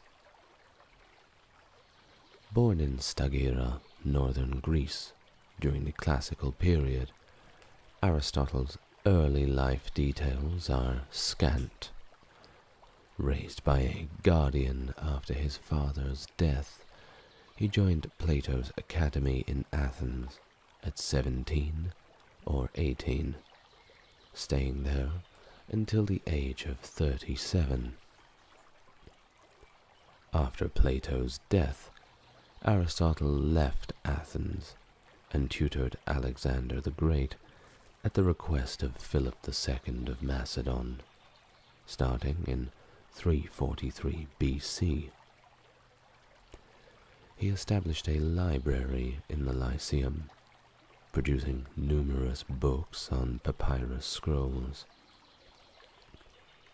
Although Aristotle wrote many treatises and dialogues, only about a third of his original works have survived to our modern day, as none were originally intended for publication. His teachings synthesized various philosophies preceding him and continue to be a subject of contemporary philosophical discussion. Aristotle's influence extended into medieval scholarship, shaping both Judeo-Islamic philosophies and Christian theology. Medieval Muslim scholars revered him as the first teacher, and medieval Christians, like Thomas Aquinas, referred to him as the philosopher. Dante called him the master of those who know. His works included the earliest known formal study of logic and continue to influence scholars well into the 19th century. His ethics, particularly virtue ethics, experienced a renewed interest in the modern era.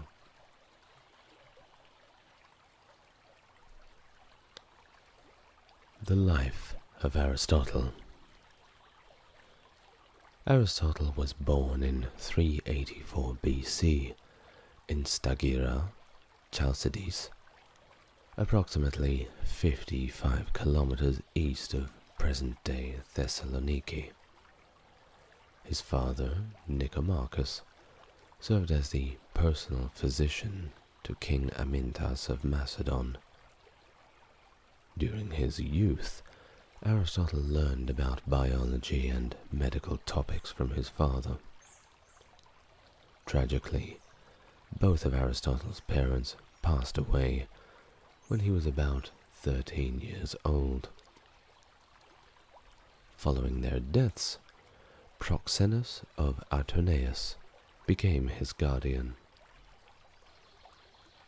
While details about Aristotle's childhood are limited, it is suggested that he spent time within the Macedonian palace, establishing early connections with the Macedonian monarchy.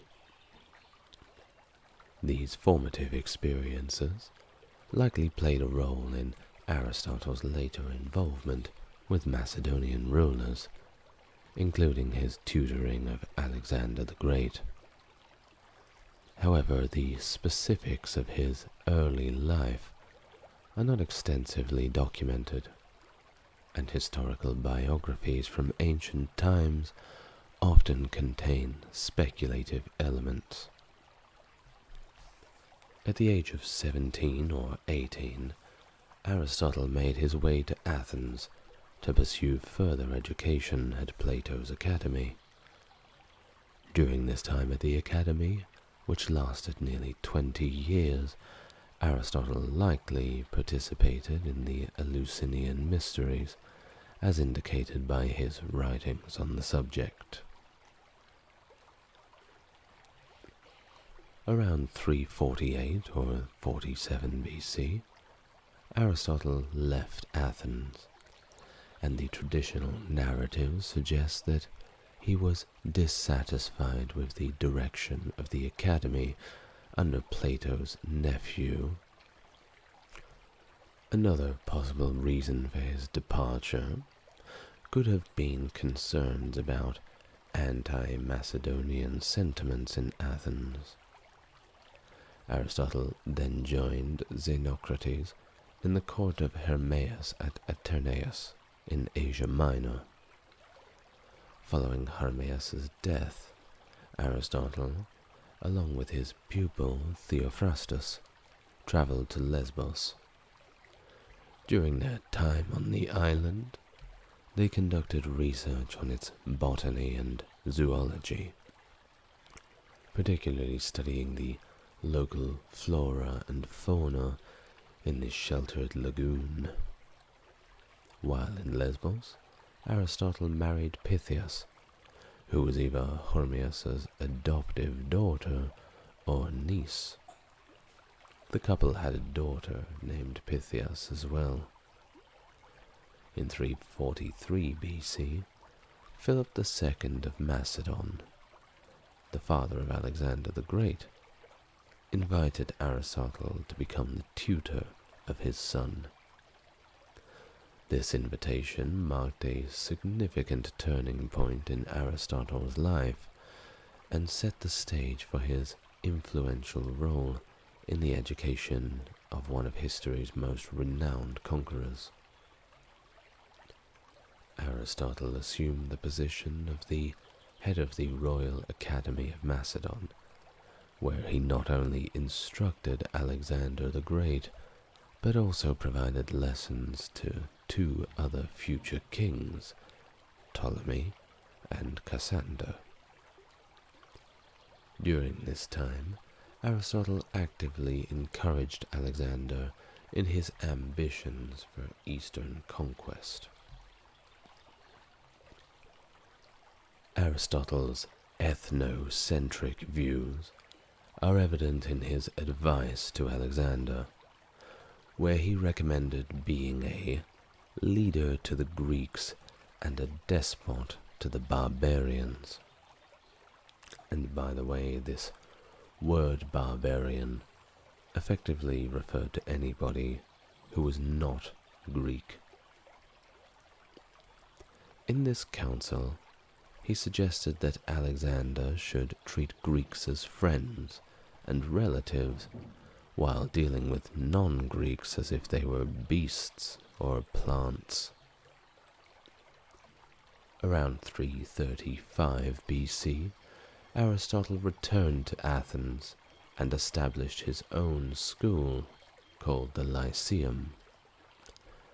Over the next 12 years, he conducted courses at this school, covering a wide range of subjects. During his time in Athens, Aristotle's wife Pythias passed away, and he entered into a relationship with Pericles of Stagira. They had a son, whom Aristotle named Nicomachus after his father.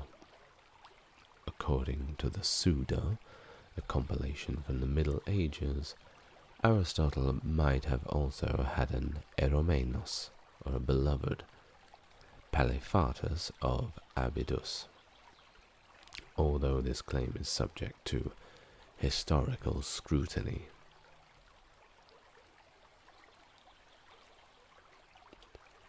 During his time in Athens from 335 to 323, Aristotle is believed to have composed many of his works. Although he wrote many dialogues, only fragments of them have survived. Most of his surviving works are in treatise form, and it's believed that these were primarily lecture aids for his students, rather than intended for widespread publication. Aristotle's significant treatises include works on physics, metaphysics, ethics, politics, biology, and various other subjects. Some of his most influential works that you may have heard of include Metaphysics, Nicomachean Ethics, On the Soul, and Poetics. Toward the end of his life, Aristotle's relationship with Alexander the Great became strained due to Alexander's actions in Persia.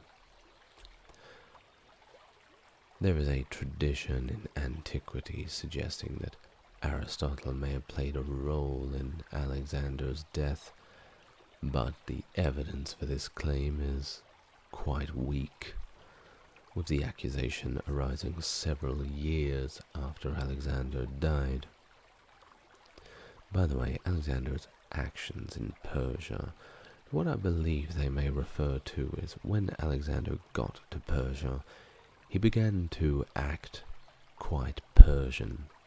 He took on the Persian dress and had quite an admiration for the culture, as Persian culture at this time was very well developed.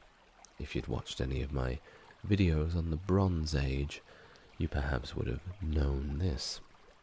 So Alexander was quite impressed by it. Of course, all of his friends back at home thought this was remarkably cringe, and did not like him wearing the Persian outfits, regardless of how good he looked in them. Now, after Alexander's demise, anti-Macedonian sentiments flared up in Athens, and in 322 BCE, Aristotle was reportedly denounced for impiety, much like his predecessor Socrates, who had to drink hemlock as his fate. In response, he fled to his mother's family estate in Chalcis, on the island of Euboea. Tradition holds that he said, "I will not allow the Athenians to sin twice against philosophy." Now, this is possibly referring to the trial and execution of the aforementioned Socrates. Aristotle died in Chalcis later that same year, succumbing to natural causes.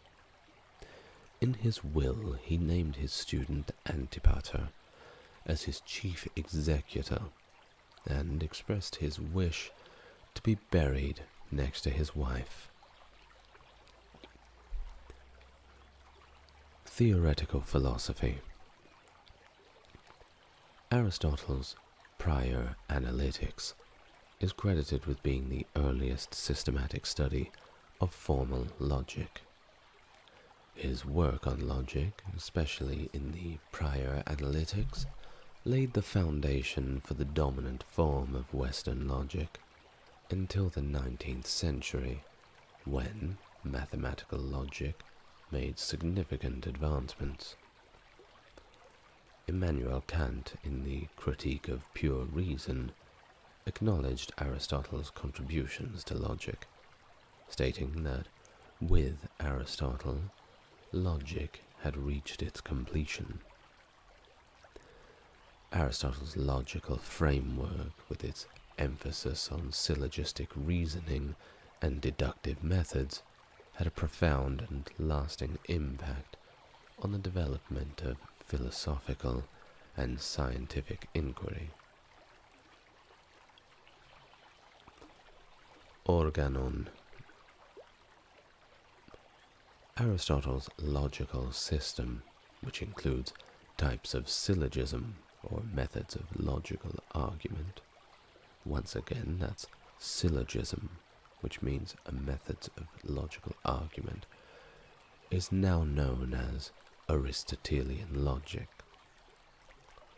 Aristotle, however, would have referred to this aspect of his work as analytics. In Aristotle's terminology, he reserved the term logic to mean dialectics. Dialectics, for Aristotle, was the broader study of philosophical discourse and argumentation. Most of Aristotle's works likely underwent editing by his students and later lecturers, so the current state of his texts may not reflect precisely the original form in which he wrote them. The logical works of Aristotle were compiled into a collection of 6 books known as the Organon around 40 BCE. The compilation is attributed to Andronicus of Rhodes or other followers of Aristotle. The Organon includes works such as Categories, On Interpretation, Posterior Analytics, On Sophistical Refutations, and many more, which together form the core of Aristotle's writings on logic. The order of the books in Aristotle's Organon is not definitely known. However, scholars have derived a likely order from the analysis of Aristotle's writings, and so the Organon comprises of the following works, which I will briefly detail now. Categories. This work deals with the analysis of simple terms, discussing the different kinds of entities and their relationships. On Interpretation. In this treatise, Aristotle explores propositions and their elementary relations, including the study of affirmative and negative propositions. Prior Analytics. This work delves into the theory of syllogisms, which are forms of deductive reasoning involving premises and conclusions. Posterior Analytics. Similar to the Prior Analytics, this work continues the exploration of syllogistic reasoning, focusing on scientific demonstration. Topics. Aristotle examines dialectics, which involves argumentative techniques and methods for discovering and constructing arguments. On Sophistical Refutations. This treatise addresses fallacies and sophistical arguments, aiming to provide guidance and on avoiding faulty reasoning. While the rhetoric is not conventionally included in the Organon, it is worth mentioning that Aristotle states it relies on the topics as it deals with persuasive and rhetorical argumentation. Metaphysics. The term metaphysics was not used by Aristotle himself. No, indeed, it seems to have coined later on, possibly by the 1st century CE editor who compiled various small selections of Aristotle's works into the treatise known as Metaphysics. Aristotle referred to this branch of philosophy as first philosophy, and distinguished it from mathematics and natural science. In his Metaphysics, he described it as contemplative philosophy, that is, theological and studies of the divine. The name metaphysics was later applied to this work and the broader field of it that it represents, dealing with abstract concepts and fundamental principles beyond the physical world. From Aristotle's Metaphysics, we'll read a short passage now. If there were no other independent things besides the composite natural ones, the study of nature would be the primary kind of knowledge. But if there is some kind of motionless, independent thing. The knowledge of this precedes it, and is first philosophy, and it is universal in just this way, because it is first, and it belongs to this sort of philosophy to study being as being, both what it is and what it belongs to, just by the virtue of being. Substance. In Aristotle's Metaphysics, he introduces the concept of substance and essence. He proposes hylomorphism, a theory stating that a substance comprises both matter and form. In Book 8, he distinguishes the matter as the substratum or the substance's composition, such as bricks in a house. The form is the actual substance, defining its characteristics, like being a house. So see the house for the bricks, is what he's saying. The formula providing components is the account of matter, while the one detailing differentia is the account of form. Immanent realism. Aristotle, following Plato's lead, directs his philosophy towards the universal. In Aristotle's ontology, the universal resides within particulars in the world. Unlike Plato, who posited a separately existing form, Aristotle views the form as instantiated in a specific substance. Plato argued for universal forms existing independently, such as the universal form of an apple. Aristotle, however, disagreed with Plato's assertion, asserting himself that all universals are instantiated in existing things over time. He rejected the idea of universals detached from reality. Aristotle also differed on the location of universals. While Plato saw them as separate entities, Aristotle believed universals exist within each thing to which they apply. According to Aristotle, the form of an apple exists within each apple, not in a separate realm of forms. I know, it's a little complicated, isn't it? But let's continue.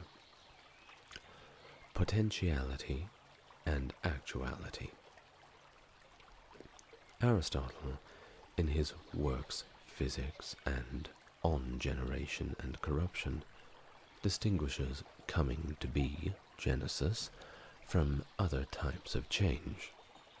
For example, growth and diminution, a change in quantity, locomotion, a change in space, and alteration, a change in quality. Coming to be involves a change in the substrate itself. Aristotle introduces the concepts of potentiality, what a thing can become, and actuality, fulfillment of potentiality. Potentiality is the capacity for change if conditions permit. For instance, a seed has the potentiality to become a plant. Potential beings can either act or be acted upon, either inherently or through learning.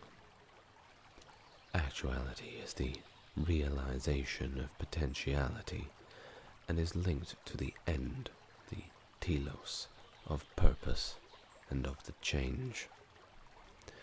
In summary, once more, actuality is the fulfillment of potentiality exemplified when a plant engages in activities typical of its nature.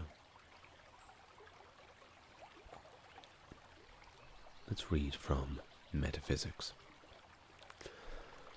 For that, for the sake of which a thing is its principle, and the becoming is for the sake of the end, and the actuality is the end, and it is for the sake of this that the potentiality is acquired. For animals do not see in order that they may have sight, but they have sight that they may see. And now let's move away from some of the scientific aspects of Aristotle's beliefs and look at some of his practical philosophy. Aristotle's practical philosophy covers areas such as ethics, politics, economics, and of course, rhetoric. So let's begin with ethics. Aristotle's ethical philosophy, exemplified in works like the Nicomachean Ethics, focused on practical rather than theoretical aspects. He asserts that virtue is related to the proper function, ergon, of a thing, just as an eye's proper function is sight. Aristotle argues that humans themselves have a specific function tied to the soul and guided by reason. The old Greek word for reason is logos, by the way. You will hear that a lot when we're talking about Greek philosophy. So do remember, reason, logos. For Aristotle, the ultimate aim of human action is eudaimonia, often translated as happiness or well-being. This state requires the development of a virtuous character, characterized by the virtuous mean a balance between excess and deficiency. Now remember, this is the antithesis to hedonia, which is that joy that we receive through short-term pleasures. For example, we may talk about consumption of substances such as alcohol and drugs, heaven forbid. Things like this that give us that state of short-term happiness that is not a result of culminated virtue. If we are to talk about eudaimonia, we can think about the achievement that we get after we have gone through some great struggle or achieved the end goal of a challenge we've set for ourselves. For example, I may say that this YouTube channel itself is a eudaimonic process, as the joy I receive from reading your comments and gaining new subscribers is a result of the many hours of work that I put into creating these videos for you. Many hours of work that are indeed a labor of love. So let's continue. Aristotle outlines a two-stage process to achieve virtuous character and potential happiness. Initially, individuals must be habituated through experience and education. In the latter stage, conscious choices lead to the development of practical wisdom, or as the Greeks call it, phronesis, and intellect, nous, the culmination of the highest human virtue achievable by accomplished thinkers or philosophers is indeed these virtues. And yes, I am drinking coffee. Politics. In his work, Politics, Aristotle expands his philosophical focus from individual ethics to the structure of the city as a natural community. He considers the city as a fundamental and organic entity, prioritizing it over the family and the individual. Aristotle famously asserts that man is by nature a political animal, emphasizing humanity's unique rationality among the animal kingdom.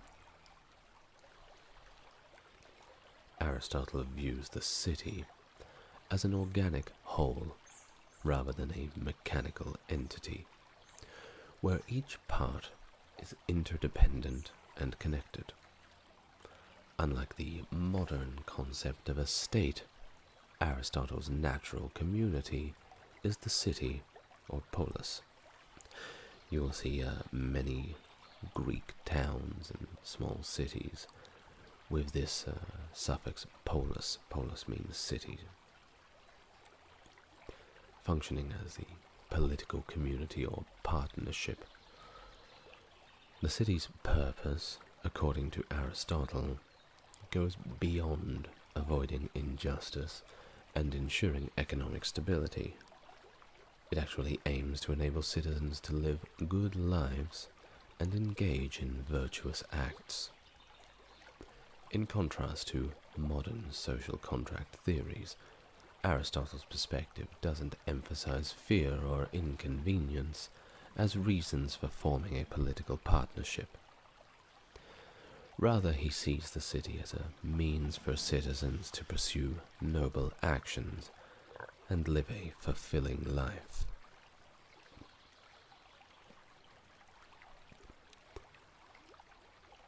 In Prototrepticus, the character Aristotle states, "For we all agree that the most excellent man should rule, the supreme by nature, and that the law rules and alone is authoritative. But the law is a kind of intelligence, i.e. a discourse based on intelligence. And again, what standard do we have? What criterion of good things that is more precise than the intelligent man? For all that is, man will choose, and if the choice is based on his knowledge, are good things and their contraries are bad. And since everybody chooses most of all what conforms to their own proper dispositions, a just man choosing to live justly, a man with bravery to live bravely, likewise a self-controlled man to live with control, it is clear that the intelligent man will choose most of all to be intelligent, for this is the function of that capacity. Hence, it is evident that, according to the most authoritative judgment, intelligence is supreme among the virtues." Aristotle's perspectives on women, while influential in the Middle Ages, have become contentious in modern times. His analysis of procreation involves portraying a dynamic, ensouling male element, bringing life to an inert, passive female element. According to Aristotle, the female body's suitability for reproduction, influencing changes in body temperature, renders women incapable of engaging in political life. Modern critics, especially proponents of feminist metaphysics, whatever that is, have accused Aristotle of misogyny and sexism due to these views. However, it's noteworthy that Aristotle attributed equal importance to women's happiness, stating in his rhetoric that the factors contributing to happiness should be present in both men and women. Economics. Aristotle's contribution to economic thought were significant, especially during the Middle Ages when his work was rediscovered. In his work, Politics, he addressed topics such as the city, property, and trade. Aristotle defended private property against criticisms, anticipating later philosophical economic perspectives that emphasize the overall utility of social arrangements. He believed that societal issues blamed on private property actually stemmed from human nature. Aristotle provided one of the earliest accounts of the origin of money in politics, as in the work politics, not politics itself. According to him, money emerged as people became interdependent, engaging in trade by importing what they needed and exporting surplus goods. For practical reasons, they agreed to use something intrinsically useful and easily applicable, like iron or silver, and later gold. A significant influence on medieval economic thought, Aristotle expressed a critical view of retail trade. He argued that retail, driven by profit-seeking, treated goods as a means to an end, rather than an end in itself, therefore making it unnatural. Similarly, Aristotle considered making a profit through interest unnatural, as it involved gaining from the money itself, not its use. And if current-day interest rates are anything to go by, I think we should perhaps listen to him. Aristotle's early insights into the functions of money included its role as a universal standard of measurement, allowing the association of different goods and making them consumable. Money also served as a form of security for future exchanges, enabling individuals to obtain desired goods when needed. Rhetoric. In Aristotle's Rhetoric, he presents a comprehensive framework for persuasive communication, identifying 3 fundamental appeals a speaker can employ to persuade an audience. Those 3 appeals being ethos, appeals to the speaker's character, establishing credibility and trustworthiness. Pathos, appeals to the audience's emotions, aiming to evoke feelings and create a connection. Logos, appeals to logical reasoning, providing evidence, facts, and sound arguments. Aristotle further classifies rhetoric into 3 genres. Epideictic, ceremonial speeches dealing with praise or blame. Forensic, judicial speeches addressing issues of guilt or innocence. Deliberative, speeches arguing the audience to make decisions on particular issues. Additionally, Aristotle outlines 2 types of rhetorical proofs. Enthymeme, proof by syllogism, involving logical reasoning and deduction. Paradigma, proof by example, using instances or cases to support arguments. Poetics.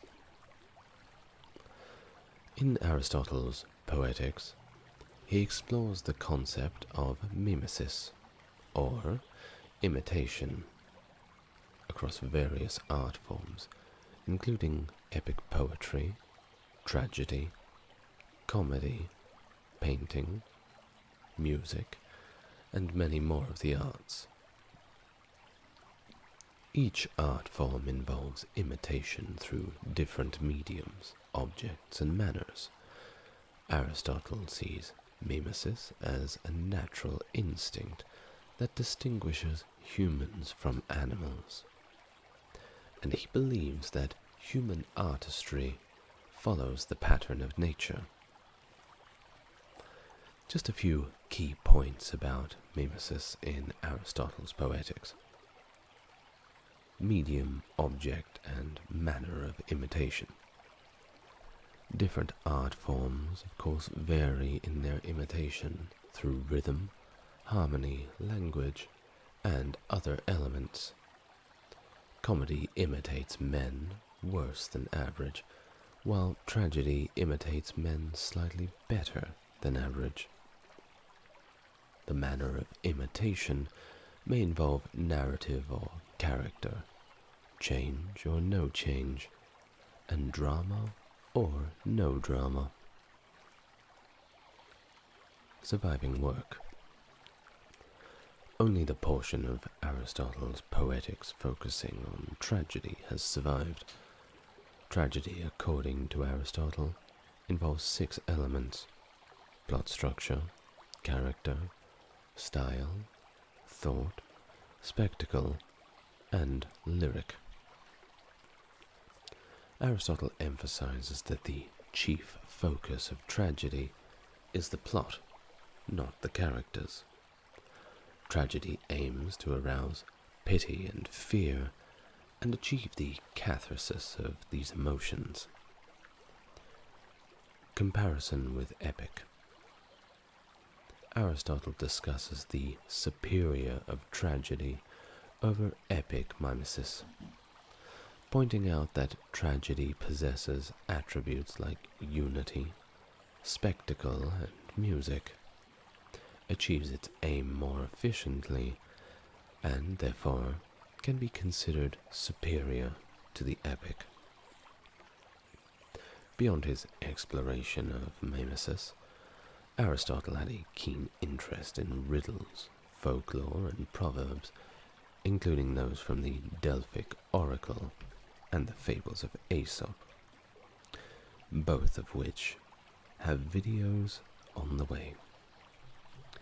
Well, that's about all that you probably need to know about Aristotle. If you're still here, well done. You've made it.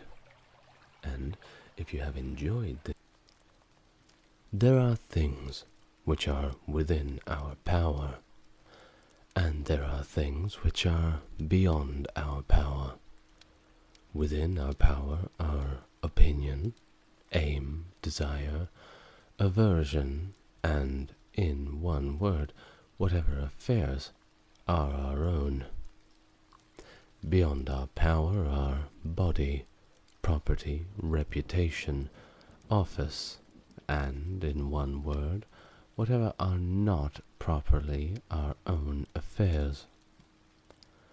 Now the things within our power are by nature free, unrestricted, unhindered, but those beyond our power are weak, dependent, restricted, alien.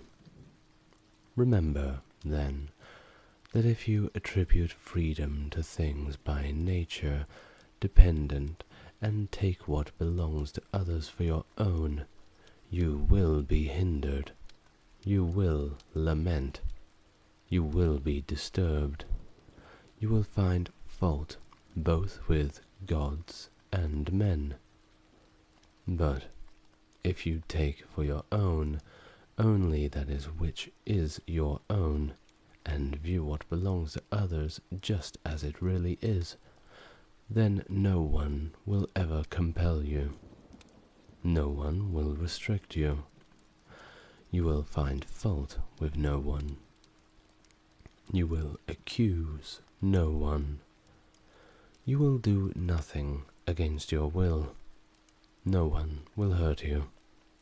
You will not have an enemy, nor will you suffer any harm.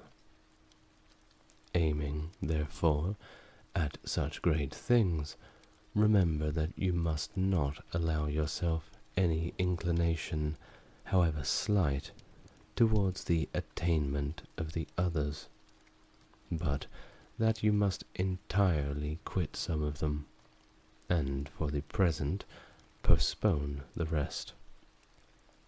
But if you would have these, and possess power and wealth likewise, you may miss the latter in seeking the former, and you will certainly fail of that by which alone happiness and freedom are procured. Seek at once, therefore, to be able to say every unpleasing semblance. You are but a semblance, and by no means the real thing. And then examine it by those rules which you have, and first, and chiefly by this, whether it concerns the things which are within our own power, or those which are not. And if it concerns anything beyond our power, be prepared to say that it is nothing to you. Remember that desire demands the attainment of that of which you are desirous, and aversion demands the avoidance of that to which you are averse. That he who fails of the object of his desires is disappointed, and he who incurs the object of his aversion is wretched.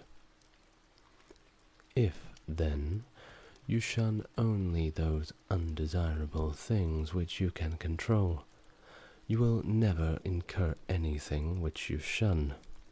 But if you shun sickness, or death, or poverty, you will run the risk of wretchedness.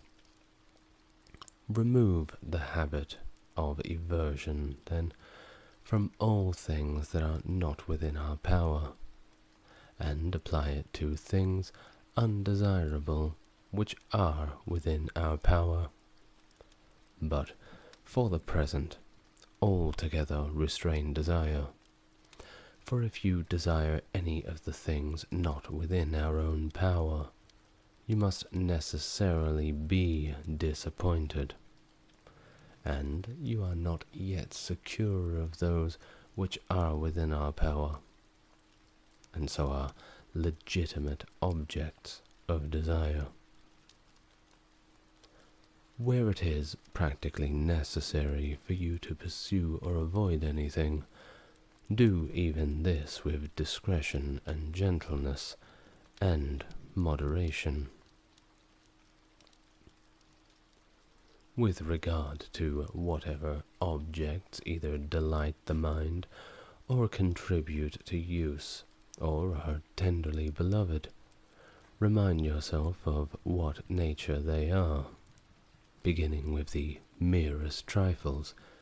If you have a favourite cup, that it is but a cup of which you are fond of, for thus, if it is broken, you can bear it. If you embrace your child, or your wife, that you embrace a mortal, and thus, if either of them dies, you can bear it. When you set about any action, remind yourself of what nature the action is. If you are going to bathe, represent to yourself the incidents usual in the bath. Some persons pouring out, others pushing in, others scolding, and others pilfering. And thus you will more safely go about this action if you say to yourself, I will now go to bathe and keep my own will in harmony with nature. And so with regard to every other action. For thus, if any impediment arises in bathing, you will be able to say, it was not only to bathe that I desired, but to keep my will in harmony with nature, and I shall not keep it thus if I am out of humour at things that happen. Men are disturbed, not by things, but by the views which they take of things. Thus, Death is nothing terrible, else it would have appeared so to Socrates. But the terror consists in our notion of death that is terrible. When, therefore, we are hindered or disturbed or grieved, let us never impute it to others, but to ourselves, that is, to our own views. It is the action in uninstructed person to reproach others for his own misfortunes, of one entering upon instruction to reproach himself, and one perfectly instructed to reproach neither others nor himself. Be not elated at any excellence not your own. If a horse should be elated and say, "I am handsome," it might be endurable. But when you are elated and say, "I have a handsome horse," know that you are elated only on the merit of the horse. What then is your own? The use of the phenomena of existence. So that when you are in harmony with this nature, in this respect, you will be elated with some reason, for you will be elated at some good of your own. As in a voyage, when the ship is at anchor, if you go on shore to get water, you may amuse yourself with picking up a shellfish or truffle in your way, but your thoughts ought to be bent towards the ship, and perpetually attentive, lest the captain should call, and then you must leave all of these things, that you may not have to be carried on board the vessel, bound like a sheep. Thus likewise in life, if, instead of a truffle or shellfish, such a thing as a wife or a child had been granted to you, there is no objection, but if the captain calls, run to the ship, leave all of these things, and never look behind. But if you are old, never go far from the ship, lest you should be missing when called for. Demand not that events should happen as you wish, but wish them to happen as they do happen, and you will go on well. Sickness is an impediment to the body, but not to the will, unless itself pleases. Lameness is an impediment to the leg, but not to the will. And say this to yourself with regard to everything that happens, for you will find it to be an impediment to something else, but not truly to yourself. Upon every accident, remember to turn towards yourself and inquire what faculty you have for its use. If you encounter a handsome person, you will find continence in the faculty needed. If pain, then fortitude. If reviling, then patience. And, when thus habituated, the phenomena of existence will not overwhelm you. Never say of anything, "I have lost it," but "I have restored it." Has your child died? It is restored. Has your wife died? She is restored. Has your estate been taken away? That likewise is restored. But it was a bad man who took it. What is it to you by whose hands he who gave it has demanded it again? while he permits you to possess it, hold it as something not your own, as do travelers at an inn. If you would improve, lay aside such reasonings as these. If I neglect my affairs, I shall not have a maintenance. If I do not punish my servant, he will be good for nothing. For it were better to die of hunger, exempt from grief and fear, than to live in affluence with perturbation. And it's better that your servant should be happy than you unhappy. Begin, therefore, with little things. Is a little oil spilled, or a little wine stolen? Say to yourself, this is the price paid for peace and tranquility, and nothing is to be had for nothing. And when you call your servant, consider that it is possible he may not come at your call, or, if he does, that he may not do as you wish. But it is not at all desirable for him, and very undesirable for you, that it should be in his power to cause you any manner of disturbance. If you would improve, be content to be thought foolish and dull with regard to externals. Do not desire to be thought to know anything, and though you should appear to others to be somebody, distrust yourself. For be assured, it is not easy at once to keep your will in harmony with nature and to secure externals. But while you are absorbed in the one, you must of necessity neglect the other. If you wish your children and your wife and your friends to live forever, then you are foolish, for you wish things to be in your power which are not so, and what belongs to others to be your own. So, likewise, if you wish your servant to be without fault, you are foolish, for you wish vice not to be vice, but something else.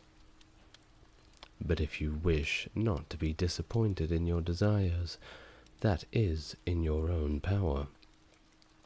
Exercise, therefore, what is in your power. A man's master is he who is able to confer or remove whatever that man seeks or shuns. Whatever, then, he would be free.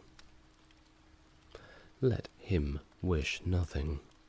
Let him declare nothing, which depends on others, else he must necessarily be a slave.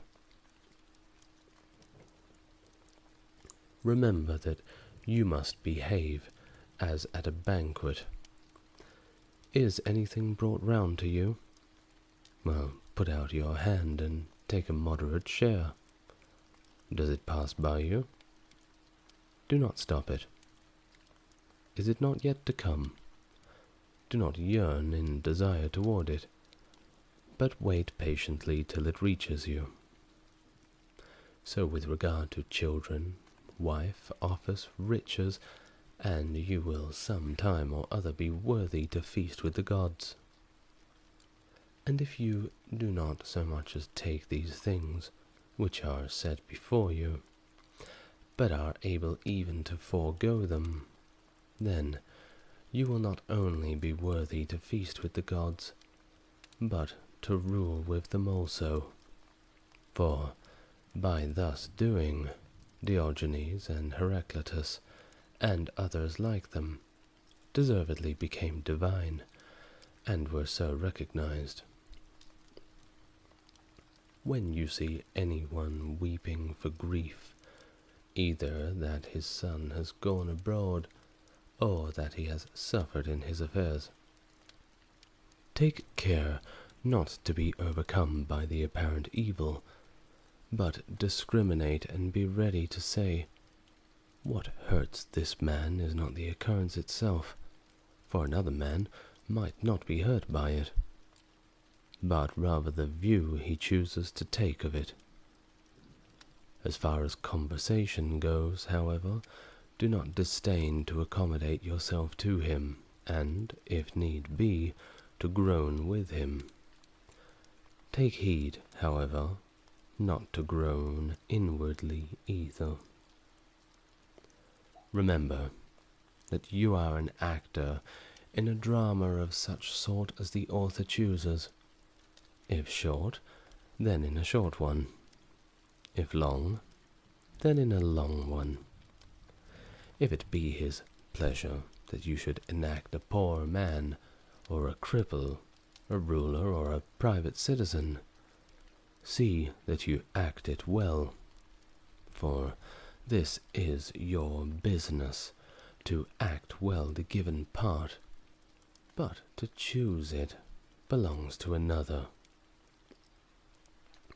When a raven happens to croak unluckily, be not overcome by appearances, but discriminate and say, nothing is portended to me, either to my paltry body, or property, or reputation, or children, or wife, but to me all portents are lucky if I will, for whatsoever happens, it belongs to me to derive advantage therefrom.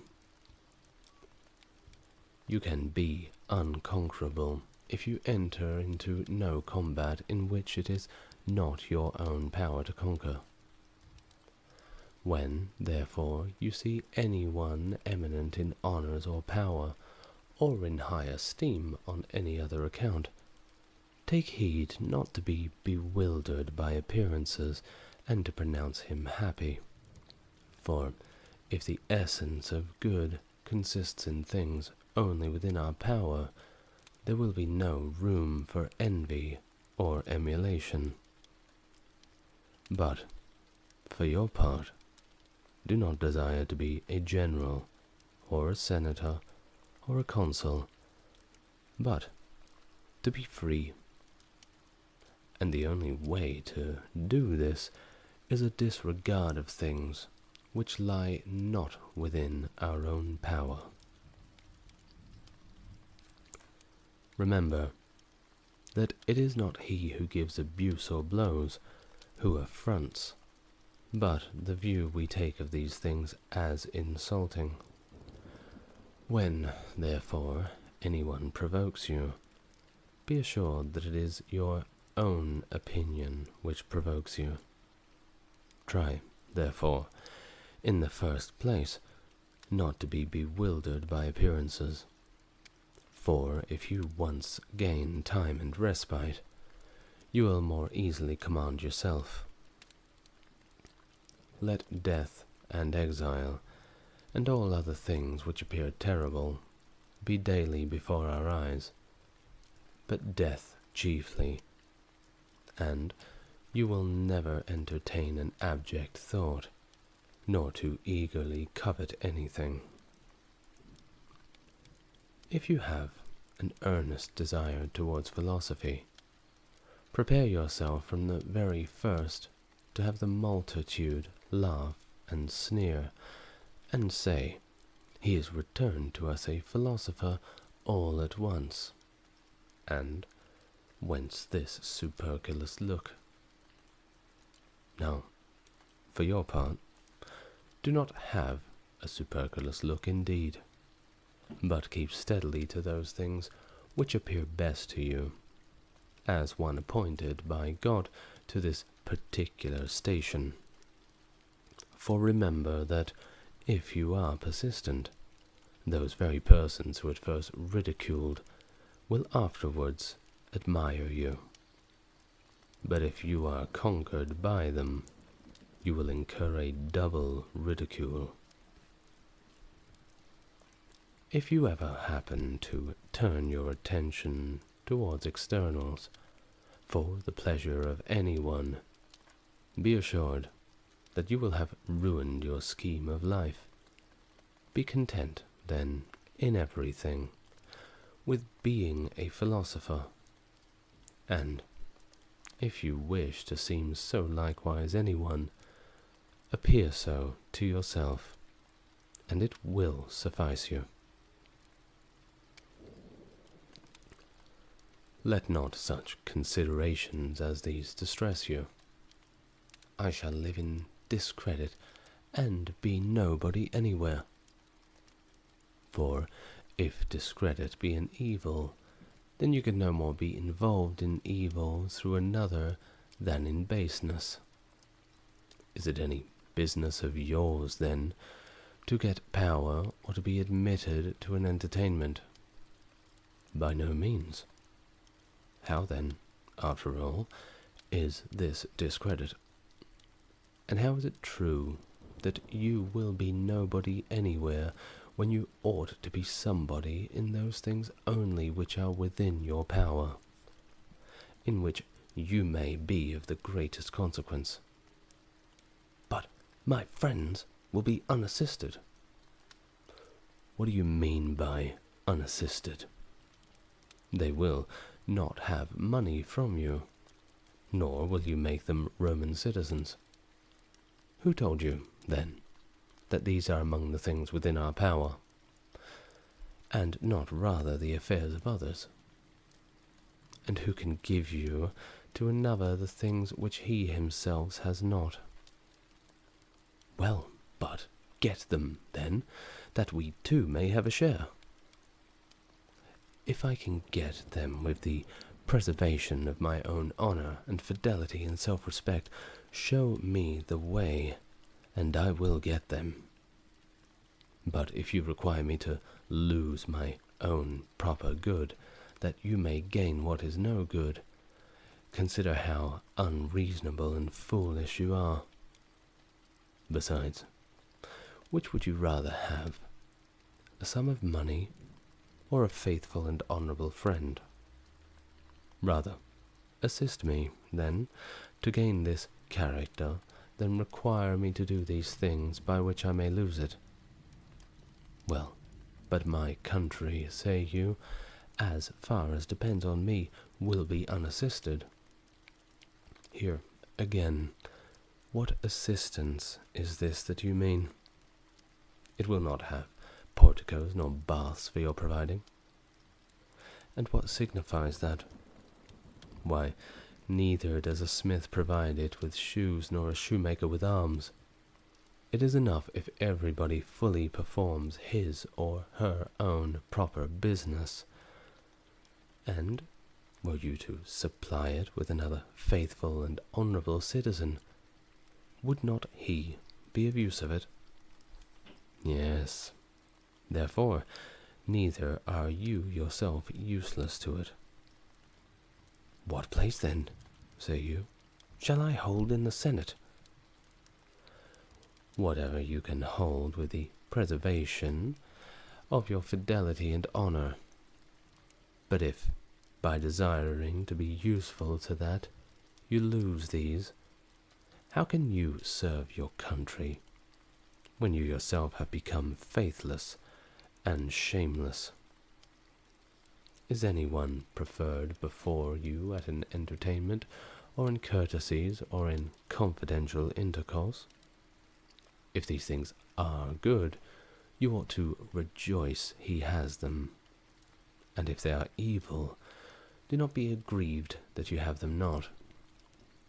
And remember that you cannot be permitted to rival others in externals, without using the same means to obtain them. For how can he who will not haunt the door of any man, will not attend him, will not praise him, have an equal share with him who does the same thing? You are unjust, then, and unreasonable, if you are unwilling to pay the price for which these things are sold, and would therefore have nothing. For how much are lettuces sold? An obulus, for instance, if another than paying an obulus takes the lettuce, and you, not paying it, go without them. do not imagine that he has gained any advantage over you, for as he has the lettuces, so you have the obolus, which you do not give. So, in the present case, you have not been invited to such a person's entertainment because you have not paid him the price for which a supper is sold. It is sold for praise. It is sold for attendance. Give him, then, the value if it be for your advantage. But if you would at the same time not pay the one, yet receive the other, you are unreasonable and foolish. Have you nothing, then, in the place of the supper? Yes, indeed, you have. Not to praise him whom you do not like to praise, not to bear the insolence of his lackeys. The will of nature may be learned from things upon which we are all agreed, as when our neighbour's boy has broken a cup, or the like, we are ready to at once say, these are casualties that will happen. Be assured, then, that when your own cup is likewise broken, you ought not to be affected just when another's cup is broken. Now, apply this to greater things. Is the child or wife of another dead? There is no one who would not say, this is an accident of mortality. But if anyone's own child happens to die, it is immediately, alas, how wretched I am. It should be always remembered how we are affected on hearing the same things concerning others. As a mark is not set up for the sake of missing the aim, so neither does the nature of evil exist in the world. If a person had delivered up to your body to some passer-by, you would certainly be angry. And do you feel no shame in delivering up your own mind to any reviler, be it disconcerted and confounded? In every affair, consider what precedes and what follows, and then undertake it. Otherwise, you will begin with spirit indeed, careless of the consequences, and when these are developed, you will shamefully desist. I would conquer at the Olympic Games. But consider what precedes and what follows, and then, if it be for your advantage, engage in the affair. You must conform to rules, submit to a diet, refrain from dainties, exercise the body, whether you choose it or not, at a stated hour, in heat or cold. You must drink no cold water, and sometimes no wine. In a word, you must give yourself up to the trainer as a physician. Then, in the combat, you may be thrown into a ditch, dislocate your arm, turn your ankle, swallow an abundance of dust, receive stripes for negligence, and, after all, lose the victory. When you have reckoned up all of this, if your inclination still holds, set about the combat. Otherwise, take notice, you will behave like children who sometimes play wrestlers, sometimes gladiators, sometimes blow a trumpet, and sometimes act a tragedy, when they happen to have seen and admired these shows. Thus, you too will be at one time a wrestler, and another a gladiator, now a philosopher, now an orator, but nothing in earnest. Like an ape, you mimic all you see, and one thing after another is sure to please you. But it is out of favor as soon as it becomes familiar. For you have never entered upon anything considerately, nor after having surveyed the test the whole matter, but carelessly, and with a half-way zeal. Thus some, when they have seen a philosopher and heard a man speaking like Euphrates, though indeed who can speak like him, have a mind to be philosophers too.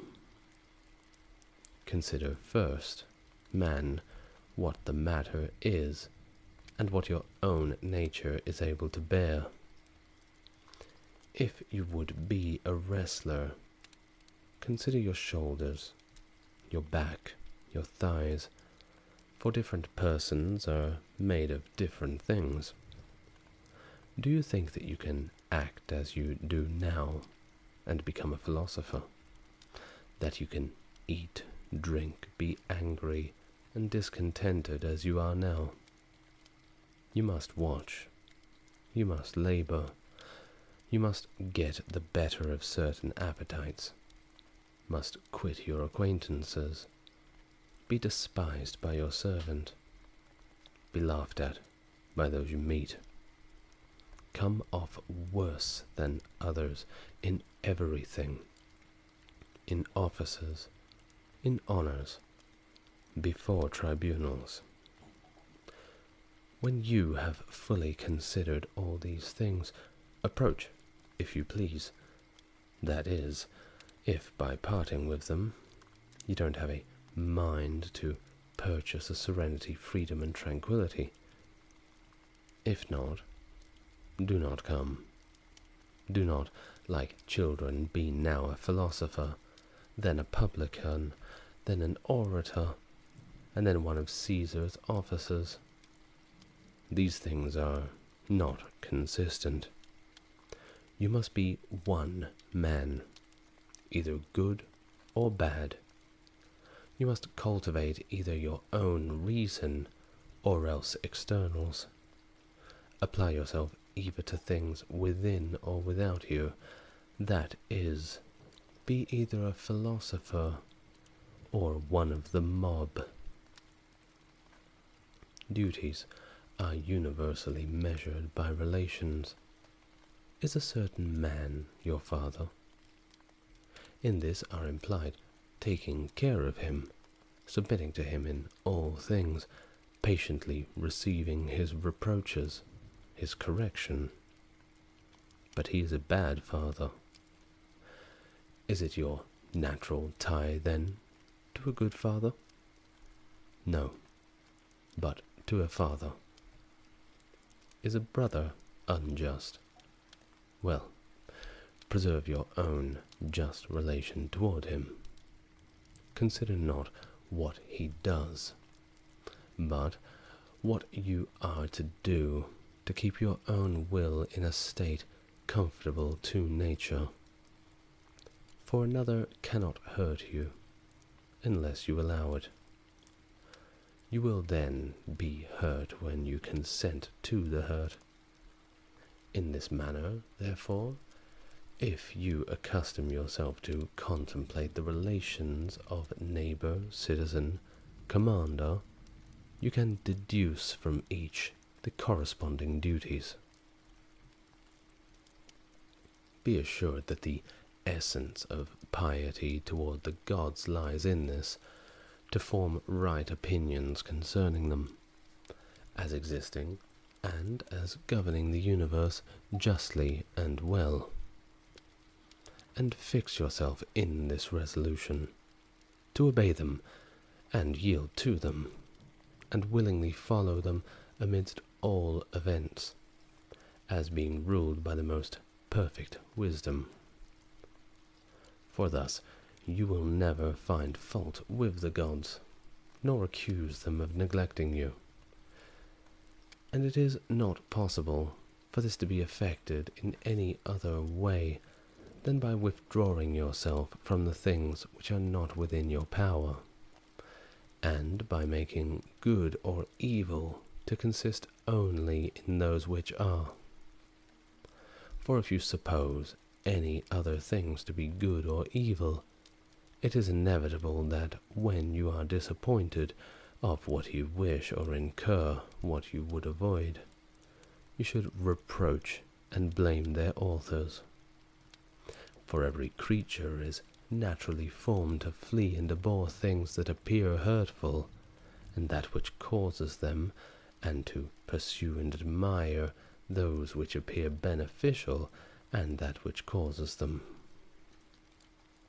It is impracticable, then, that one who supposes himself to be hurt should rejoice in the person as he thinks has hurt him, just as it is impossible to rejoice in the hurt itself. Hence also a father is reviled by his son when he does not impart the things which seem to be good, and this made Polynices and Eteocles mutually enemies. The empire that seemed good to both. On this account, the husbandman reviles the gods, and so do the sailor, the merchant, or those who have lost wife or child. For where our interest is, there too is piety directed, so that whoever is careful to regulate his desires and aversions as he ought is thus made careful of piety otherwise. But it also becomes incumbent on everyone to offer libations and sacrifices and first fruits, according to the customs of his country, purely, and not heedlessly nor negligently, not avariciously, nor yet extravagantly.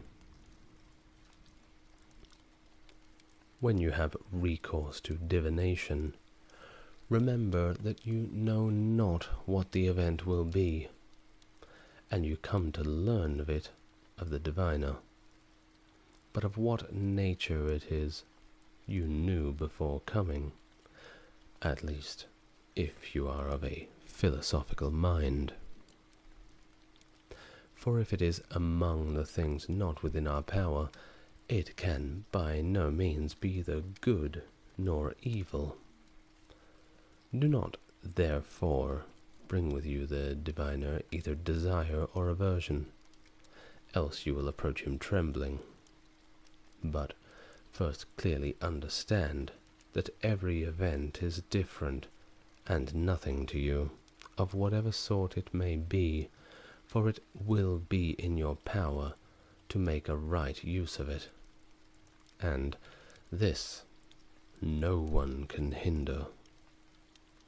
Then come with confidence to the gods as your counselors, and afterwards, when any counsel is given to you, remember what counselors you have assumed, and those whose advice you will neglect if you disobey.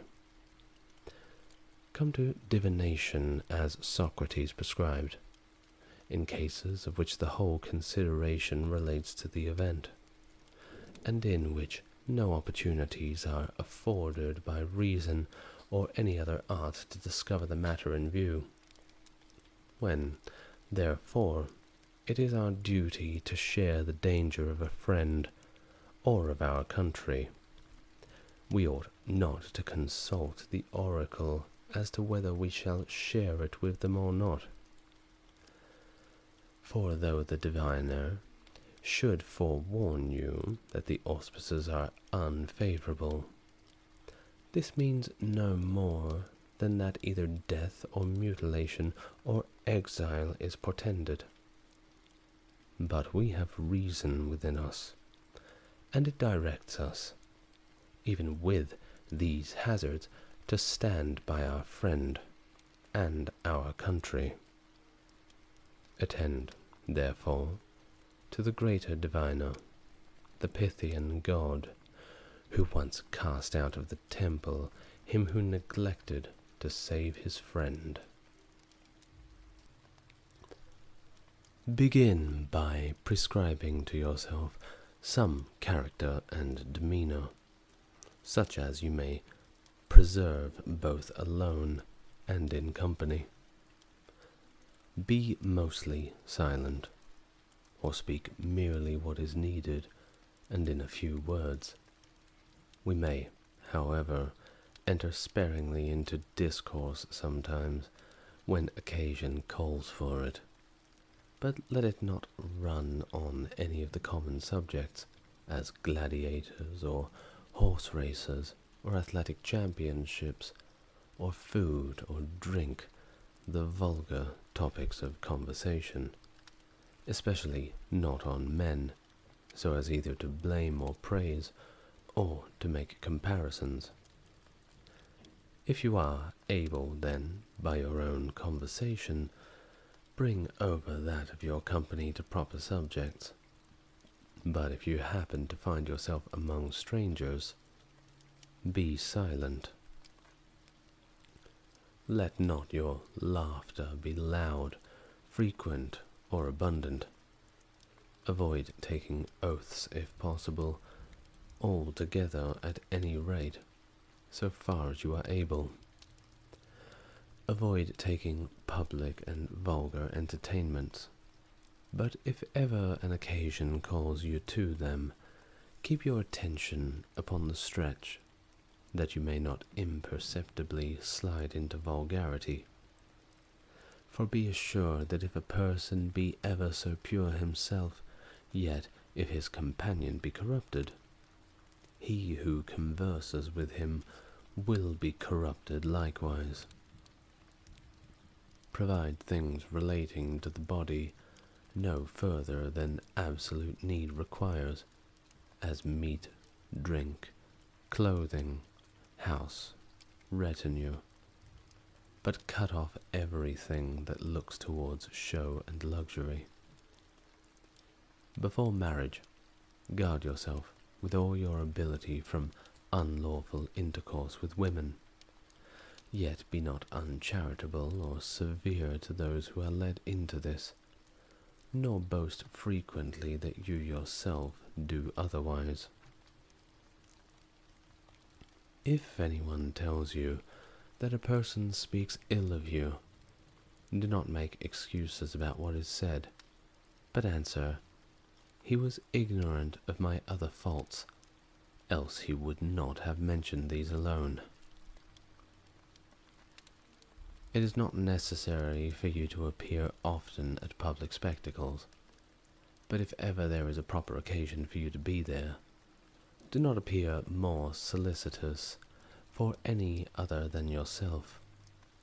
That is, wish things to be only just as they are, and only the best man to win, for thus nothing will go against you. But abstain entirely from acclamations and derision and violent emotions, and when you come away, do not discourse a great deal on what has passed and what contributes nothing to your own amendment, for it would appear by such discourse that you were dazzled by the show. Be not prompt or ready to attend private recitations, but if you do attend, preserve your gravity and dignity, and yet avoid making yourself disagreeable. When you are going to confer with anyone, and especially with one who seems your superior, represent to yourself how Socrates or Zeno would behave in such a case, and you will not be at a loss to meet properly whatever may occur. When you are going before anyone in power, fancy to yourself that you may not find him at home, that you may be shut out, that the doors may not be opened to you, that he may not notice you. If, with all of this, it be your duty to go, bear what happens, and never say to yourself, "It was not worth so much," for this is vulgar, and like a man bewildered, by externals. In company, avoid a frequent and excessive mention of your own actions and dangers, for however agreeable it may be to yourself to allude to the risks you have run, it is not equally agreeable to others to hear of your adventures. Avoid likewise an endeavour to excite laughter, for this may readily slide you into vulgarity, and, besides, may be apt to lower you in the esteem of your acquaintance. Approaches to indecent discourse are, likewise, equally dangerous. Therefore, when anything of this sort happens, use the first fit opportunity to rebuke him who makes advances that way, or at least, by silence and blushing and a serious look, show yourself to be displeased by such talk. If you are dazzled by the semblance of any promised pleasure, guard yourself against being bewildered by it. But let that affair wait your leisure, and procure yourself some delay. Then bring to your mind both points of time, that in which you shall enjoy the pleasure, and that in which you will repent and reproach yourself after you have enjoyed it, and set before you, in opposition to these, how you will rejoice and applaud yourself if you abstain. And even though it should appear to you a seasonable gratification, take heed that its enticements and allurements and seductions may not subdue you, but set in opposition to this how much better it is to be conscious of having gained so great a victory. When you do anything from a clear judgment that it ought to be done, never shrink from being seen to do it, even though the world should misunderstand it. For if you are not acting rightly, shun the action itself. If you are, why would you fear those who wrongly censor you? As the proposition, either it is day or it is night, has much force in disjunctive argument, but none at all in the conjunctive one. So, at a feast, to choose the largest share is very suitable to the bodily appetite, but utterly inconsistent with the social spirit of the entertainment. Remember then, when you eat with another, not only the value of the body of those things which are set before you, but also the value of proper courtesy toward your host. If you have assumed any character beyond your strength, you have both demeaned yourself, ill in that, and quitted one which you might have supported. As in walking you take care not to tread upon a nail, or turn your foot, so likewise take care not to hurt the ruling faculty of your mind. And if we were to guard against this in every action, we should enter upon action more safely. The body is to everyone the proper measure of its possessions, as the foot is of the shoe.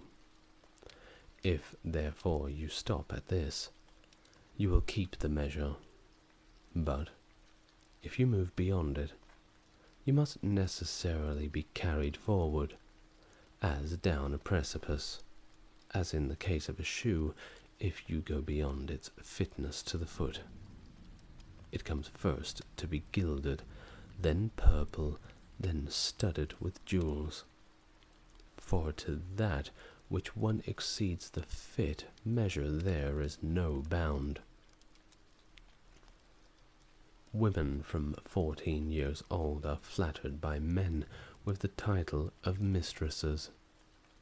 Therefore, perceiving that they are regarded only as qualified to give men pleasure, they begin to adorn themselves, and in that to place all of their hopes.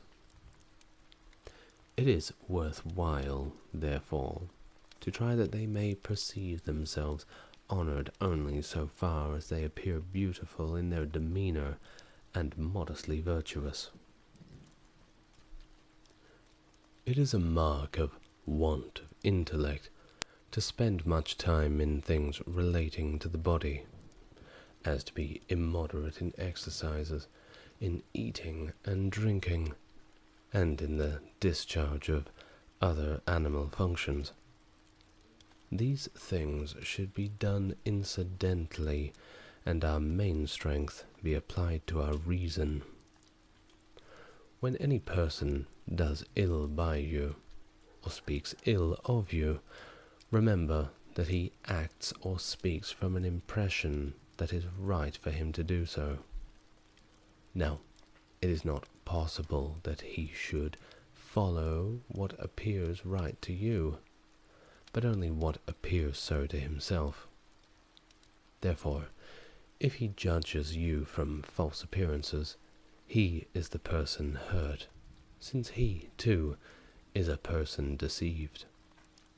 For if anybody takes a true proposition to the false, the proposition is not hurt, but only the man is deceived. Setting out, then, from these principles, you will meekly bear with the person who reviles you, for you will say upon every occasion, "It seemed so to him." Everything has two handles, one by which it may be borne, another by which it cannot. If your brother acts unjustly, do not lay hold on the affair by the handle of his injustice, for by that it cannot be borne, but rather by the opposite. For he is your brother, that he was brought up with you, and thus you will lay hold on it as it is to be borne. These reasonings have no logical connection. I am richer to you, therefore I am superior. I am more eloquent than you, therefore I am superior. The true logical connection is rather than this. I am richer than you, therefore my possessions must exceed yours. I am more eloquent than you, therefore my style must surpass yours.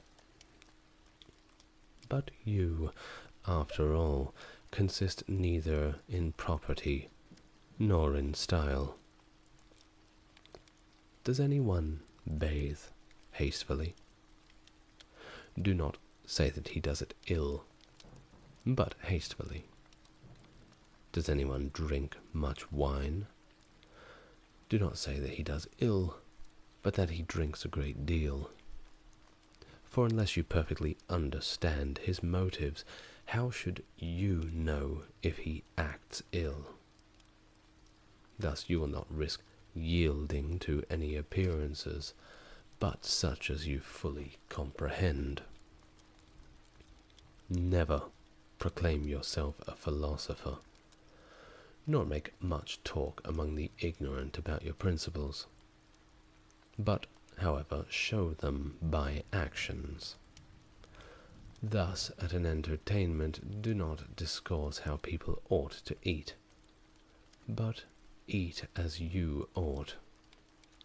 For remember that thus Socrates also universally avoided all ostentation, and when persons came to him and desired to be introduced by him to philosophers, he took them and introduced them, so well he bare being overlooked.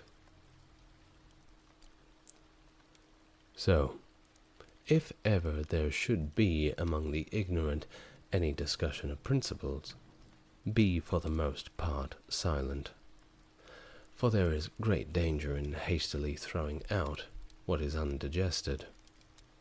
And if anyone tells you that you know nothing, and you are not nettled at all, then you may be sure that you have really entered on your work. For sheep do not hastily throw up the grass to show the shepherds how much they have eaten, but inwardly digesting their food, they produce it outwardly in wool and milk. Thus, therefore, do not make an exhibition before the ignorant of your principles, but of the actions to which their digestion gives rise. When you have learned to nourish your body frugally, do not pique yourself upon it, nor, if you drink water, be saying upon every occasion, "I drink water." But first consider how much more frugal are the poor than we, and how much more patient of hardship. If at any time you would endure yourself by exercise to labor and privation, for your own sake and not for the public, do not attempt great feats. But when you are violently thirsty, just rinse your mouth with water, and tell nobody. The condition and characteristic of a vulgar person is that he never looks for either help or harm from himself, but only from externals. The condition and characteristic of a philosopher is that he looks to himself for all help or harm. The marks of a proficient are that he censures no one, praises no one, blames no one, and accuses no one, says nothing concerning himself as being anybody or knowing anything. When he is in any instance hindered or restrained, he accuses himself, and if he is praised, he smiles to himself at the person who praises him, and if he is censured, he makes no defense. But he goes about with the caution of the convalescent, careful of an interference with anything that is doing well, but not yet quite secure. He restrains desire. He transfers his aversion to those things only which thwart the proper use of our own will. He employs his energies moderately in all directions. If he appears stupid or ignorant, he does not care, and, in a word, he keeps watch over himself, as over an enemy, and one in ambush. When anyone shows himself vain or on being able to understand and interpret the works of Chrysippus, say to yourself, unless Chrysippus had written obscurely, this person would have had nothing to be vain of. But what do I desire? To understand nature and follow her. I ask, then, who interprets her, and hearing that Chrysippus does, I have recourse to him. I do not understand his writings. I seek, therefore, to interpret them. So far there is nothing to value myself upon, and when I find an interpreter, what remains is to make use of his instructions. This alone is the valuable thing. But if I admire merely the interpretation, what do I become more than a grammarian, instead of a philosopher, except indeed that instead of Homer, I interpret Chrysippus? When anybody, therefore, desires me to read Chrysippus to him, I rather blush when I cannot exhibit actions that are harmonious and consonant with his discourse. Whatever rules you have adopted, abide by them as laws, and, as if you would be impious to transgress them, and do not regard what anyone says of you, for this, after all, is no concern of yours.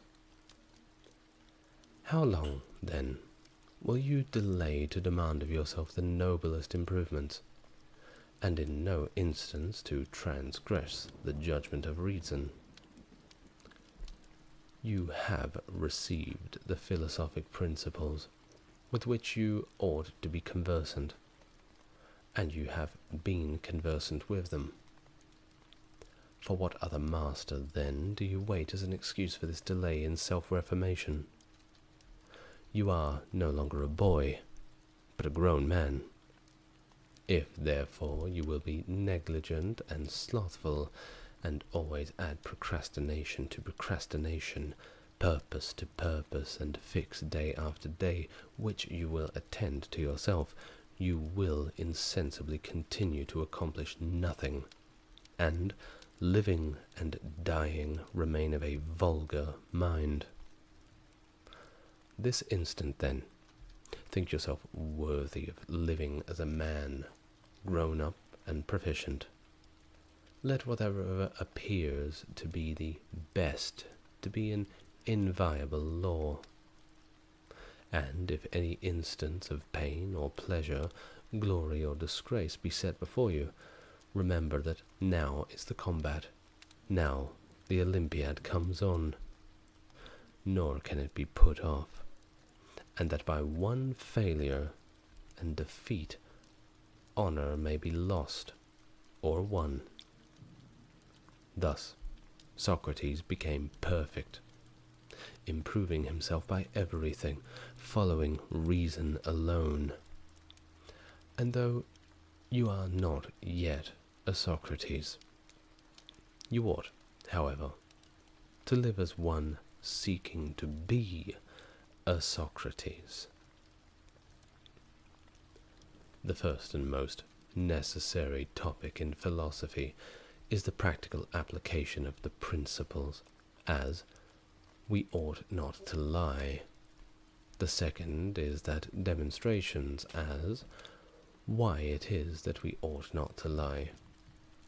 The third, that which gives strength and logical connection to the other two, as why this is a demonstration. For what is demonstration? What is a consequence? What a contradiction, what a truth, what falsehood?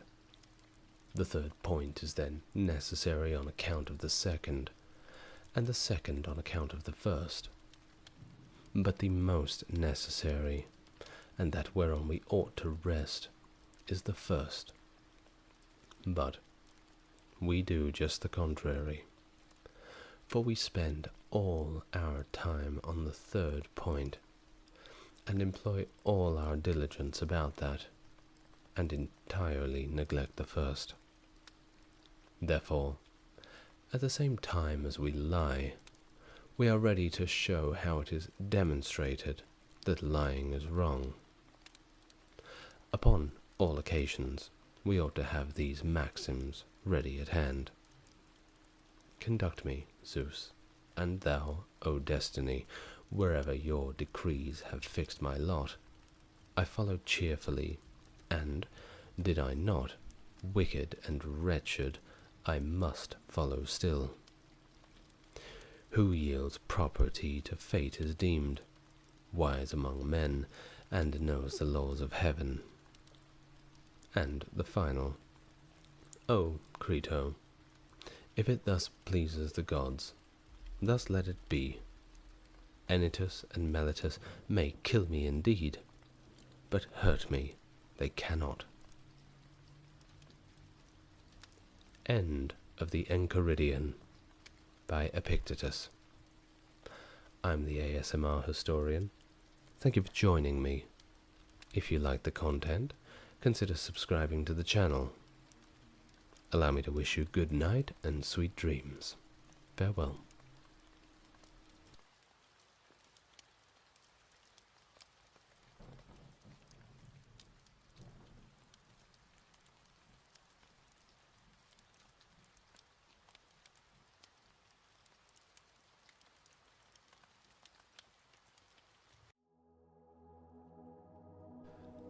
In the shadows of ancient Greece, a figure emerges supreme and shapes the destiny of Athens towards its illustrious golden age.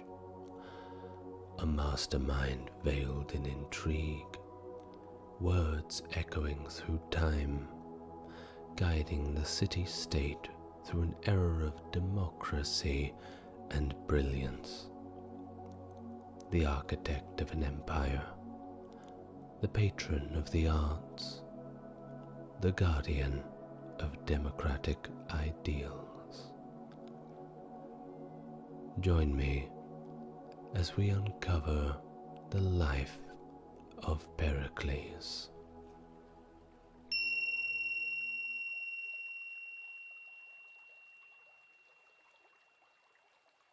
Pericles, born around 495 BC in Athens, was the son of Xanthippus, a politician who returned to Athens after being ostracized and played a role in the Greek victory at Mycale. His mother, Agariste, belonged to the influential Alcmaeonidae family, who had familial ties to both the Athenian reformer Cleisthenes and the tyrant of Sicyon, also named Cleisthenes. Legend has it that before Pericles' birth, Agariste dreamt of bearing a lion, a symbol of greatness.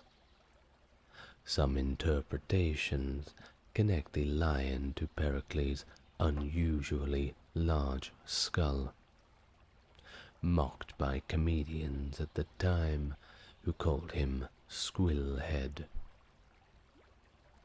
Contrary to Plutarch's claim, the helmet Pericles wore was a symbol of his rank as strategos, not an attempt to conceal any deformity. Pericles, a member of the Acamantus tribe, spent his early years in relative quiet, avoiding public appearances and dedicating himself to his studies. His family's wealth facilitated his pursuit of education, and he studied music under masters like Damon or Pythocleides. Notably, he was the first politician to emphasize the importance of philosophy and associated with philosophers such as Protagoras, Zeno of Elea, and especially Anaxagoras, who became a close friend and influential figure. Anaxagoras's teachings, emphasizing emotional calm and skepticism about divine phenomena, may have shaped Pericles' thought and rhetorical charisma. Pericles' legendary calmness and self-control are often attributed to the influence of his good friend Anaxagoras. In 472, Pericles, showcasing his wealth, presented Aeschylus's play, The Persians, at the Greater Dionysia as a liturgy. Some suggest that Pericles' choice of this play, celebrating Themistocles' victory at Salamis, indicated support for Themistocles over his political rival Cimon. Plutarch claims that Pericles had a prominent position among the Athenians for 40 years, suggesting leadership from the early 460s BC, when he was in his early or mid-30s. Throughout this time, he sought to maintain his privacy and present himself as an exemplary citizen, often avoiding banquets to bring across his portrayal of frugality and self-control. In 463 BC, Pericles took a leading role in prosecuting Cimon, accusing him of neglecting Athens' interests in Macedon. Though Cimon was acquitted, this event exposed his vulnerability as Pericles' major political opponent. Around 461 BC, 2 years later, under the leadership of Ephialtes, a mentor to Pericles, the Democratic Party targeted the Areopagus, a council traditionally controlled by the aristocracy. Ephialtes proposed reducing the Areopagus's powers, and the proposal was accepted by the Athenian assembly. This marked the beginning of the radical democracy era.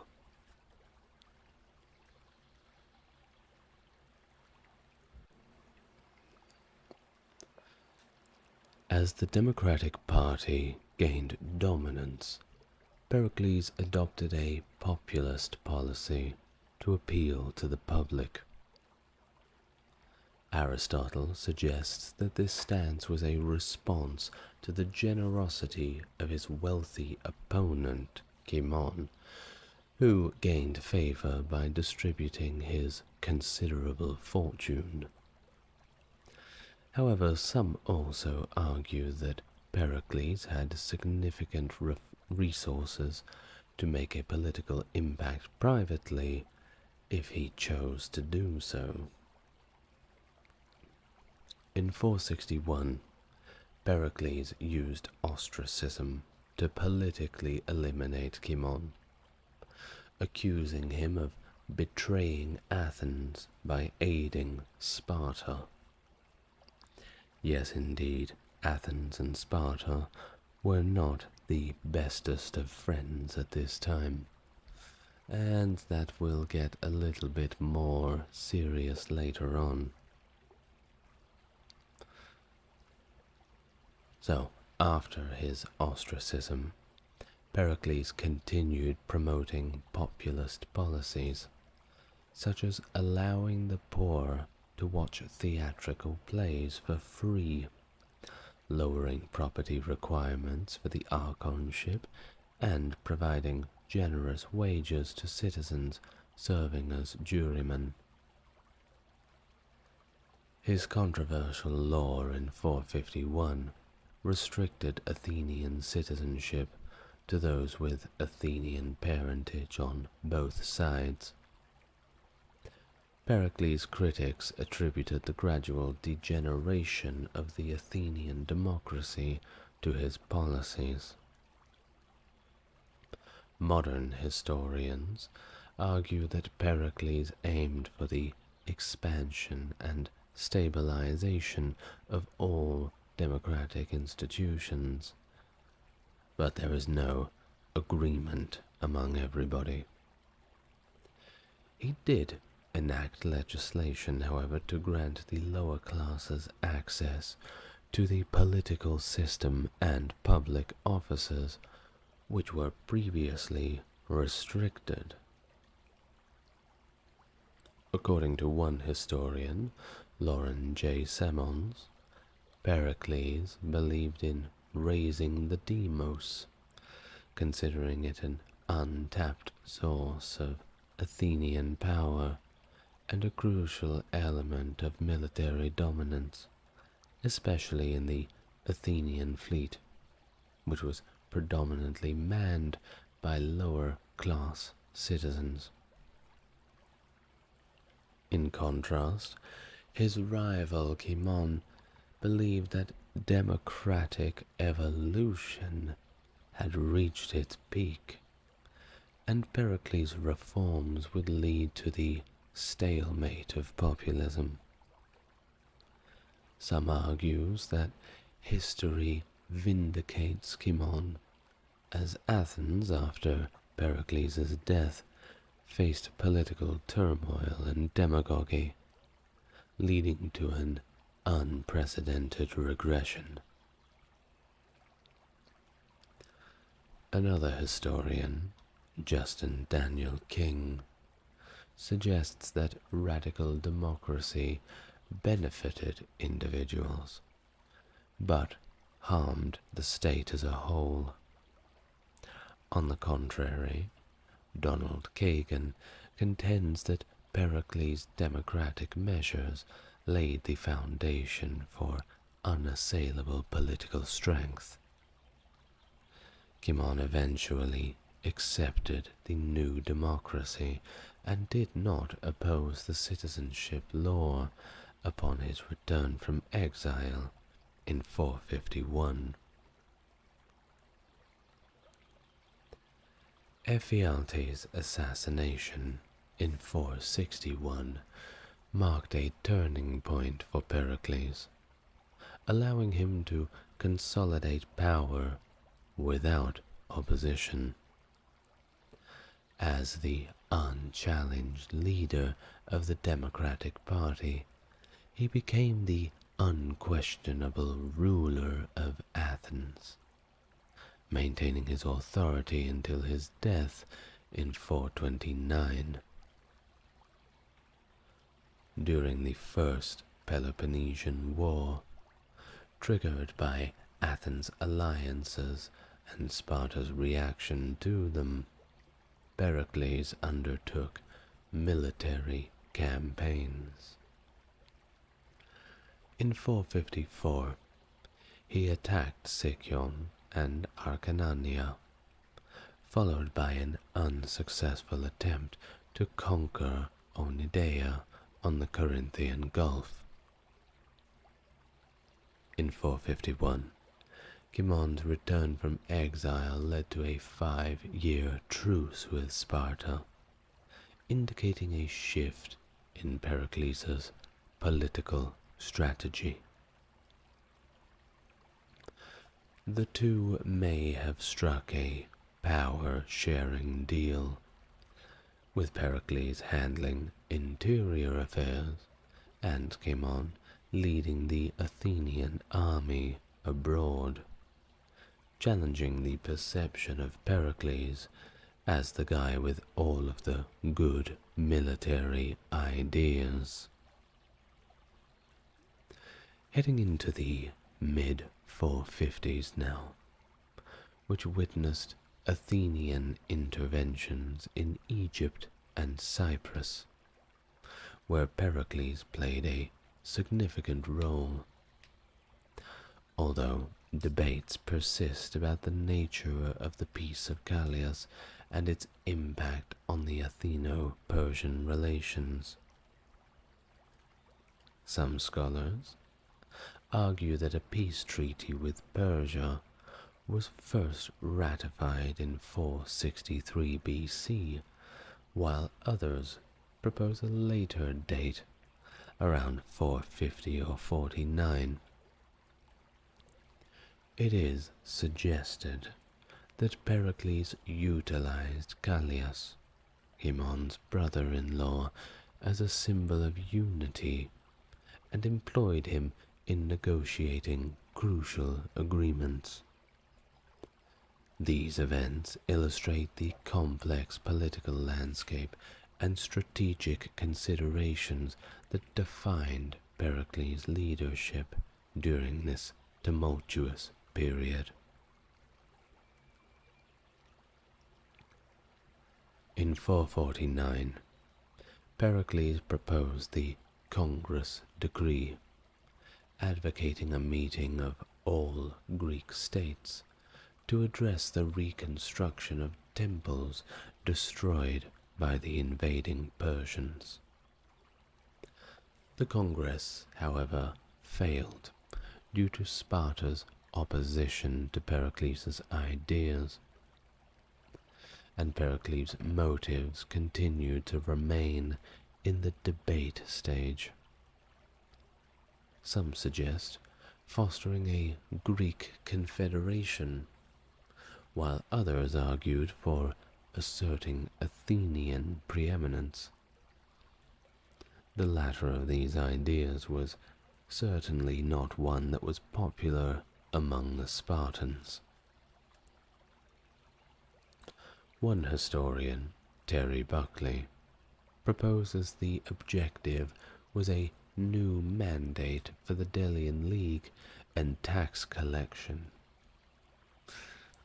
Perhaps so. But like with modern politics, usually when they write a new rule, it is generally not without its own baggage. For example, new legislation on tax or some internal policy will have lots of small details snuck into it, which of course leads the other party to reject the proposal. Not a new thing at all. In 446 BC, Euboea and Megara revolted, prompting Pericles to take action. Though Spartan invasion led to his return, Pericles diffused the situation through bribery and negotiation. An audit of all this conducted later on questioned a 10-talent expenditure, ostensibly for a serious purpose. Serious purpose, of course, being the bribery. And 10 talents is quite a good sum.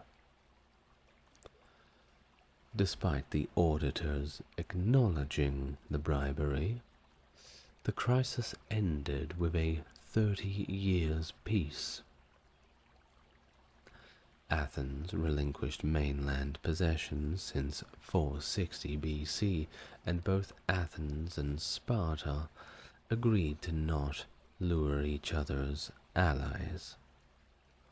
Well, it didn't really last as long as they all thought it would. In 444 BC, a fierce struggle unfolded between the conservative and democratic factions in Athens. Thucydides, an ambitious leader of the conservatives, accused Pericles of profligacy, challenging his expenditure on the ongoing building plan. Now, initially gaining favor, Thucydides managed to incite the ecclesia against Pericles. However, when Pericles addressed the assembly, his resolute arguments turned the tide. Pericles proposed reimbursing the city for questionable expenses from his private funds. That's right. He was putting his hand in his own pocket. There's inscriptions we have with a dedications in his name that we have ready to look at as evidence of this in our modern day. This proposition, of course, was very popular and received a standing applause. Well, Thucydides couldn't compete with that, and he was rather unexpectedly defeated. Better luck next time. In 442 BC, the Athenian public voted to ostracize Thucydides for 10 years, restoring Pericles as the unchallenged ruler of Athenian politics.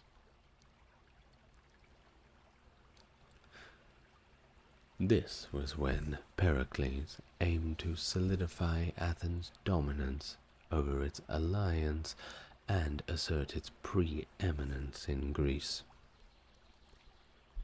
While the transformation of the Delian League into an Athenian Empire had begun before Pericles, Pericles was the one who expedited and finalized the process. Really put that mint leaf on the side, the icing on the cake that the Delian League needed to become the empire. Now, this shift toward an empire may have been prompted by Athens' defeat in Egypt and subsequent challenges to its Aegean dominance, which of course led to revolts by its allies like Miletus and Erythrae. Well, Athens could not tolerate things like this. In response, Athens, either genuinely fearing for its safety, or simply as a pretext to control the League's finances, transferred the treasury from Delos to Athens in 454. By 450, Athens had quelled revolts and restored its rule over all of the allies. Clearchus proposed the coinage decree around 447, imposing Athenian silver coinage, weights, and measures on all of their allies. Pericles then utilized the alliance's treasury to fund his ambitious building plan, including the Periclean Acropolis, with the Propylaea, the Parthenon, and the golden statue crafted by Phidias, a friend of Pericles. In 449 BC, Pericles proposed a decree allowing the use of 9,000 talents for the extensive rebuilding of many Athenian temples. While some criticized this use of the alliance's treasury as one of the largest embezzlements in world history, it certainly left us with many remarkable artistic creations of the ancient world. So I'd say that it was probably worth it. Pericles, after the ostracism of Thucydides, was re-elected every year as the de facto ruler of Athens. In 440 BC, the Samian War emerged as a significant event before the outbreak of the Peloponnesian War. Samos and Miletus clashed over Prien's control, leading to a Milesian plea to Athens. When Samos rejected arbitration, Pericles dispatched an expedition, defeating Samos in a naval battle and imposing Athenian rule. Subsequent revolts in Samos and Byzantium were quelled by Pericles' forces, who led Athens' fleet in Pontus, fostering friendly relations with other Greek cities. Internally, Pericles fortified Athens with the Middle Wall and established new clericies in Andros, Naxos, Thurii, and Amphipolis between 438 and 36. It was around this time that Pericles faced personal and judicial attacks just before the outbreak of the Peloponnesian War.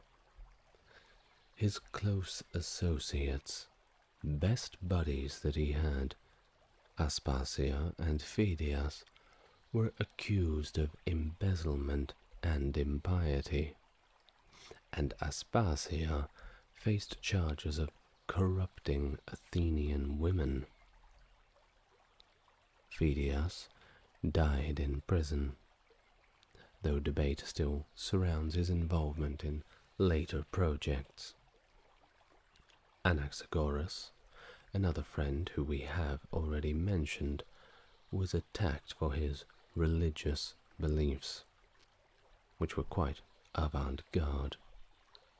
It was not the most popular thing to question the orthodoxy, and that was exactly what Anaxagoras was doing. The Ecclesia also questioned Pericles about his use of public funds. All of this created quite a bitter experience. Despite the acquittal of Aspasia due to Pericles' defense, the accusations left a lasting impact on him, and Pericles, fearing trial, led Athens into the Peloponnesian War, facing an awkward situation as his preeminence was seriously shaken for the first time in over a decade. Now, onto the Peloponnesian War, which was, no doubt, the defining experience of the life of Pericles.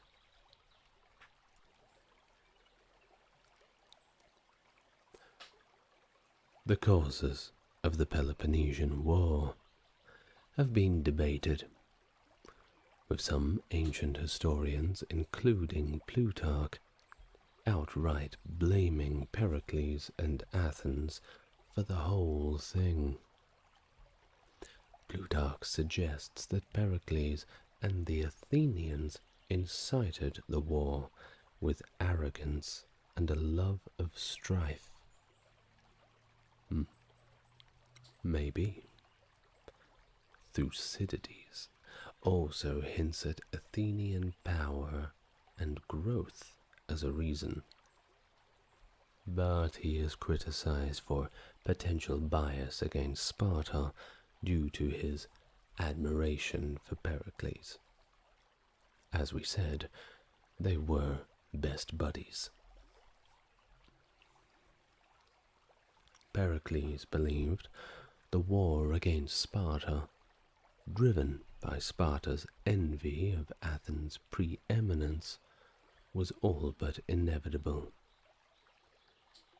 He sent troops to support Corcyra against Corinth, leading to the Battle of Sybota. Subsequent conflicts at Potidæa and the Megarian decree further strained relations with Sparta, who were not known for their patience. Pericles, well, he was the one who breached that 30 years' peace with his signing of the Megarian decree, justifying it as a response to Megarian impious behavior. Sparta, therefore, demanded concessions, including the expulsion of Pericles. Well, all of this led to quite a standoff between the Athenians and the Spartans. Pericles advised against yielding, fearing further demands.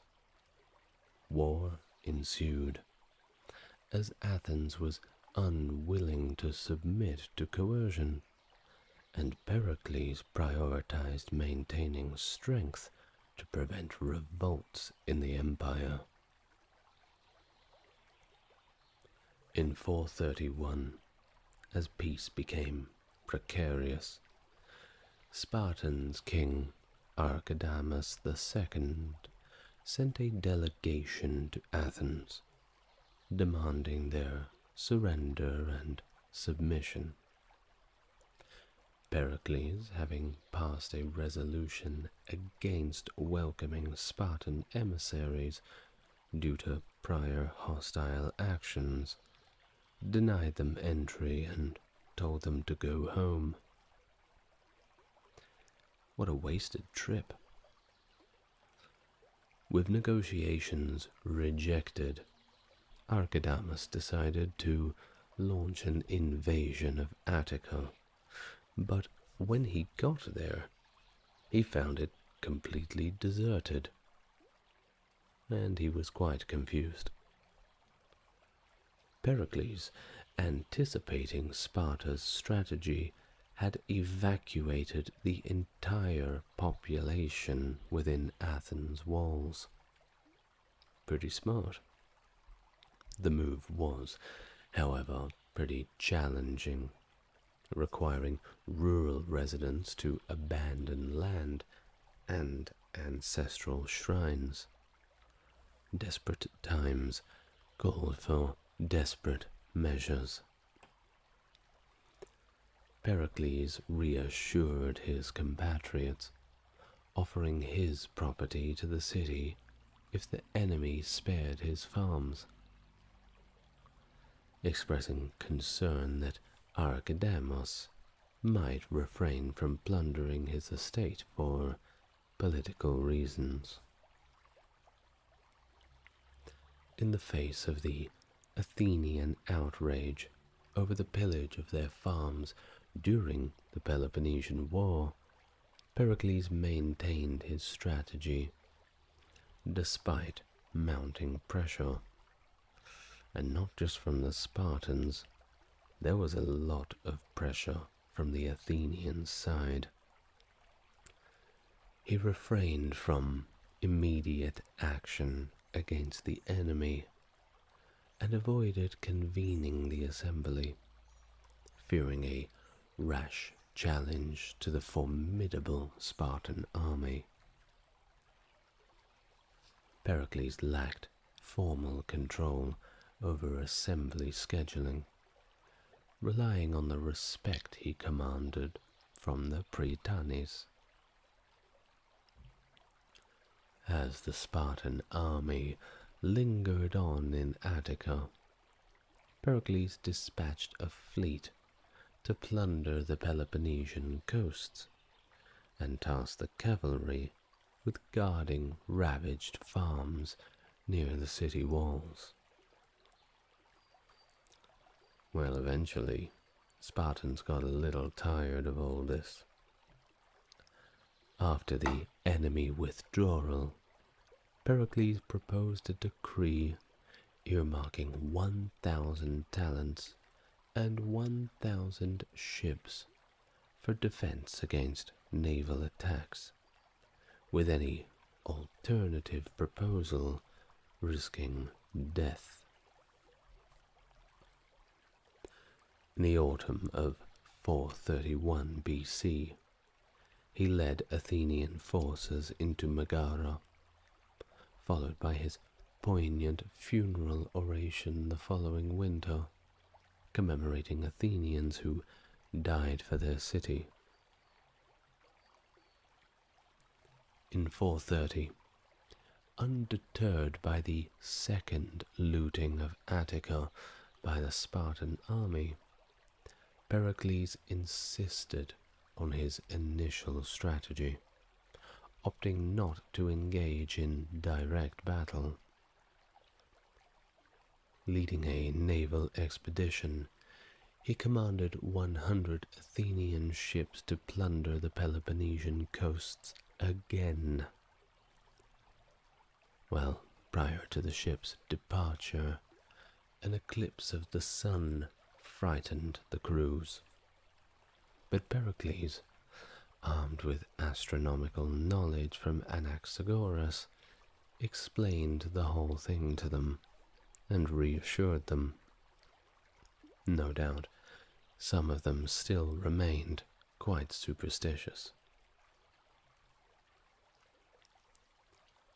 The summer of the same year brought an epidemic, believed to be typhus, or perhaps typhoid fever, causing widespread devastation in Athens. The city's suffering intensified public discontent, compelling Pericles to deliver a final and emotional speech in defense of his own leadership. No, although he temporarily quelled resentment, his internal adversaries succeeded in stripping him of the generalship and imposing a fine on him estimated between 15 and 50 talents. It's very hard to recover from that one. Cleon, a rising figure in Athenian politics, was noted as the public prosecutor in Pericles' trial. What a career move for Cleon. Nevertheless, within just 1 year, in 429, the Athenians not only forgave Pericles, but also re-elected him as the military strategist. He was reinstated in command of the Athenian army and led all of its military operations during that same year, having once again under his control the levers of power and influence. In that same year, however, Pericles witnessed the death of both Pericles and Xanthippus, his legitimate sons from his first wife, in that epidemic of typhoid. His morale undermined and overwhelmed with grief, Pericles wept copiously for his loss, and not even the companionship of Aspasia could console him.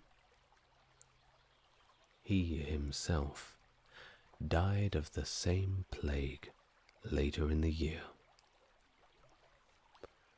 Just before his death, Pericles' friends were concentrated around his bed, enumerating his virtues during peace and underscoring his 9 war trophies. Pericles, though very much dead to the world at this point and barely conscious, heard them and interrupted them, pointing out that they forgot to mention his fairest and greatest title to their admiration. He mustered the strength to utter the sentence, "No living Athenian ever put on mourning because of me." Perhaps this was a reference to not wanting to engage in direct combat with the Spartans. Looking back, perhaps being the military strategist, if he was to lose a battle against the Spartans, then he would certainly be remembered as the man who was defeated, rather than all of his other accomplishments. Perhaps there's something to that.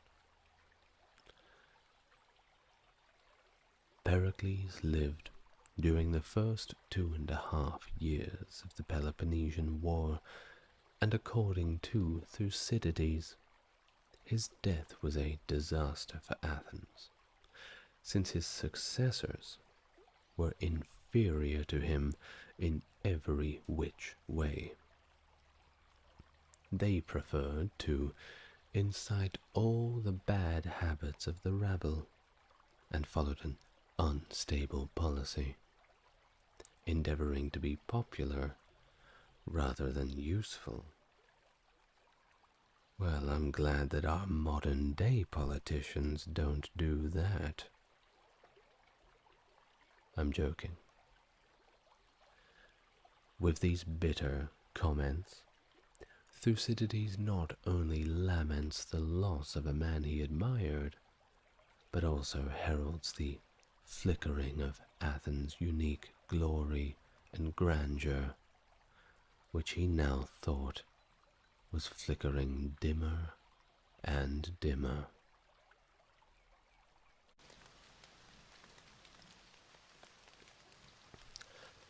Hello everyone and welcome back. You have arrived at the ASMR Historian channel for one of two reasons. Either you want to relax and close your eyes and need some aid to do so, or, like me, you have a passion for learning about history and philosophy. Whatever the case may be, allow me to welcome you and introduce today's topic. As previously promised, I will be working through the ancient philosophers, starting with the Greeks and Romans, but of course not limited to. Today's video is about the well-known philosopher Plato. So, without further ado, let us begin. Plato, the ancient Greek philosopher, was born in Athens around 428 or 424 BC, during the classical period.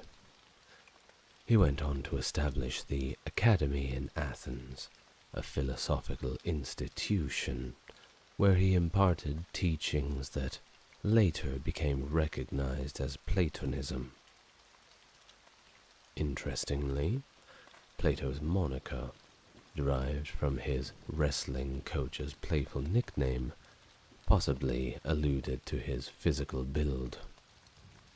According to Alexander Polyester, as quoted by Diogenes Laertius, Plato's real name was Aristocles, son of Ariston, hailing from the Colletus Demme in Athens.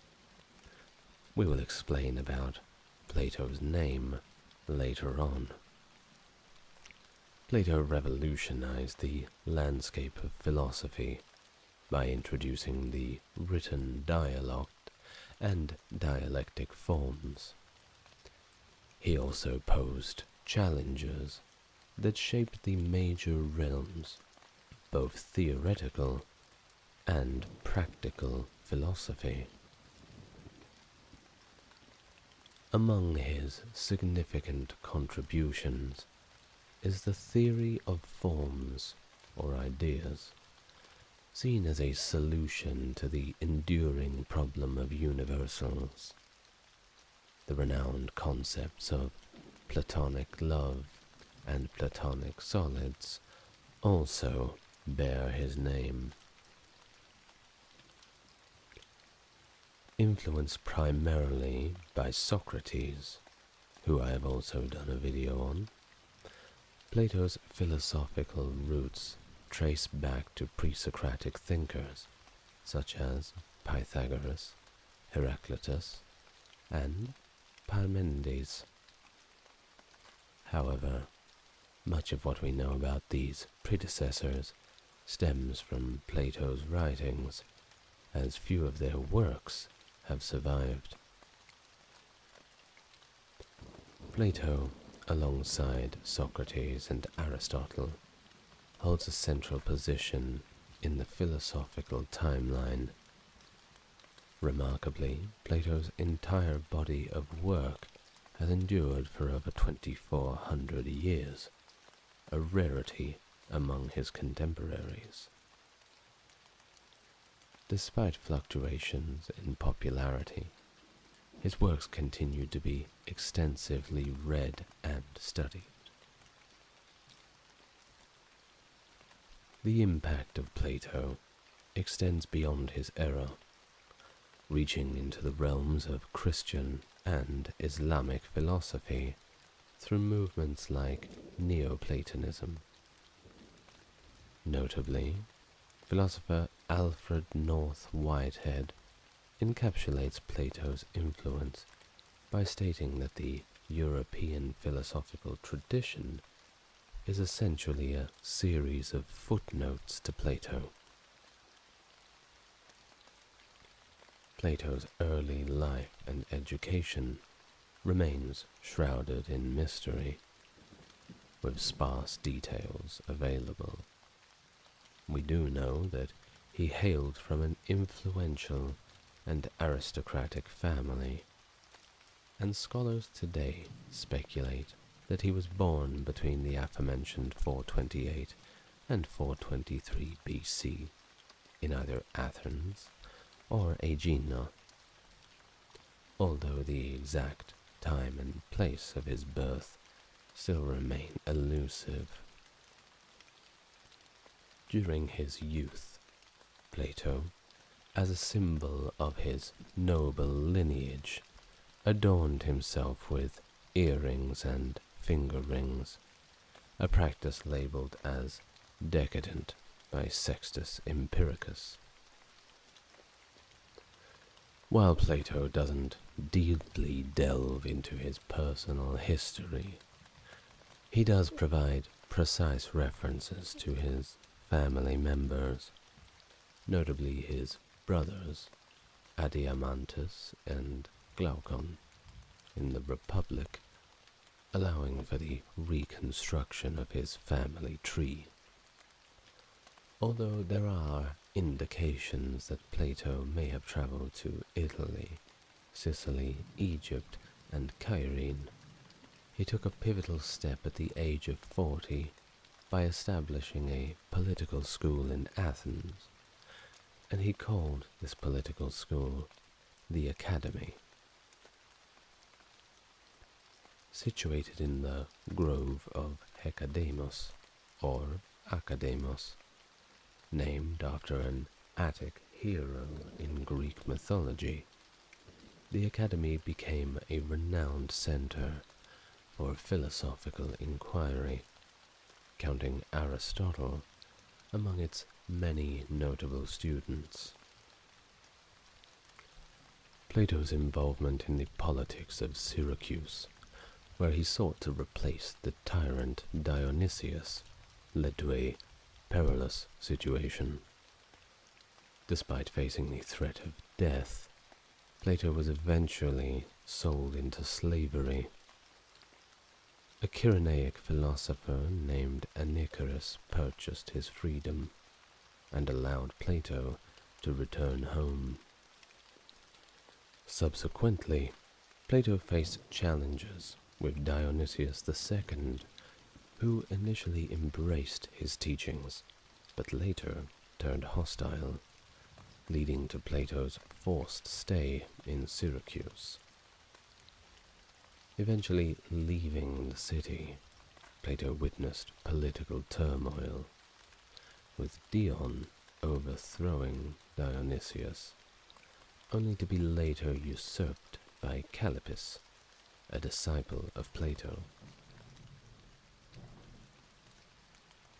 Various accounts exist regarding Plato's death. One narrative suggests he peacefully passed away in bed, while a young Thracian girl played the flute. Another tradition, based on Diogenes Laertius and Hermippus, proposes that Plato died at a wedding feast. Tertullian's account simply states that Plato died peacefully in his sleep. The specifics of Plato's demise remain somewhat elusive, with many multiple stories contributing to the legacy of his departure. The fact that the philosopher adopted the name Platon in his later years is widely accepted, yet the origins of this moniker remain a mystery. The word Platon is derived from the Greek adjective platis, translating to broad. While Platon is relatively a common name in Athens, occurring 31 times, there is no evidence of it within Plato's family lineage. According to Diogenes Laertius, various sources attempt to explain the choice of this name. One account attributes it to his wrestling coach, Ariston of Argos, who supposedly nicknamed him Broad due to his impressive chest and shoulders. Alternatively, it's suggested that Plato chose the name based on the breadth of his eloquence, or perhaps the width of his forehead. Seneca, in discussing a moral lesson on frugal living, alludes to the meaning of Plato's name, stating, "His very name was given to him because of his broad chest." Diogenes Laertius further notes that Plato's original birth name was Aristocles, signifying best reputation. The shift from Aristocles to Platon adds an intriguing layer to the enigma that surrounds Plato's chosen name. And now, if you are still listening, and you enjoy this kind of content, perhaps you'd consider liking the video and subscribing to my channel. If you'd like to leave your thoughts below in the comments, or simply just say hello, I always respond, and I'm delighted to receive them. Now, let us get on with our video and talk about the philosophy of Plato. As indeed that is what you're here for, learning about philosophers, aren't you? Oh, and if you are to hear any breathing from beneath the table, that is just my dog sleeping softly, having a little dream. If it works for the dog, it'll probably work for you. Now let's continue. Philosophy.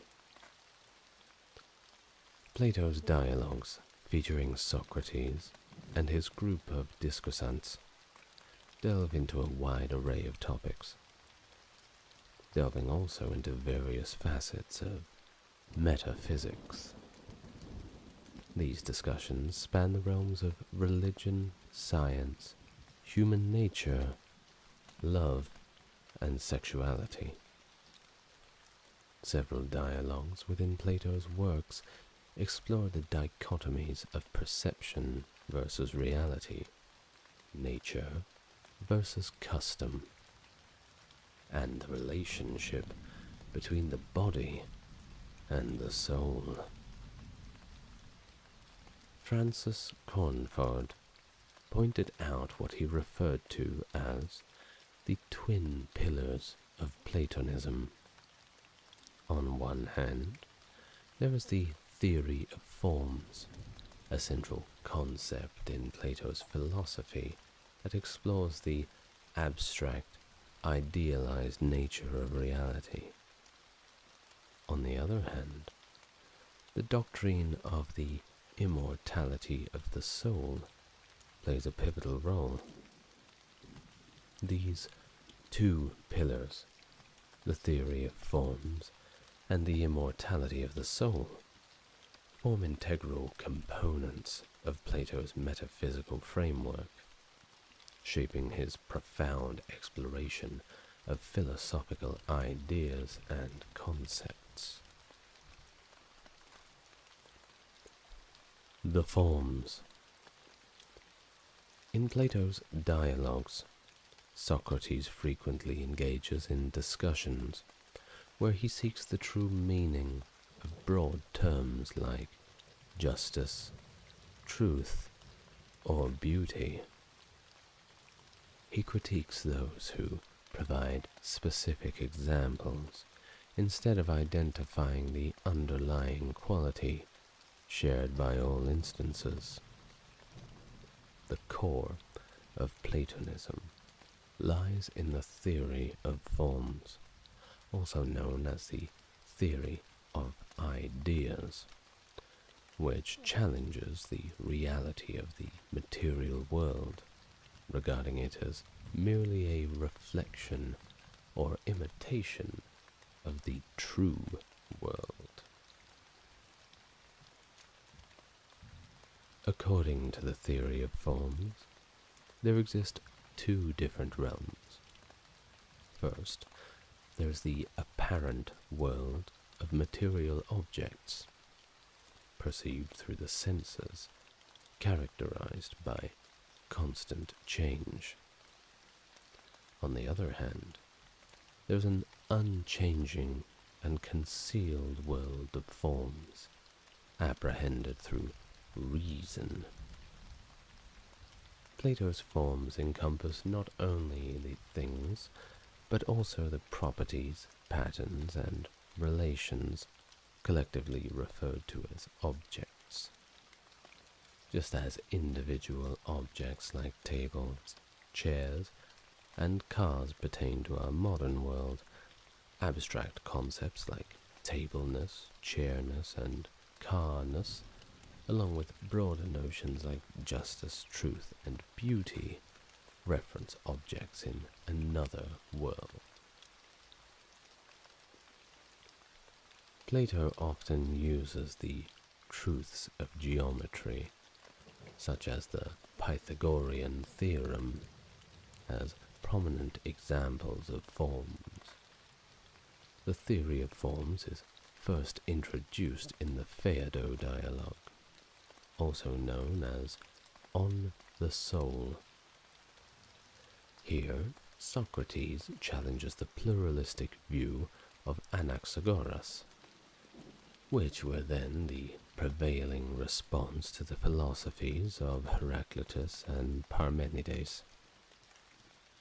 This marks the inception of Plato's profound exploration into the nature of reality and the duality of worlds.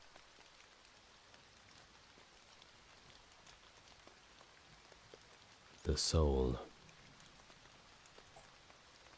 In alignment with the prevailing view in ancient Greek philosophy, Plato attributed the essence of life to the soul.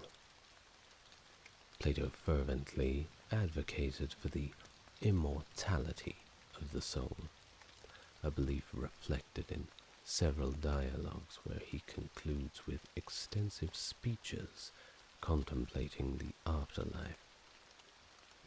In the Timaeus, Socrates, Plato's key philosophical figure, delineates the parts of the soul within the human body. Reason is situated in the head, spirit in the upper third of the torso, and appetite in the middle third, extending down to the navel. Moreover, Plato expresses a belief in the theory of reincarnation in various dialogues, such as the Phaedo and Timaeus.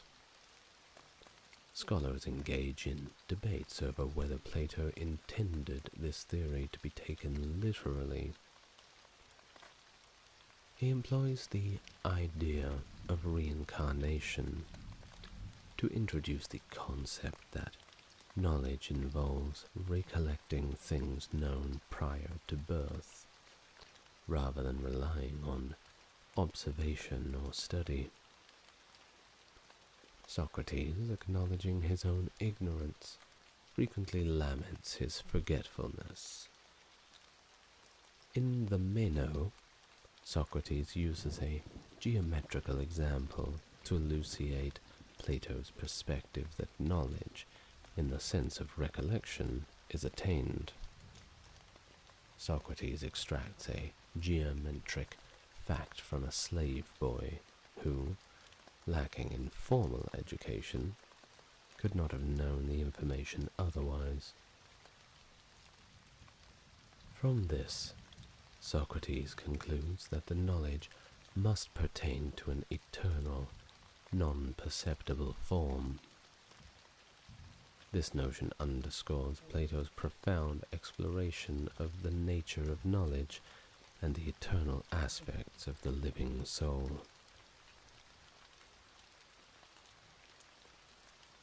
Epistemology.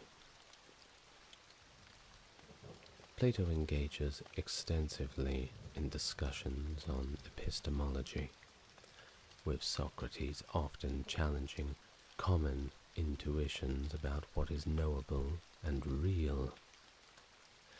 In a notable inversion, Socrates suggests that reality eludes those who rely solely on their senses.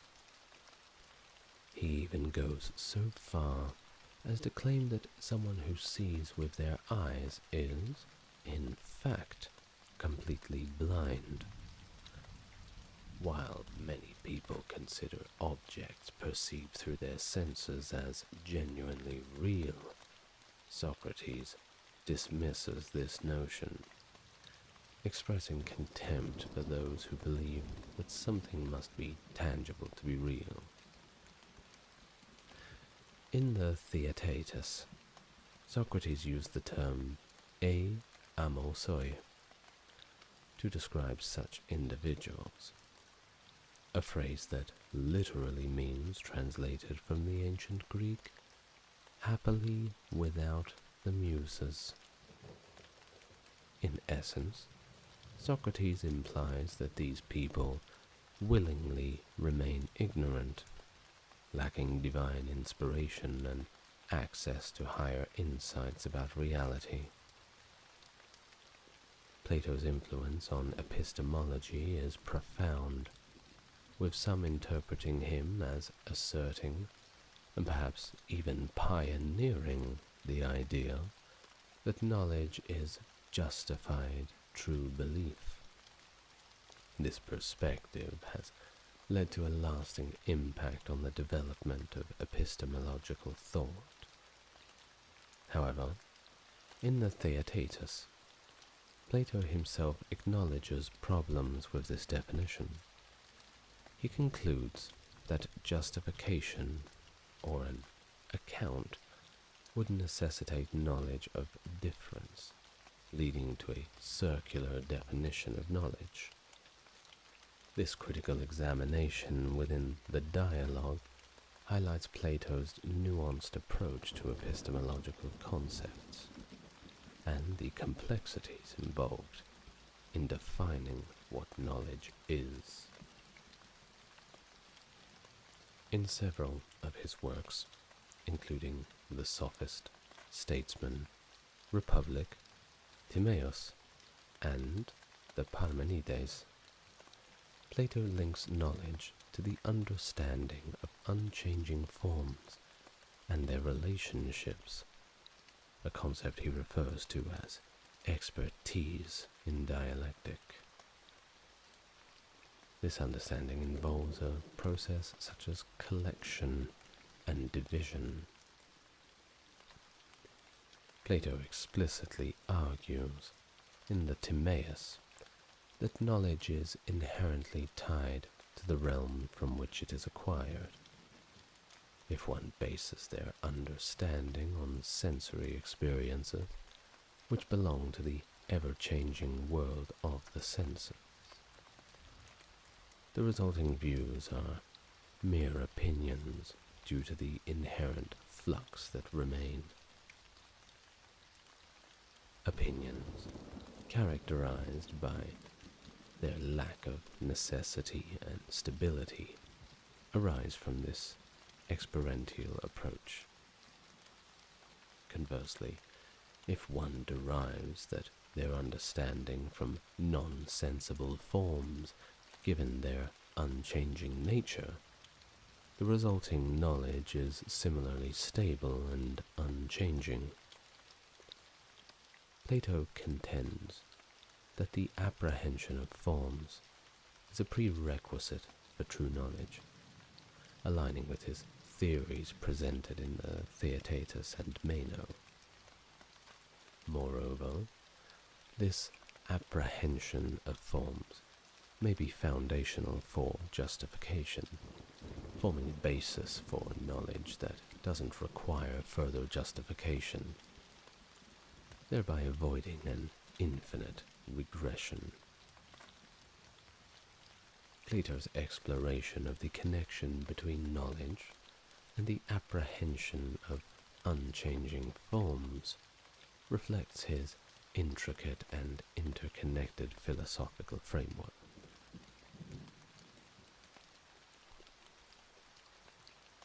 Ethics.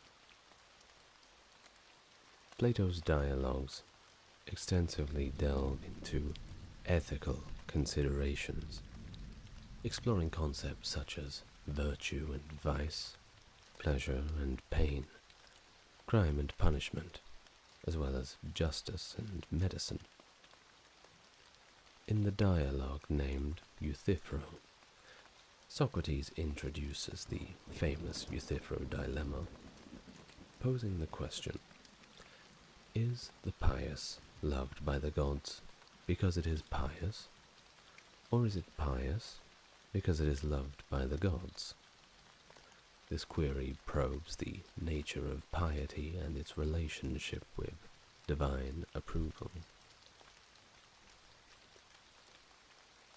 The Protagoras dialogue, through Socrates, argues that virtue is an inherent trait, not something that can be acquired through learning.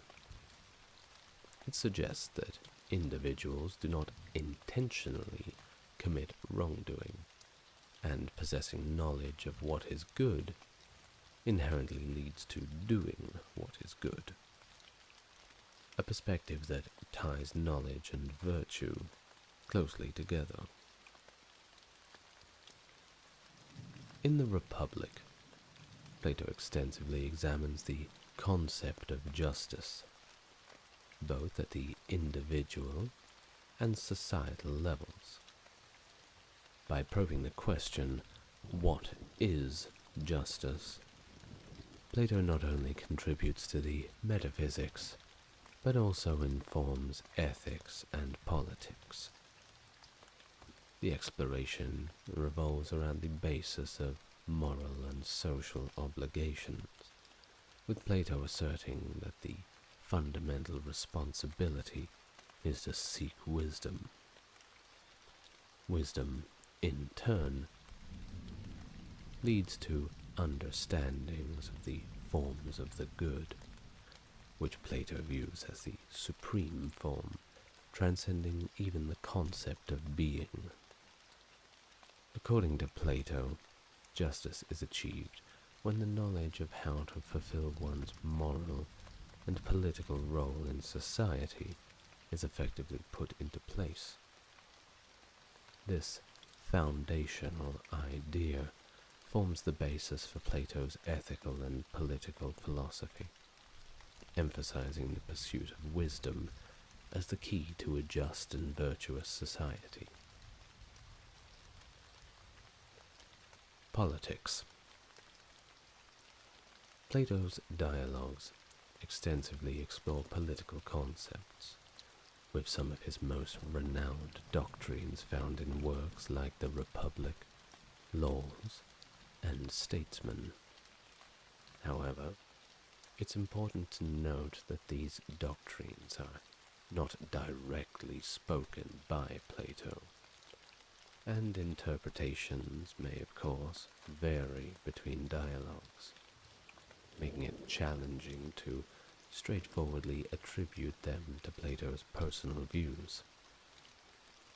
In the Republic, Socrates, as Plato's mouthpiece, proposes a tripartite class structure for societies, corresponding to the individual soul's structure of appetite, spirit, and reason. This tripartite structure is analogized to the castes within a society. Productive workers. This class includes laborers, carpenters, plumbers, merchants, farmers, and ranchers, aligning them with the appetite part of the soul. Protective warriors or guardians. comprising those who are adventurous, strong and brave, often associated with the armed forces. This class corresponds to the spirit part of the soul. Governing rulers or philosopher kings, representing individuals who are intelligent, rational, self-controlled, and lovers of wisdom. This class is well suited to make decisions for the community, corresponding to the reason part of the soul. However, this class is envisioned to be very few in number. Socrates, through Plato's dialogues, presents the idea that a state composed of diverse types of souls will undergo a decline from aristocracy to a timocracy, a rule by the honorable, and then to oligarchy, rule by the few, followed by a democracy, rule by the people, and ultimately ending in tyranny, ruled by one person or a tyrant. This cyclical progression reflects Socrates' vision of the evolution and devolution of political systems based on the characteristics of the individuals within the society. Rhetoric and poetry. Plato's dialogues also engage with questions related to art, particularly in the realms of rhetoric and rhapsody. Socrates, acting as Plato's mouthpiece, expresses the view that poetry is inspired by the Muses and is not a product of rational thought. This perspective is endorsed in the Phaedrus, where Socrates speaks approvingly of various forms of divine madness, including poetry, drunkenness, eroticism, and dreaming. However, there is a seeming contradiction in Plato's stance on poetry. While he praises divine madness in the Phaedrus, in the Republic, he proposes the outlawing of Homer's great poetry and even laughter. This apparent inconsistency, of course, raises questions about Plato's attitude towards art and its role within a society. Plato's critiques of rhetoric, found in works like the Gorgias, contribute to the perception that his philosophy is at odds with rhetoric. In the Phaedrus, however, Plato expresses ambivalence towards rhetoric, complicating the interpretation of his views on the subject. Some scholars argue that Plato's dialogues can be seen as a dramatization of intricate rhetorical practices, challenging the notion that he outright despised rhetoric. Plato himself utilized mythological narratives in his works, with the understanding that myths served a didactic purpose. Recognizing that only a select few might engage with reasoned philosophical discourse, Plato employed myths to convey the conclusions of his philosophical reasoning to a broader audience. Examples of this include the story of Atlantis, the myth of and the allegory of the cave. In essence, Plato strategically used myths as a tool for communicating philosophical concepts to a wider audience, aligning with his didactic objectives. Now, Before we end our video for today, we are going to read some quotes attributed to Plato. Now, one must remember that much of Plato's writings was him taking down what other philosophers had said. Nonetheless, we are going to read some lines from books such as The Republic. So let's begin, and please enjoy. Be kind, for everyone you meet is fighting a harder battle.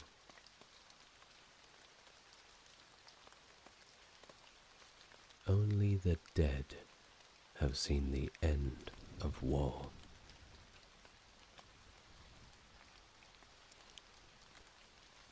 The heaviest penalty for declining to rule is to be ruled by someone inferior to yourself.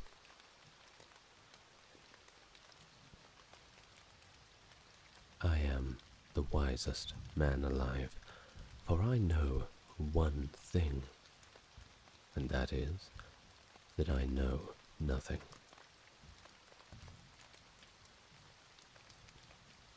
If women are expected to do the same work as men, then we must teach them the same things.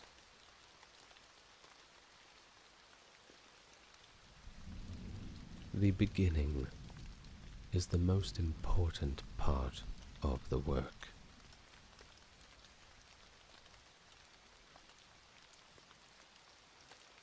The object of education is to teach us to love what is beautiful.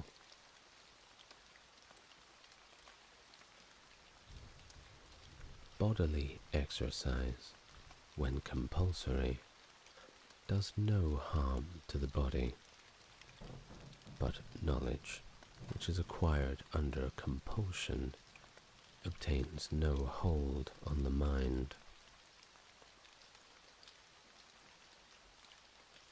There is nothing beautiful without struggle.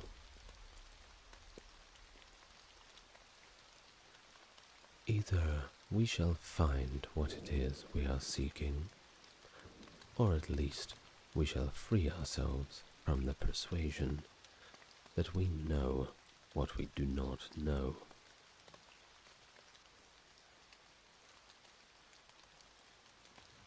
Money makers are tiresome company, as they have no standards but cash value.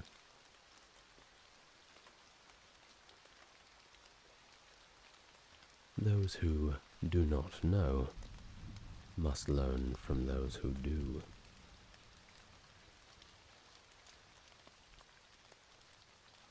Opinion is the medium between knowledge and ignorance. I would teach children music, physics, and philosophy, but most importantly, music, for all the patterns in music and all the arts are the keys to learning. A hero is born among 100. A wise man is found among 1,000. But an accomplished one might not be found even among 100,000 men.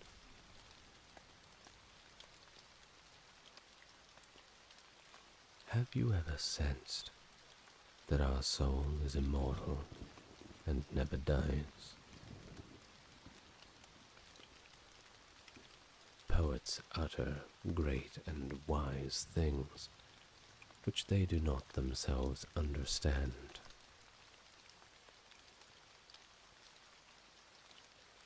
If a man can properly said to love something, it must be clear that he feels affection for it as a whole, and does not love part of it to the exclusion of the rest.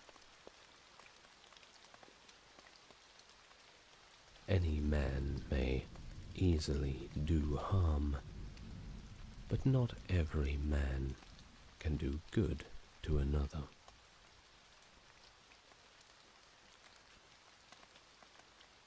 The first and best victory is to conquer oneself.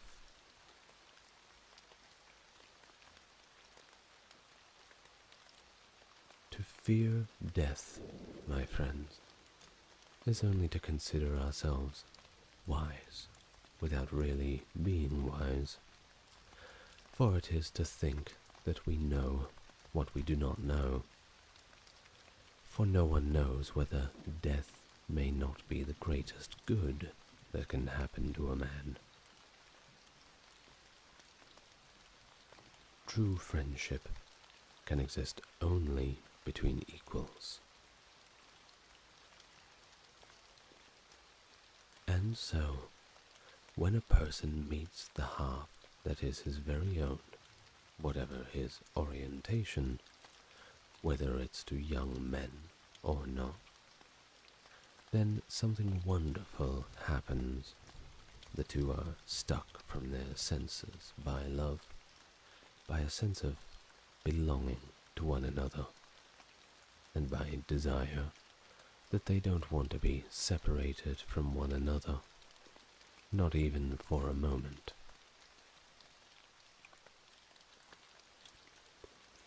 Man is a being in search of meaning. At the touch of love, everyone becomes a poet. Books are immortal sons defying their sires.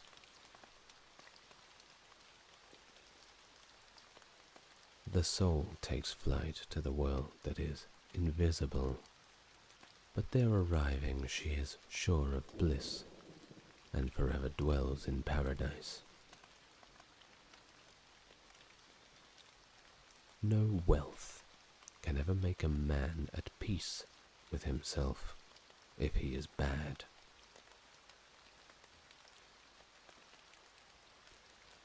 Thank you very much for joining me as we've learned about the philosopher Plato. I will be doing many more videos on ancient philosophers and talking about how they've impacted the world, discussing the specifics of each of their philosophies and what kind of lives they lived in those old ancient times that are now so far, far away. I'm the ASMR historian, and I hope you've enjoyed the video. I hope you sleep well. Good night. Sweet dreams.